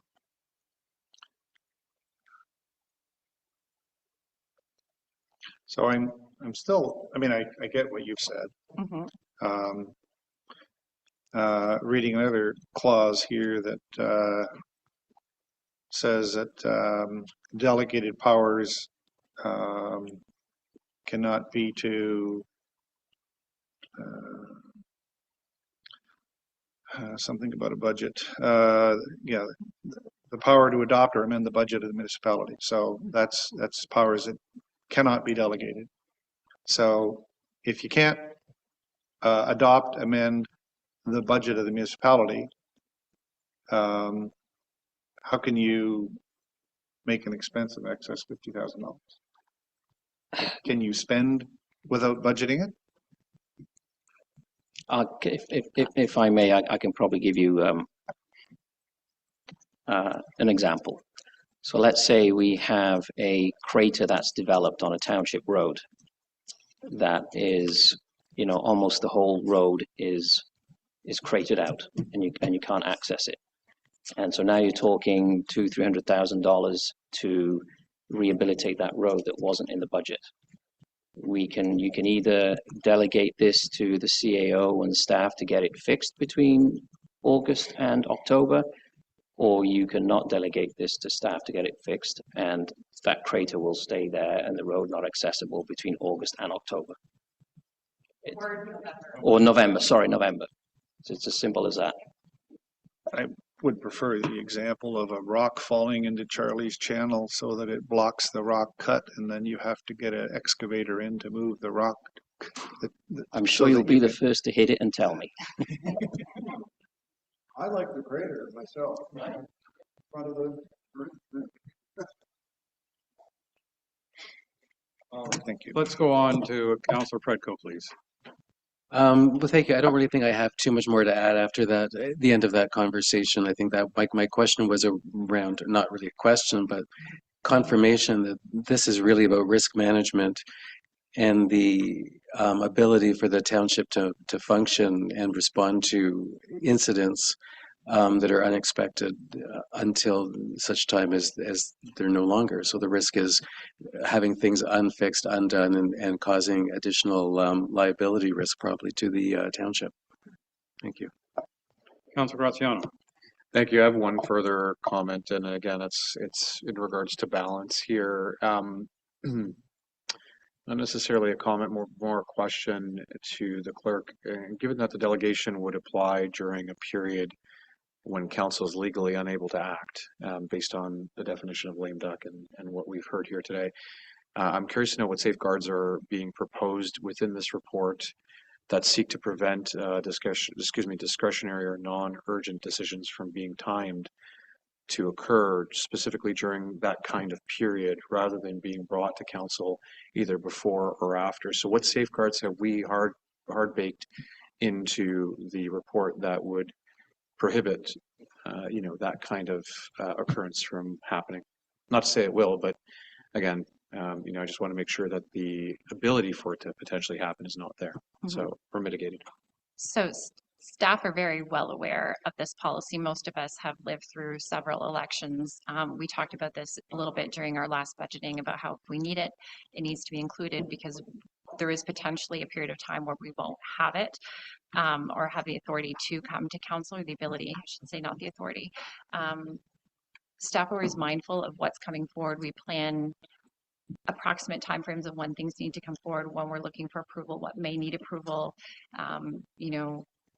We know, I'm trying to think, like if there's a truck that's broken, I'm going to use a bad example because my world is not that exciting from a big expenditure standpoint, but if there's a truck that we know is going to break down, that we know maybe needs to come, and the mechanic has brought it forward tomorrow that this is going to be a potential issue in 3 months from now, then she's not going to wait those 3 months. If it's going to come in September, she will bring it forward in July or August as soon as we know these things are happening to seek approval versus waiting when we know hypothetically something might occur, or like the writings on the wall that something would occur. And to the opposite side of that, the CEO is still highly accountable to the new term of council and whatever decisions are made, because they have to report out then to anything that happened the first meeting in December. And two things on that note, if I may, for a moment, I can appreciate that. We will. There's likely going to be planning in advance of any requests, so it wouldn't come during that lame duck period. My comment or my question is rather, I guess if I can, Ronald Reagan, I think, coined the term trust but verify, and so in this particular policy, I just want to make sure personally myself, I don't know whether the rest of council, echoes my concerns here, is that we mitigate this as a possibility. So not to say that I don't trust staff, that's not the case at all, but I think I'd sleep better at night knowing that we're delegating authority with guardrails, and I understand that the CAO would have to report to the subsequent term of council, but council cannot reverse what was done during that time. And so my question, if we're gonna use examples, which it seems like everyone is pulling from examples like rocks and water and so on, I'll draw an example of myself. Let's say, for all intents and purposes, staff were aware that maybe there was no political appetite for council to pass a certain expenditure and waited until a lame duck period to pass that, or to bring that forward and then to deem it as necessary to purchase. So that's my hypothetical, in kind of parallel to everyone else's hypothetical. So how do we mitigate that? And is there a provision within there that mitigates that possibility? What would a provision look like in that regard? Because from a staff perspective, without a hypothetical tangible situation, that sounds more like a lack of trust in staff able to do our jobs and take that restricted acts period process seriously, and us being able to navigate when we're bringing something forward. What would the wording be that you would propose then for us to safeguard something to that effect? I can appreciate the perception of being a lack of trust. I see it as good governance. So tomato, maybe tomato. But with regards to what that would look like, I'll defer to staff on potentially coming back if we endeavor to defer today. That staff come back with that kind of recommended safety guard or safety rail. Just again, let's make sure that if we are delegating authority, that it's done responsibly with guardrails in place.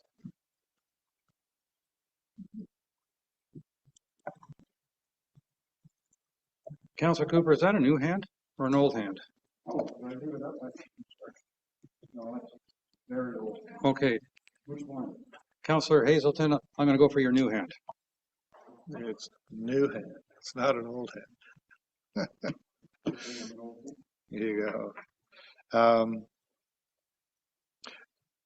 Clerk Way, you said something about you didn't like my idea of reviewing with council, but still having the autonomy. I don't know where this concept of influence that you referred to comes from. I don't see that in the research I've done. So if the CIO went to a counselor or council as a whole and asked for your opinion would then influence the outcome. But That's where what I'm does saying. but where does it say in the delegation that can't happen? It's within the law that you can't be a part of that decision-making process. So you providing that opinion and that option is you influencing that outcome and that decision. That defeats the whole purpose of that. I'm not sure I agree with you. Certainly, there's influence coming at the CAO from all kinds of angles, whether it's councillors, council, or other sources within the township or even outside of the township. There's all kinds of influence. And I certainly would be much more comfortable with having had the opportunity as council to discuss a matter and allow the CAO to observe the discussions and then go away and make a decision. So that's one factor, and I'm not sure I've heard anything that would suggest that we can't do that. So, as I say, I haven't found that in the constraints, but maybe it is in there. And there's one other element in here. I guess what I'm trying to accomplish here, in my mind, is we take all of the power of council and hand it off to one person. And we have in page 162 of your 361-page document, unless I missed some additional add-ons. I don't know what page of your thing it is. Anyways, point number 2 talks about the CAO or designate will consult with legal counsel and municipal treasurer where appropriate. And so when I read that, literally, I could say, well, the CAO could hand this responsibility off to somebody else. That's one. And number 2, could choose to not consult with legal and municipal treasurer and go off and make the decision. So I think that there's the wording that I'm seeing doesn't reflect the strategies which we've tried to implement over the last while, where council would like to participate with a CEO decision, and we would like him to hear our thoughts on any matters that we're passionate about. That doesn't mean we get to make the decision. This is a point that you've already made, and I think we have to reflect the fact of a couple of things. One is that Section 275(3) of the Municipal Act restricts what we can do in a lame duck period. And we're not allowed to appoint or remove an officer of the municipality or hire or dismiss an employee, dispose of real or personal property with a value exceeding $50,000, or making expenditures incurring liabilities exceeding $50,000 that's outside the budget, of course, though it's already been budgeted. So, and if we put into this, yeah, we're delegating authority as long as authority listens to us, then we haven't delegated authority. I'm not saying that, and that's perhaps where I need to say it yet again. We are asking for the CAO to observe a discussion of council and then go and make a decision. That doesn't mean he's going to make our decision. He may choose to go on a different path. But if you've interpreted what you just verbalized, you haven't heard what I've been saying. There's a collaborative concept here of understanding, and we've been able to enjoy that process so far. And maybe as a council, we're not coming back, and there's all those kinds of constraints. But I don't see anywhere in the legislation that says that we can't do what I just suggested.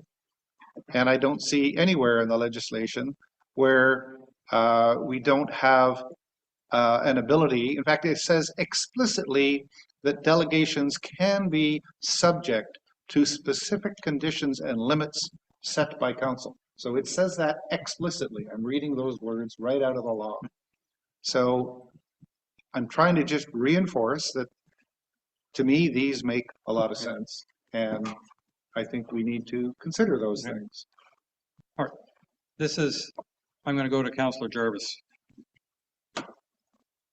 Thank you. Is this the same motion we passed before the end of the last council, basically? Yes. Literally almost word for word the same report and same bylaw. Yes. As almost every municipality in the province. Except for the part that says that Al can't have any contribution to any decisions we make, right? Just kidding. I appreciate Al's observations. I'm not going to say I'm not in favor of this as it stands, but I'm wondering if we could be just kept in the loop of what decisions are being made, that'd be helpful. That's all. Well, and at the very least, it requires that any decisions made under this delegation is reported to the new council. Yeah. But in the ongoing process, I think what I was getting at is it'd be nice to know. I mean, obviously, a decision about a pothole is not something we need to know about, but other things that are a little more major in nature might be helpful to know about. That's all. Imagine the MacTier situation, but it was on a township road, yeah, not a district road. And it happened in September. Yeah. In theory, council does not have the authority to authorize a $50,000 repair to that road because it wasn't in the budget. But we want the road to be repaired because I can assure you that many people from MacTier would be really frustrated if their road was closed for the following 2 months because we're in lame duck. And God help the councillor running in that ward. Yes. For instance. Though we don't know who's running in that ward yet, so we're not going to worry about that at this moment. But if we got the heads up that he's going ahead with the repair work, it'd be nice to know. That's what I'm getting at. Sure. Knowing our CEO, he would report to our council, this is what he's doing. Sure. Okay. Any other questions or discussion? Yeah. Councillor Cooper. To address that issue. To address the issue we just discussed, could there not be a limit in terms of the dollars? Wouldn't that help?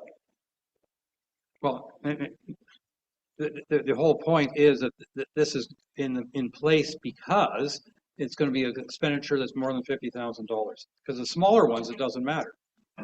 Well, that's a pretty high bar, though. That's why I'm saying. So, but if it's smaller than 50, it can still come in front of the existing council. But if it's over 50, you can't. So, Director Radigan. Through you, Mayor Kutsier, to members of council. I also wanted to make mention to our procurement policy. We, as officers of the organization, are required to follow the procurement policy as well. So if it is budgeted, it would be business as usual. If there's an emergency, something along those lines, we would act according to our procurement policy and then report back to council, whether it be this council or the next council. But we would have to abide by that as well. Does that mean two people sign off on it and so on? Is that's part of our belt and suspenders, so to speak? Thank you. I hadn't thought about that part of it. That's another guardrail, if I can use the expression. Yeah. Councillor Graziano. Thank you, Worship. And I wonder if we can potentially, as another guardrail, attach this to a declaration of emergency by our emergency services team. So we've heard today that they renewed their policy, and I'm wondering if it is an emergency that requires delegated authority to the CAO or to his delegate or her delegate, that it be kind of hand in glove with an emergency that's declared by our emergency services. With the procurement comment, while I do understand the belt and suspenders or the guardrails there, we can go sole source if it's deemed to be efficient, and the concern is that or I think there's a criteria of allowing for a sole source to go as well. And so the concern is if those criteria are applied. So my thought is if we can go one level above and ensure that it is aligned to a declaration of emergency, then we're good. Because ultimately then that would justify the spend. I think my response to that would be, and using the example of the flooding in Mactier, that wouldn't be considered a declaration of emergency in that we don't require outside resources like such as the neighboring municipalities or the province to assist us with that one, and quite possibly. Your Worship, my understanding is that is the District of Muskoka not coming to lend a hand? But because it's a district road in this case. Right. And there are pipes. So there are other municipalities involved in that example. Thank you. Yes. Just to use an example, the Baxter Ward Community Center and the possible sewer leak. That was minor repair that was required as the outcome. It could have been a significant repair. That is not a state of emergency. I'm not declaring emergency. It is a potential spill into the environment, which means I'm now having to report to the MECP a spill. So those are the kinds of emergencies, potential emergencies that we will be looking at. It's impacting the use of our infrastructure. It can also impact the environment. That is not a state of emergency, but it needs to be addressed as soon as possible. All right. I think we've discussed this at length. I'm going to read the motion. I move by Councillor Cooper, second by Councillor Graziano. Be it resolved that I'll try that again. Be it resolved that Council enact a bylaw to delegate authority for council matters in accordance with Section 275 of the Municipal Act 2001 in relation to the 2026 municipal election. Let the record show Councillor Graziano requested a recorded vote. Councillor Graziano, how do you vote? No. Councillor Hazelton, how do you vote? No. No. Councillor Jarvis, how do you vote? Yes. Councillor Predko, how do you vote? Yes. Councillor Bocek, how do you vote? Yes. Councillor Cooper, how do you vote? No. Mayor Cousier, how do you vote? Yes. Let the record show the motion's carried 4-3. Thank you. All right. Cemetery management software. So staff are requesting a reallocation of funds to obtain an updated software, an updated cemetery management software. So our current software is no longer being supported by the provider and is now only accessible by one staff member because it's housed on an outdated server that we cannot move, and I believe the server is only open and up and live because of this one software. So a new platform would streamline our record-keeping practices. It would allow us to schedule service requests in a more streamlined process, better grave identification, and assist with our annual reporting. So per the procurement policy, staff have obtained 3 quotes and are recommending that it be awarded to the managed municipality for their platform managed cemeteries to be funded from the existing cemetery capital budget for geomapping and vinyl fencing. Thank you. Any comments or questions? Councillor Graziano. Thank you, Worship. There was some earlier comments with regards to tracking on delegated authority and being able to review every term of council what we've delegated and potentially consider either de-delegation and or a review. And in that kind of context or in that frame of thought, I'm wondering how council can track and report capital funds that have been reallocated from their originally approved purposes, so council can ensure that projects are either delivered later or consciously deferred rather than kind of quietly replaced, if I can call it that. Director Radigan. Thank you. Through you, Mayor Coetzee, to Councillor Graziano. Staff report on a quarterly basis, our operating as well as our capital budgets compared to our actuals. We also track anything that was approved outside of budget as per capital, and that's identified within each quarterly report. We are currently working on our year-end report, and that'll be coming to council within the next few months as part of our annual audit. And we will also be reporting on our first quarter for 2026 as well, which you will see any reallocation of capital. It's been an approach that we started earlier this year with a few items from the roads that were reallocated for specific other areas this year. So all of that is outlined within the quarterly financial reports that staff provide. And thank you for that. If I can make a recommendation to have the reallocation / report separated out so it's identifiable and easily understood and digested, that'd be great. So I can review and understand what has been pulled from where and when, I guess, the re-engagement of that particular deferred requirement come back or be re-engaged, and where we're going to find the costs associated with that. I have an additional question sorry, please. If I may, just, I completely understand your concerns and where this is coming from, especially moving forward with other projects. I would just like to, for your peace of mind, note that the geomapping was actually software to help us with mapping and site identification at the cemetery. And this new software, even though it's not technically geomapping software, will still permit our staff to be able to do that. So that's $10,000 that we are using essentially for the same thing, just not directly a geomapping software. And then it's only an additional $21,000 from the vinyl fencing project, which is still part of the cemetery. So it's still mostly what it was originally intended for. I'm just worrying a little bit. Great, I appreciate that.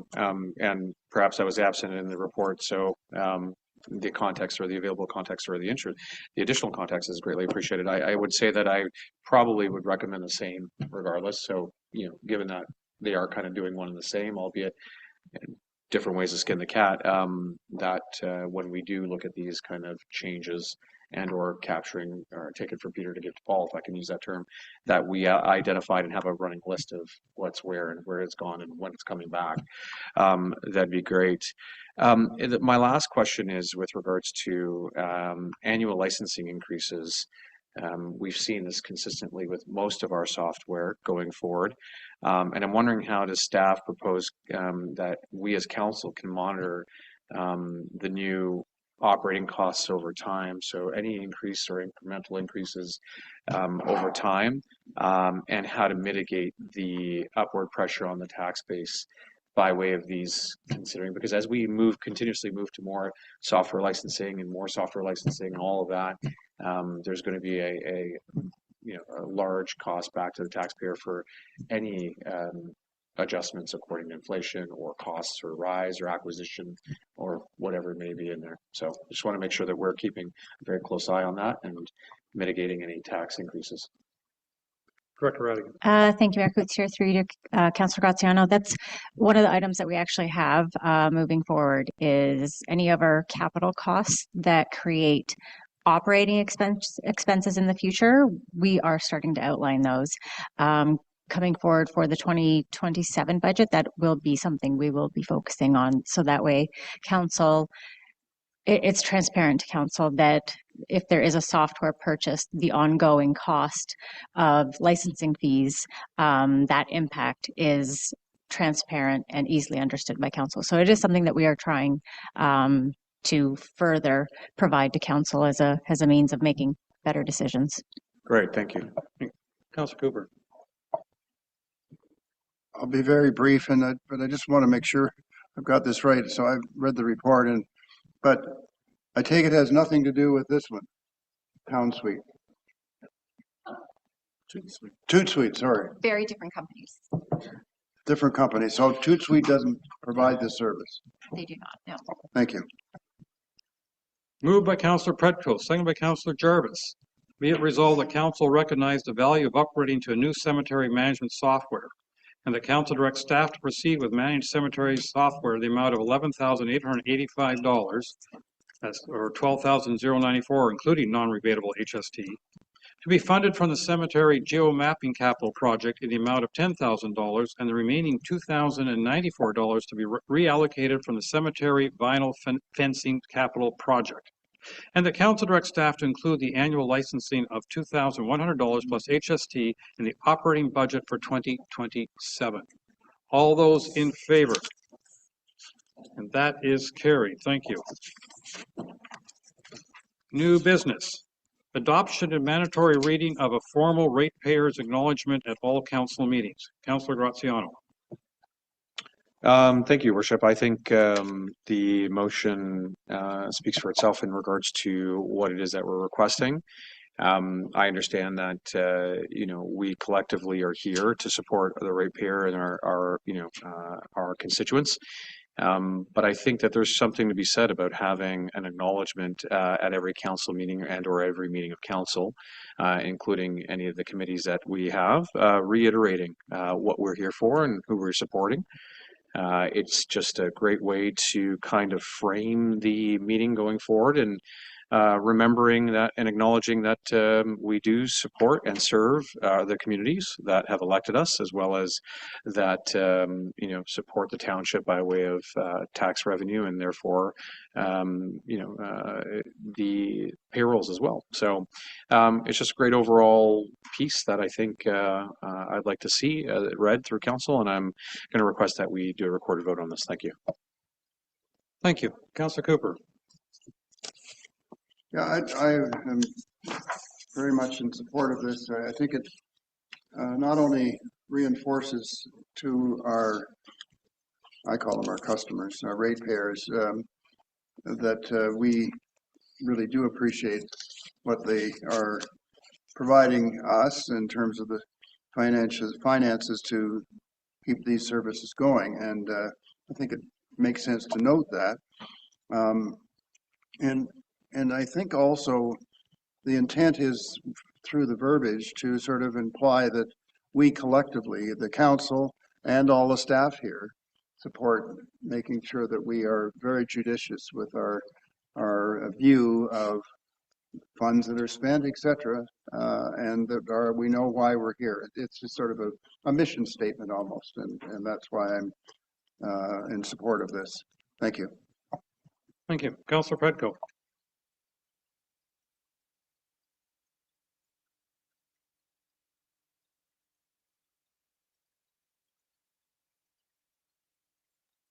Microphone, please.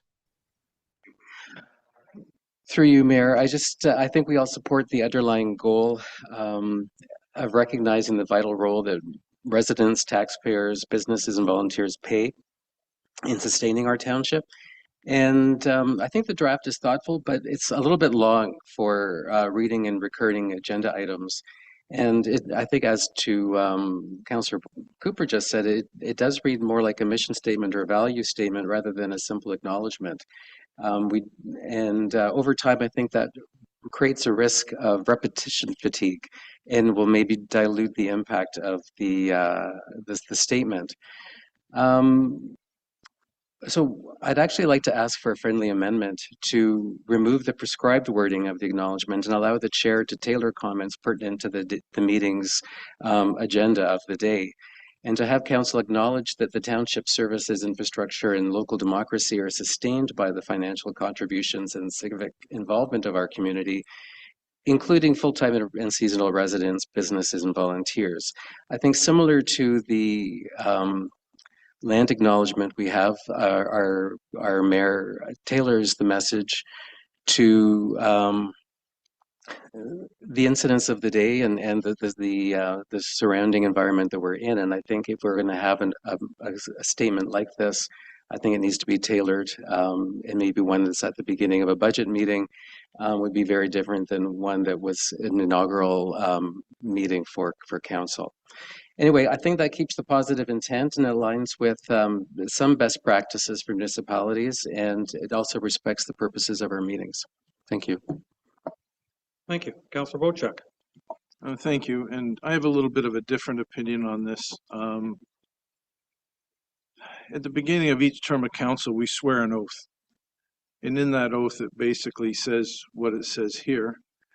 And I would like to think that every day I exercise what is said here when I'm speaking to my constituents, when I'm speaking to businesses. I think it's an underlying statement that I act by these rules. And similarly, if you use this, I use the analogy before a hockey game. You do an acknowledgement statement that says, don't punch his teeth out, don't trip him, don't spear him, or you'll go to the penalty box. Everybody knows that. And so if it was shortened up and made more to the point and it didn't take more than 15 seconds to read, I might agree to it. But the length of it right now, I think it makes our land acknowledgement statement small in comparison. So I'd like to see it shortened way up, the verbiage shortened up, and I don't know how we do that through the person who put the motion forward, or if we get some advice on how to shorten it up. Thank you. Councillor Jarvis. I was going to say almost the same thing as Councillor Bochuk said, and Councillor Pretko. I agree with the concept, but I would like to see it maybe take up a little bit less verbiage. If we could make it smaller, not smaller print, but less words, that would be appreciated. Thank you. I think I share some of those concerns myself.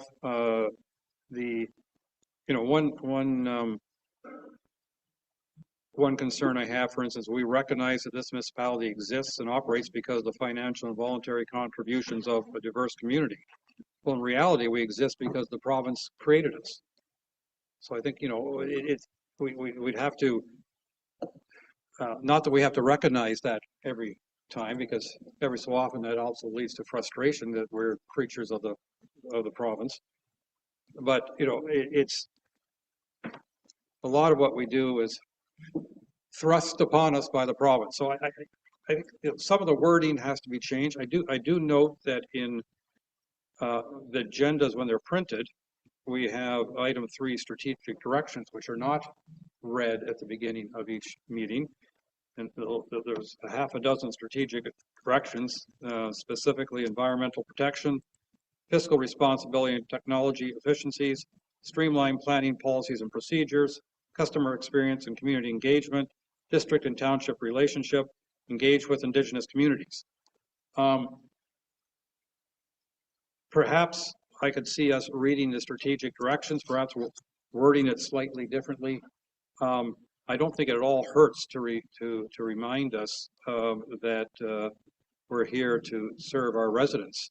But I'm not keen on the particular wording that's being proposed at this time. Councillor Cooper, new hand? It's the other old hand. Okay. Yes. I guess you know, based on the feedback we're getting from other councillors, I would be inclined to come back with an edit and see what other councillors are saying. In fact, along the way, we could maybe circulate it and bring it back to council at our next meeting. I do feel that it shows a commitment not only to the ratepayers who are giving us tax dollars, but also doing a lot of volunteer work, and there may be ways of reinforcing that as well, and showing our appreciation. So there's no reason that we shouldn't do this. Maybe it's worded a little bit, maybe it's a bit long, and if that's the case, let's see what we can do with it. That's my suggestion, but it's Councillor Graziano's as well, so over to him. Councillor Graziano. Yeah, thank you. So I'm just curious. It seems that I've heard two comments, two primary kind of reoccurring themes here. One is too lengthy in words, and just as a general word count, I believe it's 118 words total. So how many words would council like to see in order to land the point of what its intent is? And then secondly, what specific words need to be removed because of concerns with regards to perhaps how they may be misconceived by the general public if we are saying them. So what specifically are we looking for here? 118 words versus, I don't know, can someone pull what we have for the land acknowledgement? I'm sure it's more than 118 words, but if we had to trim this down, I'm trying to draw a balance as to, is it the amount of words that is most important to council for us to pass this, or is it the intent? And if so, what words should we change to address any misconceptions that may arise based on the words that we're using? That's a question to council, perhaps. Councillor Hazelton. What a novel opportunity for ChatGPT to come along and summarize it into it. So I just did a little timer on myself, and I can read the entire thing here in 30 seconds or less. And so I keep hearing suggestions of something shorter. I'll first say that I think this is stellar. The concept is stellar. And we don't generally do anything positive with our taxpayers except send them tax bills, at least most of them. And so I think this is an opportunity to express what I think we should all have in our heads. And I won't repeat the phrases here, but I think it's stellar. And if there was an opportunity to shorten it a little bit, then I'm agreeable to that. But I think it's actually brilliant that it's been put forward here, and that we should find a way to include it in our acknowledgements at the beginning of the meeting. Thank you.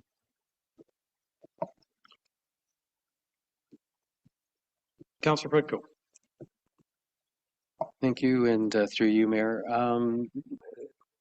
So I guess one of my concerns about the wording that we have today, and not being able to use a flexible wording that suits the purpose of the meeting, is that the council meeting is a council meeting, and this acknowledgement conflates council with staff in terms of the activity, and I'm just concerned that as we go forward with that, I think we want to make sure that council meetings are council meetings, and staff have provided us with stuff, but we're using our judgment, and we're not including staff in the political discussion of decisions of the day. And additionally, I think what we're doing in the second paragraph is opening up opportunities for items of discussion to become contentious for code of conduct discussions down the road, because we don't really have a very clear definition of what some of these things might entail. We could have differences of opinion about how people discussed and dealt with things. And I'm not sure I want to open up that door for potential conflict down the road to enact this particular statement. Thank you. Yeah, I think part of my concern is the title of this is formal taxpayer acknowledgement. And well, I absolutely think that we have to respect the taxpayer and be fiscally responsible. Don't misunderstand me whatsoever. I don't think that's our only goal when we discuss items. You know, for instance, I heard earlier today from, I believe it was Councillor Graziano, saying when we make decisions, it shouldn't just be about the money. It should also be about the effect on the community and that. And if we were to say taxpayer reigns supreme, we wouldn't hit our microphones.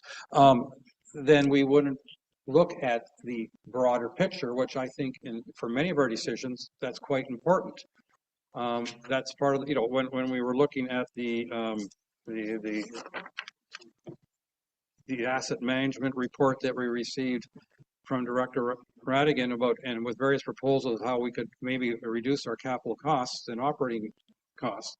You know, part of our discussion included the fact that it's not just the money, it's the community. And I think we have to, you know, we can't just judge things by the dollar value. And that's why I would like to see a little more balance, if I can use that. With that, I'm going to go to Councillor Bocek, please.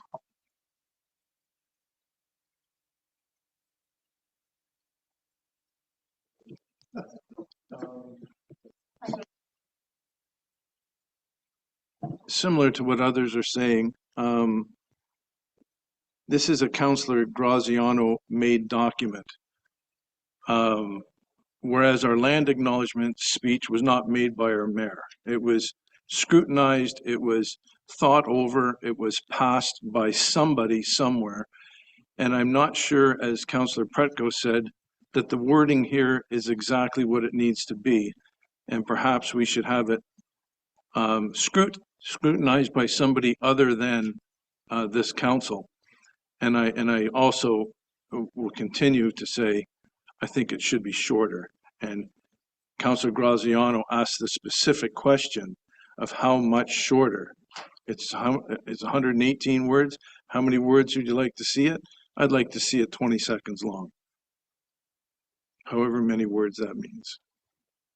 But I don't want it to be the wording that's there. I want the wording scrutinized so that we're not holding ourselves liable for anything. Councillor Jarvis, followed by Councillor Cooper. Just quickly, I've popped something into the chat box there. It's a, it is, I think 30 words, not 30 words, but something close to that. 30 words. I don't know if it summarizes the thoughts by our Councillor Graziano, but it's a contribution by AI. Okay. And I will read it for the benefit of those who... Thank you, before I choke on it. But it reads, we value the vital contributions of our residents and businesses. Council and staff pledge to serve with accountability and fiscal responsibility, ensuring transparent, community-focused governance for all. You probably put ratepayers in for residents. Doesn't matter. Councillor Cooper, round 3.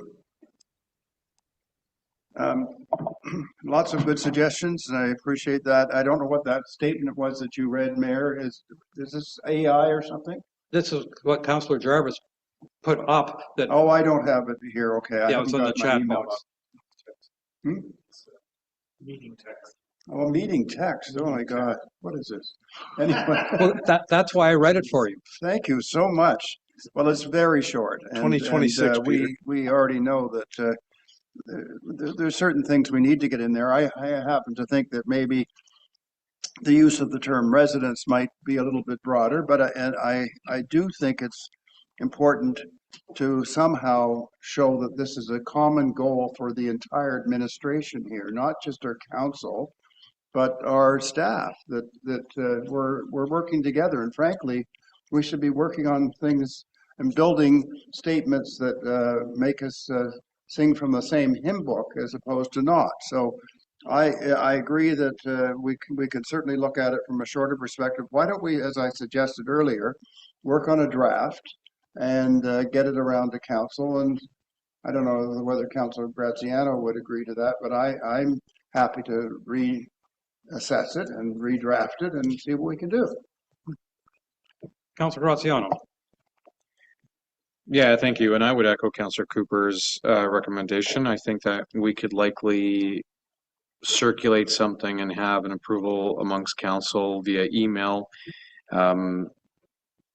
Suffice it that it's not deemed to be advancing the business of council without the clerk's input. If it's a discussion that needs to be had, maybe we have that tomorrow in COW. We defer this to COW, finalize a final wording, and get it back to council for next month. I just want to give kind of some parallels here. Not that we are looking to parallel, but the land acknowledgement is 220 words versus the 118. There was a question or comment with respect to someone somehow downstream creating this and verifying this. And I think that that person who had the foresight to create the land acknowledgement has done a marvelous thing, which is to recognize, what is enshrined and or what is developed within this. And I think it's just, it takes that person to come forward with a land acknowledgement and say, hey, we should be recognizing, what our Indigenous communities have done and what we and who we serve and so on. So ultimately, I from my perspective, I'm not saying that I'm, patting myself on the back for this one, but I don't think that we should forego this just because it's Councillor Graziano's document, quote unquote. I think we should look at this and say, what's its intent? Its intent is to remind us that we serve our communities and the ratepayers within, and that we are here to serve them. And it's a reminder in every council meeting that they are the people that we consider in every action, every decision, every policy change that we enact here. I don't think there's anything wrong with that, personally. Hence the reason why I would agree. Let's circulate an amendment. If we have to do that through COW, let's bring this forward and let's start reading this and or acknowledging this in council meetings. Thank you.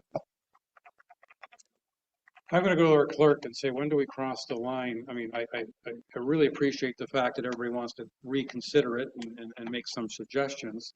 But I don't want to cross the line where you're saying we're meeting out of turn.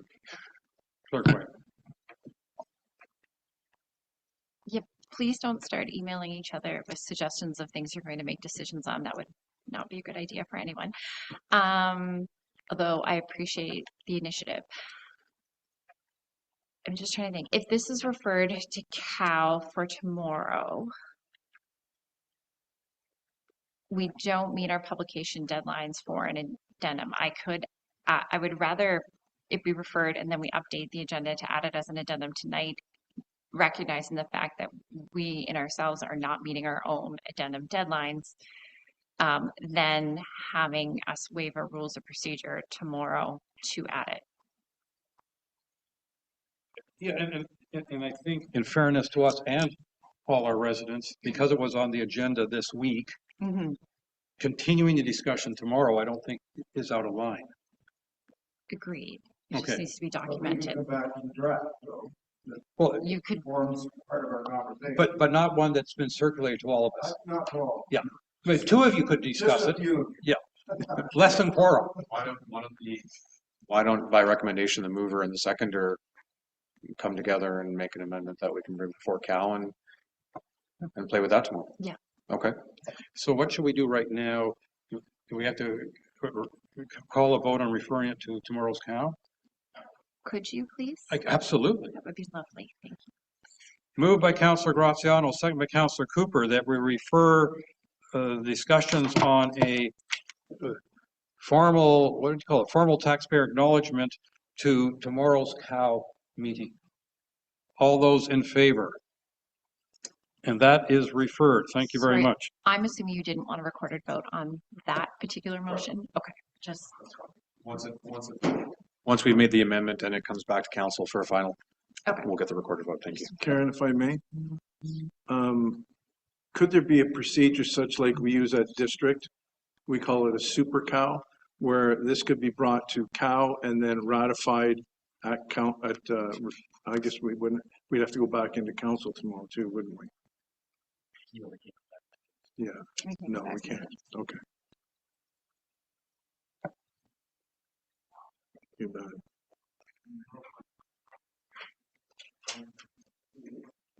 So now, to be clear, we all now we're on to the next item of new business, which is move MacTier welcome sign to Lake Joseph Road. Councillor Predko.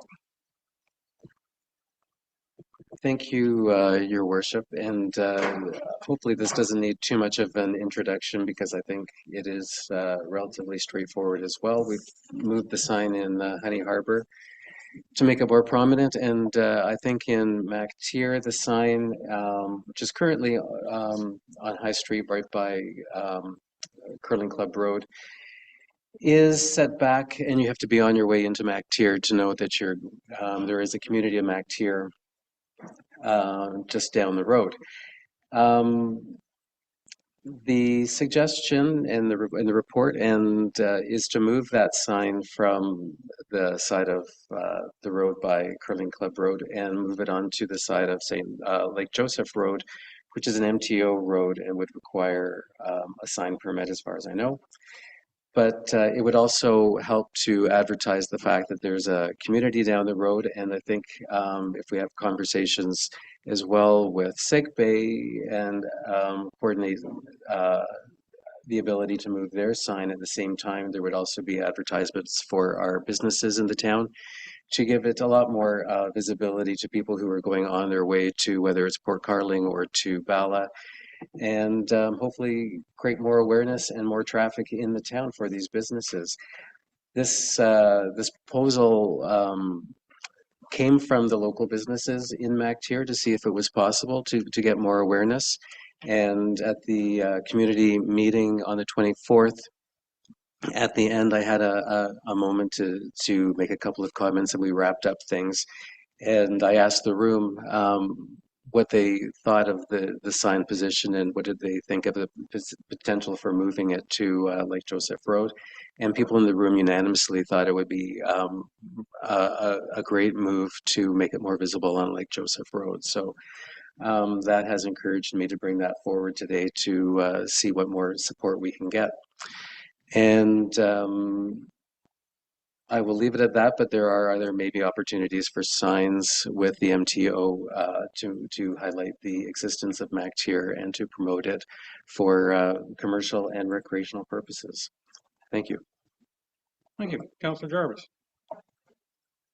Yeah, I agree with the current sort of redundancy of the sign location now where it is now. And I think we'd find there would be great support from Seg Bay to do this.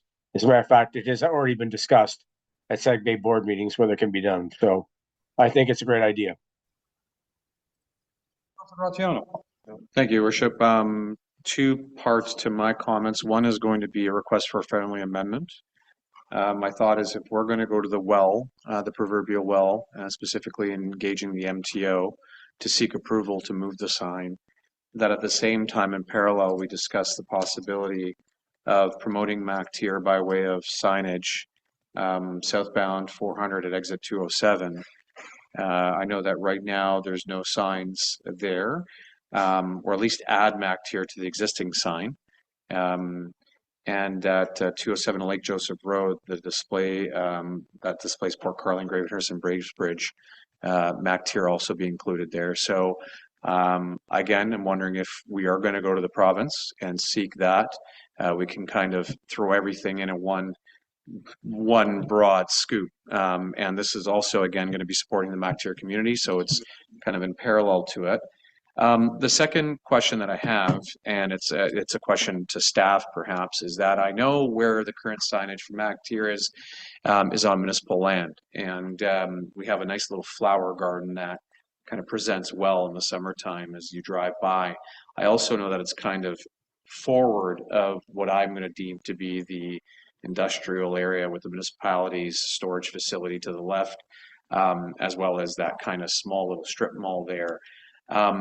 So my question is, if the MTO were to provide us and grant us approval for this, could we also do a decorative flower display similar to that of where we have it now and what is currently there now? Just wrapping it nicely. I don't know what Segbay's signage will be and how they're going to move it and how that would look, but I don't want to lose that because I think it's quite pretty and reflective of the community as a whole in general. So those are my two comments and an amendment request if the mover and seconder would allow for it. And then secondly, a question to staff on can we grow beautiful flowers on MTO land? There we go. Ms. King, I saw your hand before I go to Councillor Bocek. Yeah, I just thought before we got too far into discussions, I was actually able to contact the MTO and they have like a whole section on decorative municipal displays. The one red herring or issue here with it is that the displays have to be up on the right-hand side of the road. So then that way people don't look across and in theory would be heading toward oncoming traffic. So you'd have to you couldn't put it on the corner that was discussed initially by the pharmacy where the other signs are. So it'd have to be back here on the right-hand side, or if you're coming from the other way, it would have to be on the corner by the lumber. Or like by the Muskoka lumber. So that would so we were looking at the same places. That's an issue right off the hop. And then for Segbay, that would have something that they would have to go through the permitting process. She didn't say no right off the hop, but those are some things, and like the size and stuff obviously is set back, and they are allowed within the decorative displays. It talks about flowers and other materials. So I'm sure that will be totally fine. We'd have to amend where we would want that, because I know that was the initial vision, was to have it on that corner. But because it's on the wrong hand side of the road, I don't think they'll be amendable to that. So if we wanted to consider back or two, but I think Mara has some comments on funding as well. Director Engel. Through you, Mayor Coetzee, I have no funding for this. So I would ask that we take your proposals into consideration and come back to council with exactly what location we can put it at, what we can do, what the cost would be, and council would have to approve the funding coming from reserves. Okay. Well, I greatly appreciate, Ms. King, your initial research, but I should also recognize Councillor Bocek's hand. It's already on. Thank you. And through you, Mayor, I like the ideas that came from Councillor Graziano. I think that's a great idea. And to Councillor Pretko, what I would like to see two things I'd like to see on this sign. One is about events that are going to be happening within MacTier, because when we go to all the meetings we've been to, there's the walking events and there's the Stewart Lake event and everything else. So there's a spot on this sign where we could say something happening this Saturday, September the 15th, whatever, and probably wait till we find out what our township logo is going to look like in the future, because I think there's some changes that may happen to that, but it'll probably happen long before the sign is printed. But yeah, something for the events within MacTier. Councillor Jarvis, please. Yeah, I just, and thank you to Mara for her comments. If we can get an idea of what it's going to cost, and then bring in, it was Mara, wasn't it? Or was it Jennifer? Anyway, Segbay might be enthusiastic in manner by contribution as well. So we may be able to get financial help from the business community for any work we do that includes them. Thank you. Councillor Predko. And I would be happy to accept the friendly amendment for the addition of contacting MTO with regards to a sign on adding MacTier to the sign on the 400. And I don't think anybody would mind which side, if it's on the Muskoka lumber side of the intersection or the other side. I think being on the north side is probably more important than on the south side for an obvious entrance into where MacTier would be. And I'm also happy to refer this back to staff for consideration on the cost. I was hoping that since the sign was already going to be replaced in MacTier, that it would be a relatively inexpensive endeavor. But if we're looking at flowers and I understand new posts from what would be installed in the current location, then I understand there may be some costs and the cost of the lease. So if we can refer it to staff, I would think that's fine. Ms. Schneier. Thank you, Your Worship. Just to Councillor Predko, just to clarify, the sign that was chosen by the community of MacTier is going to be installed at its present location on March 31st to satisfy the needs of that grant. If you, the community segue staff, want to move the sign after it has been installed, that's completely fine. But I have to meet the requirements of the grant to get a new faceplate on the existing posts.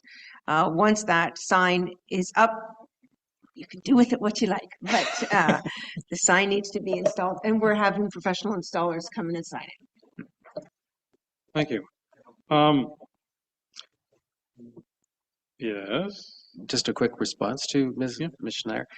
Thank you for that clarification. And as a sidebar on the design that was approved by the group, their only concern, and I don't know if this was fed back to you, was the logo of Explorer's Edge on the sign, but I don't think people realize that that logo is on the existing sign as well. So there's no change to the branding on that sign. Thank you, Your Worship. You are right. We did identify that in the report to you in council when we initially received approval from Explorer's Edge. And it's funny what you don't notice until you notice it, but it has been on that sign for over 10 years.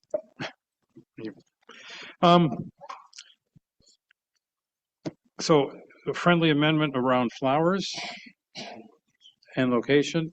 As well as signage. Yeah, see, as well as signage on the 400. I thought the signage on the 400 also makes sense when you're going off the road and it says you're going to places that are much farther away, but not back here, which is first. I think that's also a very worthy ask, if I can put it that way. All right, so let me think here. Be it further resolved, the township.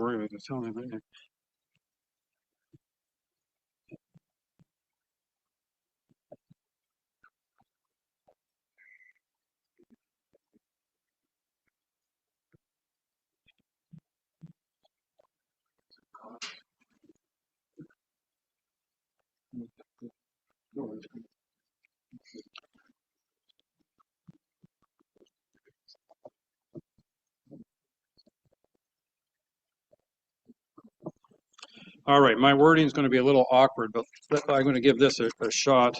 Or Councilor Predko, is that a new hand? No, okay. So I moved by Councilor Predko, second by Councilor Bocek. Whereas the Township of Georgian Bay is in the process of replacing the existing MacTier welcome sign with a refreshed version, and whereas moving the sign to a more prominent location along Lake Joseph Road would increase awareness of the community and the resources MacTier has to offer, therefore be resolved that the Township of Georgian Bay engages with the Province of Ontario to enter into a sign agreement to move the sign to the northwest corner of to Lake Joseph Road, so we don't handcuff us as to where it's going to be.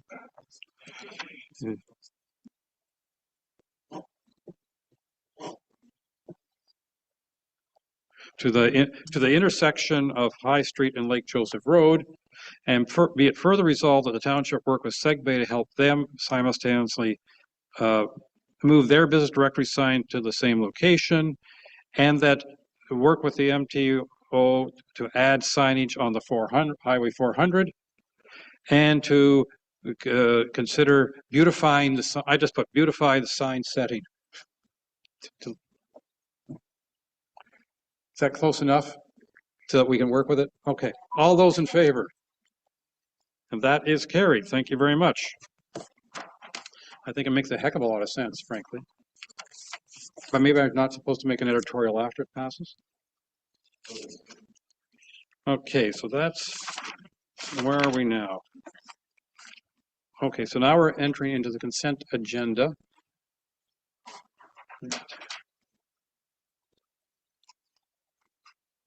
So, We have 1, 2, 3, 4, 5, 6, 7, 8, 9 items on the consent agenda. And of course, the overall is we adopt the consent agenda. And so I, as per usual, say, does anybody want to highlight or question anything on this? Councillor Graziano.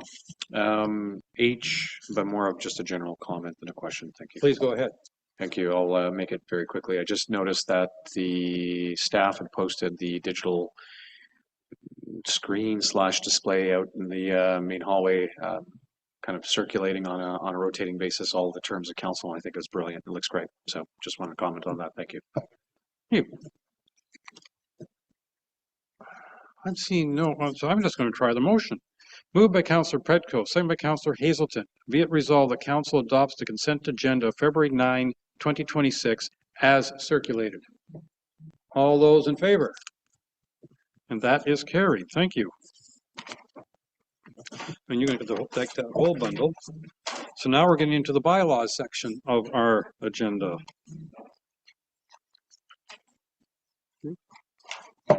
Okay.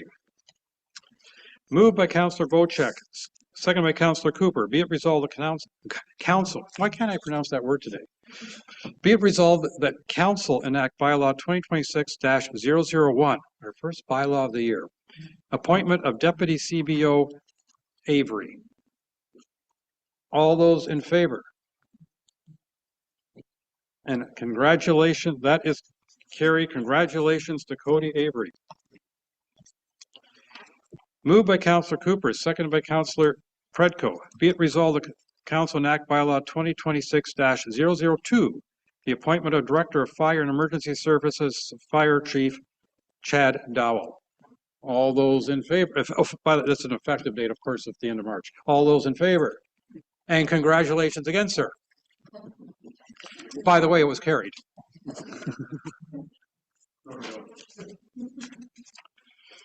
Moved by Councillor Predko, seconded by Councillor Jarvis. Be it resolved that council enact bylaw 2026-003 regarding signing officers. All those in favor? And that is carried. Congratulations to all our signing officers. Or condolences. Moved by Councillor Graziano, seconded by Councillor Hazelton. Be it resolved that council enact bylaw 2026-004 for the emergency management plan. All those in favor? And that is carried. Thank you. Moved by Councillor Hazelton, seconded by Councillor Bocek. Be it resolved. Oh, okay. Moved by Councillor Predko, seconded by one more time. Moved by Councillor Predko, seconded by Councillor Bocek. Be it resolved that council enact bylaw 2026-005, restricted acts lame duck. All those in favor? 1, 2. I got 4 in favor, so that is carried.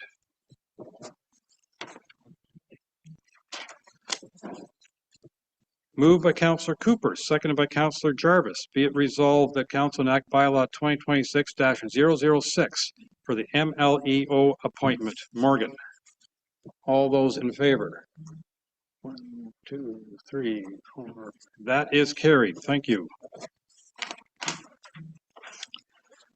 Moved by Councillor Cooper, seconded by Councillor Hazelton. Be it resolved the council adopts bylaw 2026-007 to confirm the proceedings of the February 9, 2026 council meeting. All those in favor? And that is carried. Moved by Councillor Jarvis, seconded by Councillor Bocek. Be it resolved that the council does now adjourn at 4:02 p.m. until March 9th, 2026 at 9 a.m. or at the call of the chair. All those in favor? And that is carried, and we are adjourned to meet again tomorrow as a planning council at 9 a.m. Thank you very much.